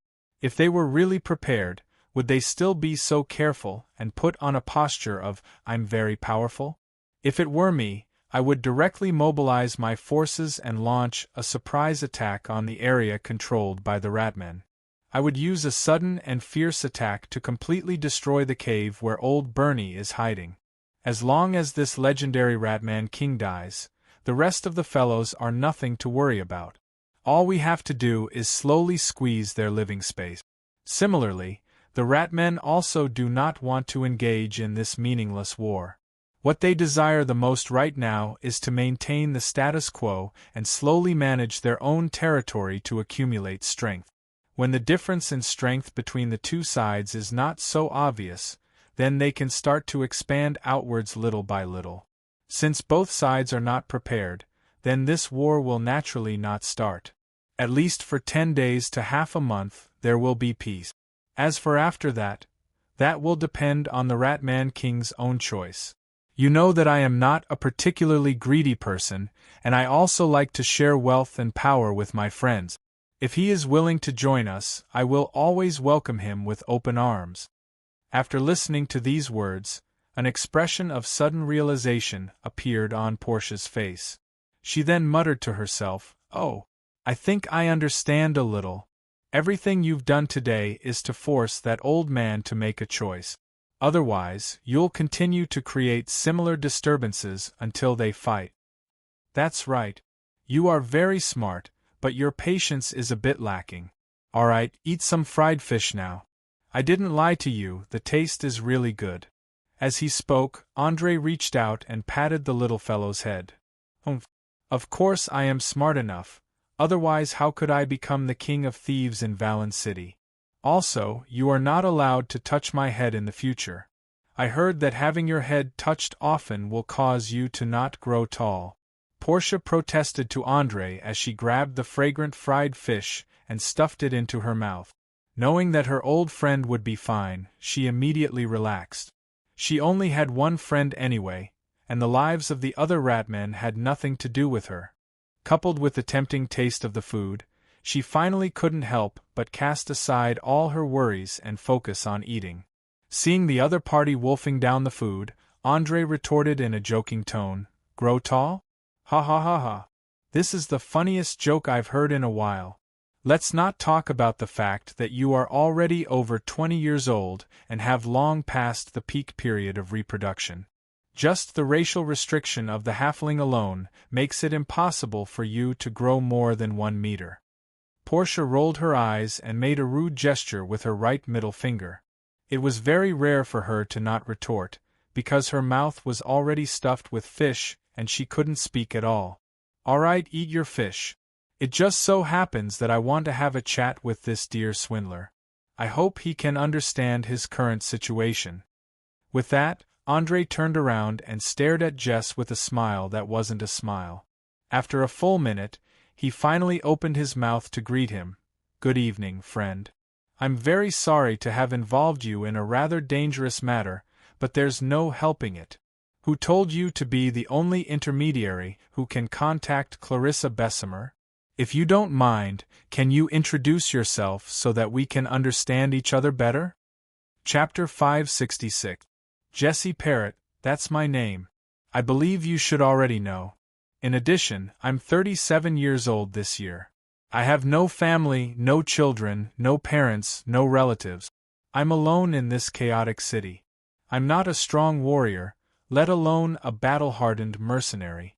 I'm just an ordinary person with good eloquence. My main profession is a swindler, and my secondary profession is a middleman.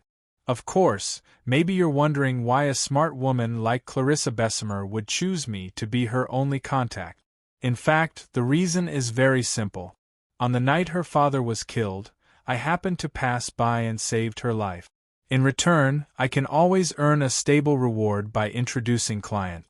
Especially in the case where I can't find prey, it can ensure that I don't have to starve or sleep on the streets for the time being. However, that's all there is to our relationship. We're not as close as outsiders think. I haven't even seen her take off her veil for several years. I don't even know if this woman who calls herself Clarissa is the real her. As an excellent swindler, Jesse was very good at reading people's faces. After such a long observation, he found that Andre's character was not as violent as when he killed unscrupulously in the tavern. Moreover, everything he did had an extremely strong purpose.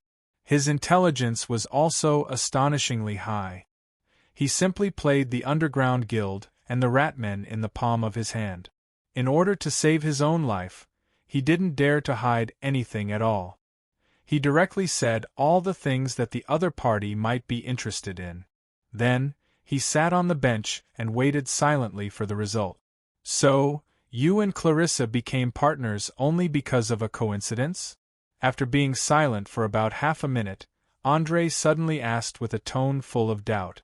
Obviously, he didn't quite believe this melodramatic explanation, not to mention that the other party was an out-and-out swindler.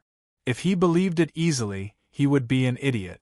Jesse also understood that his profession was indeed difficult to gain people's trust, so he explained with a bitter smile, "Yes, it was a complete coincidence. At that time, I lived less than 50 meters away from her house. That night, I suddenly heard a fierce quarrel outside. When I opened the window, it turned out that her father was fighting with a strange man. It seemed that they were snatching an old notebook. Clarissa Bessemer, who was only about 10 years old, was terrified. She tried her best to help her father, but unfortunately, before she could get close, she was kicked away by the stranger and rolled into a ditch by the roadside. Then, the stranger took out a sharp weapon and stabbed her father in the chest before fleeing in a hurry. Out of curiosity, I quietly left the house to check on the scene. I realized that her father had lost too much blood and was on his last breath. Clarissa had also fainted from drowning. She kept mumbling a name, Neil Grant, who was the current first mate of the Sea Wolf. What was strange was that this guy obviously didn't have the amazing swordsmanship that people later praised. It could even be said that he didn't understand swordsmanship at all. But when he reappeared a few years later, he was already a famous swordsman in Valen City. I once asked Clarissa about this matter, but I didn't get any answer. She refused to discuss the cause of her father's death with anyone. What was even stranger was that Neil Grant also didn't choose to kill her. There seemed to be some kind of tacit understanding between the two, or perhaps an agreement. I'm very sorry, but that's all I know. If you want to know more, you'll have to ask the two people involved. Other than them, I don't think there's a third person who knows what happened that night." After saying this, Jesse didn't pay attention to Andre's reaction and directly grabbed a fried fish from Portia's plate and stuffed it into his mouth. He had already revealed all the secrets he knew. It was up to others whether they believed him or not. The most important thing now was to fill their stomachs. At the very least, they couldn't die on an empty stomach even if they had to. Without a doubt, this was a typical gambler's mentality. At the same time, it was also a manifestation of the wisdom of a small character. Their lives were already under their control anyway. Rather than worrying for nothing, they might as well completely let it go, eat, drink, and live every minute comfortably. Andre admired people who could let go of things easily. He smiled and nodded. "Thank you very much for your detailed explanation. I more or less have a general understanding of your relationship with Clarissa. Don't worry, I won't kill you, but I won't let you go either. At least not before I see Clarissa Bessemer. It's all right, I'm very clear about my current situation. Even if you let me go, I'll find a way to stay. Because once I don't have your protection, I won't be able to walk more than a few streets before I'll be captured by the people of the Underground Guild and locked in a dark cell. I'll never be able to see the sky outside again." Jesse ate the fried fish with relish and shrugged his shoulders indifferently. There wasn't the slightest bit of worry about the future on his face. It was as though he had experienced similar dangerous situations many times. Otherwise, he wouldn't be so calm. "Not bad, to be able to understand this. It means that you're a rare smart person. But how can you be sure that I'll protect you? Or rather, why don't I just kill you after I've finished using you?" Andre probed with interest.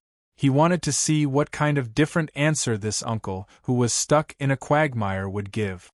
Ignoring Portia's angry eyes, Jesse quickly grabbed another hot fried fish and stuffed it into his mouth. As he chewed and swallowed, he pointed to his eyes. "Because I can see that you're a utilitarian through and through. You won't easily abandon someone who's useful to you. And I happen to be very useful to you, at least before you see Clarissa Bessemer. As for the future, I'll slowly prove my worth." Hearing these confident remarks, Andre smiled. He smiled very happily. "Ha ha ha ha. Well said, I like your confidence and I like your intelligence even more. As for whether you're really useful, let's wait and see. Don't worry, I will never let anyone down. You will soon see my value." Saying this, Jess wiped the oil on his mouth, stood up and bowed politely. "No, you don't have to wait that long. You can prove your worth now. I don't know if you've noticed, but there's a kid standing there waiting for more than 10 minutes. If I'm not wrong, he should be the one who came to deliver the letter to you.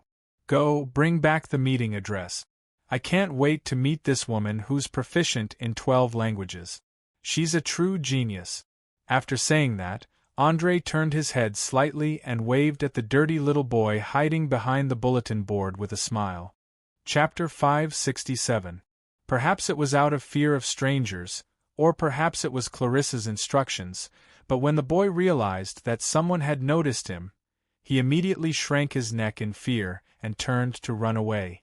But before he could run a few steps, Jace immediately chased after him and pulled him back. He scolded jokingly, "Damn little monkey, why are you running? Don't tell me you don't even recognize me?" "I'm sorry, Mr. Jace. You should know the rules.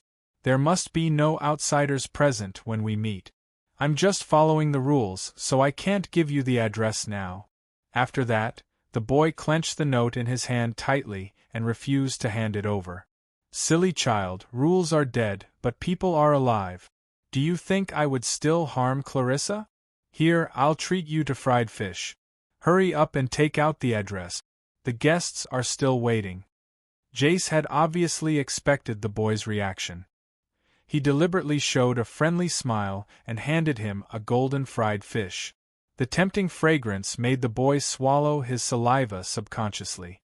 A deep desire appeared on his skinny face, especially his 2 blue eyes.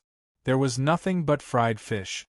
For a child like him who was severely malnourished and in a half-hungry state all year round, he was completely unable to resist the temptation of fried food. His stomach even began to grumble uncontrollably. Needless to say, he had not eaten anything for at least 5 hours. Struggle. There was an obvious struggle in the boy's eyes. On one hand, it was a long-term stable job as a messenger. As long as he followed the rules, he would always have food to eat and would not starve to death on the streets like other children. But on the other hand, there was a strong physiological need. No one could resist the erosion of hunger. Even the most strong-willed adult was no exception, not to mention that he was far from being underage. After struggling fiercely in his heart for about a minute, the boy finally could not resist the temptation of food. He raised his head, licked his dry lips with his tongue, and said, "Sir, this one in front of me is not enough for me to break the rules because it's not worth losing a stable job for a mere fish. But if you can guarantee that I can eat delicious fried fish every day for the next month, then I'm willing to temporarily forget the rules and give this note to you." Ha ha ha ha. What a likable kid. All right, I agree to your conditions. Jess laughed as he took out a dozen silver coins from his waist pouch and placed them on the 2 dark little hands.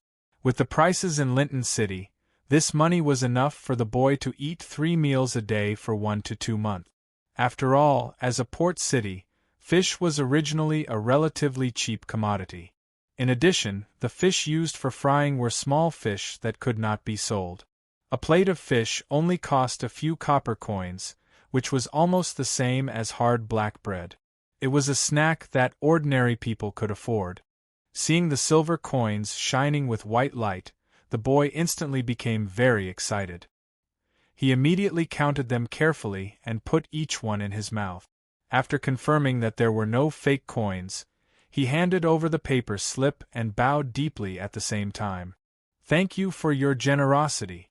This is the address and the password is Moonlight Dance. Finally, I wish you a good business deal." "Big business?" Jess turned around and glanced at Andre's half-smiling face. He sighed softly. "AI, it is indeed a big business deal. I've never done a bigger business deal in my life." The boy didn't hear the helplessness and bitterness in his voice. After putting the silver coins into his pocket, he snatched the fried fish and turned to run, disappearing around the corner of the street in a few short seconds. In reality, there were quite a number of homeless children like him in Valen City. Some of them had their parents killed and had no choice but to run errands and steal without any capital, barely ensuring that they wouldn't starve to death. Another group was the result of some sort of mistake between prostitutes and their clients. Most of them were sold to human traffickers as soon as they were born, and would be sold to clients who needed them when they were slightly older. For example, smugglers or gangs that needed to raise loyal and devoted fighters. Orphans were obviously a good choice. Another example would be some special service industries that needed young and beautiful girls. They would often become toys for the rich when they were around 12 or 13 years old. Finally, a small group would be forced to drink drugs and turn into mindless beasts. One had to know that the word pity didn't exist in Valen City. Everything, including people, was treated as a resource. Since it was a resource, it had to be fully utilized. Children happened to be the most efficient part of the entire chain. Jess had also been a homeless child and knew how unbearable that feeling was, so he didn't mind the boy taking advantage of the opportunity to extort him.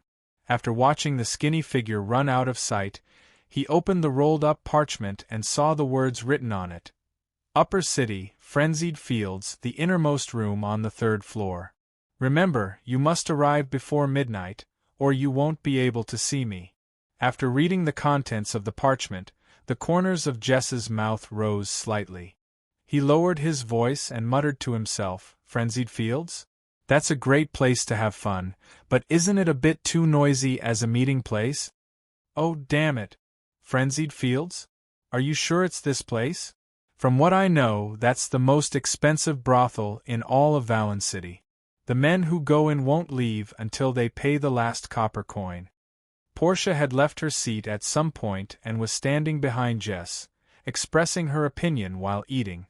Even though she was a thief and had visited most of the safes in the city, she had never entered the Frenzied Fields.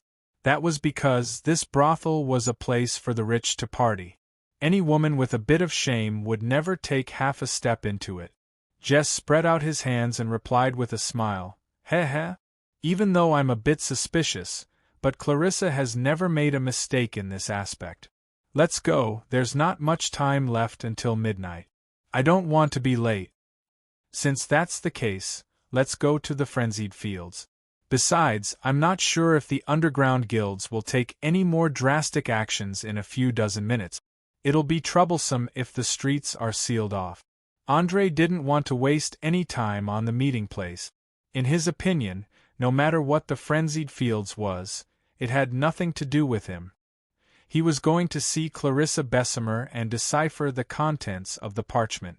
As for what the place was for, it didn't matter in the slightest. Chapter 568. Valen City at night was like a huge and chaotic prison. Every person walking on the streets was a prisoner of this prison. They had nowhere to hide and nowhere to hide. The only thing they could do was pick up their weapons and do their best to protect themselves, or steal from others in order to live a better life. Although the underground guilds had sent out a large number of people to maintain law and order, it was a drop in the bucket for a city with tens of thousands of people living in it. This was especially true in the dark alleys, where there was no shortage of violent incidents. Andre's group took less than 20 minutes to travel from the free market to the upper city. They encountered 2 or 3 waves of bandits blocking their way. Of course, their fates were similar to the smugglers in the Hiccup Dragon Tavern. They either had their hearts pierced by sharp swords or had a gash on their necks. Andre, who desperately wanted to see Clarissa Bessemer, didn't hold back in the slightest. He displayed his advantage in speed and agility to his heart's content. His razor-sharp rapier was like the tongue of a venomous snake, each strike accurately hitting a vital point. His opponents often felt a sharp pain in the time it took them to be distracted, followed by their vision turning black as they completely lost consciousness. His terrifying killing efficiency not only caused Jess to feel fear from the bottom of his heart, but even Borsche revealed an expression of surprise. This wasn't to say that Andre's fighting ability was greater than a halfling thief's, but that his movements were more concise and faster, and were more lethal against weaker enemies. It was like a dagger could pierce a person's heart in half a second, while a heavy hammer would take more than 2 seconds to shatter an unlucky person's head. The former might be more efficient, but it would be difficult to display its power against someone wearing heavy armor. The latter didn't care what kind of armor one was wearing, since a single strike from the hammer would create a hole even if one was wearing full plate armor. It was obvious that a dagger was equivalent to Andre, a level 1 rogue swordsman, and a hammer was equivalent to a halfling thief. If the two were to fight for real, Andre wouldn't be a match for the big-breasted lowly. Wow, your performance today left a deep impression. Borsche came over and joked as soon as the battle ended. However, Andre wasn't in the mood to joke around. He shrugged and turned to Jays. How far are we from the frenzied wilderness? Look at the 3-story building with the bronze statue in front of you. It's the holy land in the hearts of all men in this city, the frenzied wilderness. You better have enough money on you, or we won't even be able to get in. Perhaps Clarissa Bessemer chose this place to get rid of clients who aren't rich enough. With that, Jess raised his arm and pointed to a brightly lit place a few streets away. At the place he was pointing at, there was a naked female statue placed in the middle of the fountain. Just from the beautiful lines and the half-hidden key parts, it was easy to tell that it was definitely made by a famous artist. If it was put up for auction, it would be worth at least 3,000 to 5,000 gold coins. Apart from that, the light used on the eaves of the door wasn't an ordinary torch or oil lamp, but a genuine rank 2 arcane spell, inextinguishable flames. The effect of this spell was to create a magical flame that burned forever on a specific object. Even though it only had visual effects and didn't produce any heat, it was as its name suggested. The effect was almost permanent. At least, it could continue burning without casting a dispelling spell. Most importantly, one had to be at least a rank 3 mage to cast this spell. It was so expensive that many noble families would have to think twice before purchasing it. Usually, only the tombs of kings or dukes would use inextinguishable flames.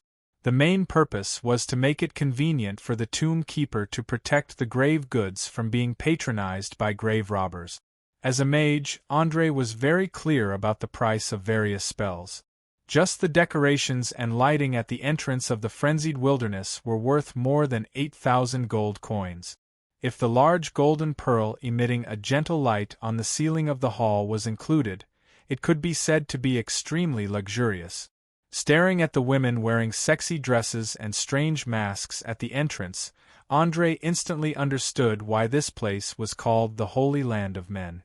A sense of mystery, novelty, and excitement, everything a man wanted from a woman could be enjoyed here, especially since all the women working here had clearly received strict training and education. Whether it was their speech, actions, or temperament, they all gave people the illusion that they were noble and inviolable. It was enough to arouse a man's desire to conquer that was hidden in his genes. Without a doubt, the frenzied wilderness was mainly targeted at those who had money but couldn't obtain the corresponding social status. Smugglers, pirate captains, vice-captains, high-ranking members of underground guilds. Occasionally, there would be a few hoodlums who wanted to improve their taste. Only men with an extreme sense of inferiority would want to find confidence and satisfaction by toying with arrogant women. Interesting. A high-class brothel full of debauchery and depravity, built to satisfy some twisted and sick desires. But as a secret meeting place, it can be said to be perfect. Andre muttered to himself with a playful smile as he pulled on his hood and walked towards the entrance. The closer he got to the destination, the more he discovered how outstanding Clarissa Bessemer was. This woman's grasp of the human heart was beyond imagination. She had chosen the frenzied wilderness for a reason. First, just as Jess had said, it was to get rid of customers who lacked financial resources. After all, just a meeting would cost dozens or even hundreds of Alliance gold coins. If they weren't particularly rich, they would definitely choose to give up immediately. Second, everyone here, regardless of gender or age, was wearing a mask. Once they noticed that the situation was not good, they could quickly escape by blending into the crowd, greatly guaranteeing their own safety. Third, the lascivious atmosphere stimulated the secretion of hormones. Regardless of whether the person was male or female, they would more or less be affected. If they were distracted during the negotiation process, they would definitely be ruthlessly taken advantage of. To sum up, Andre dared to bet that the meeting place in the frenzied wilderness wasn't a coincidence. After careful consideration, Clarissa had already set up a trap, and he was the one who had stepped into it. Podia's senses had always been very sharp. She immediately sensed the excitement hidden under Andre's calm appearance. She hurriedly ran to him and asked in a low voice, "Is there trouble?"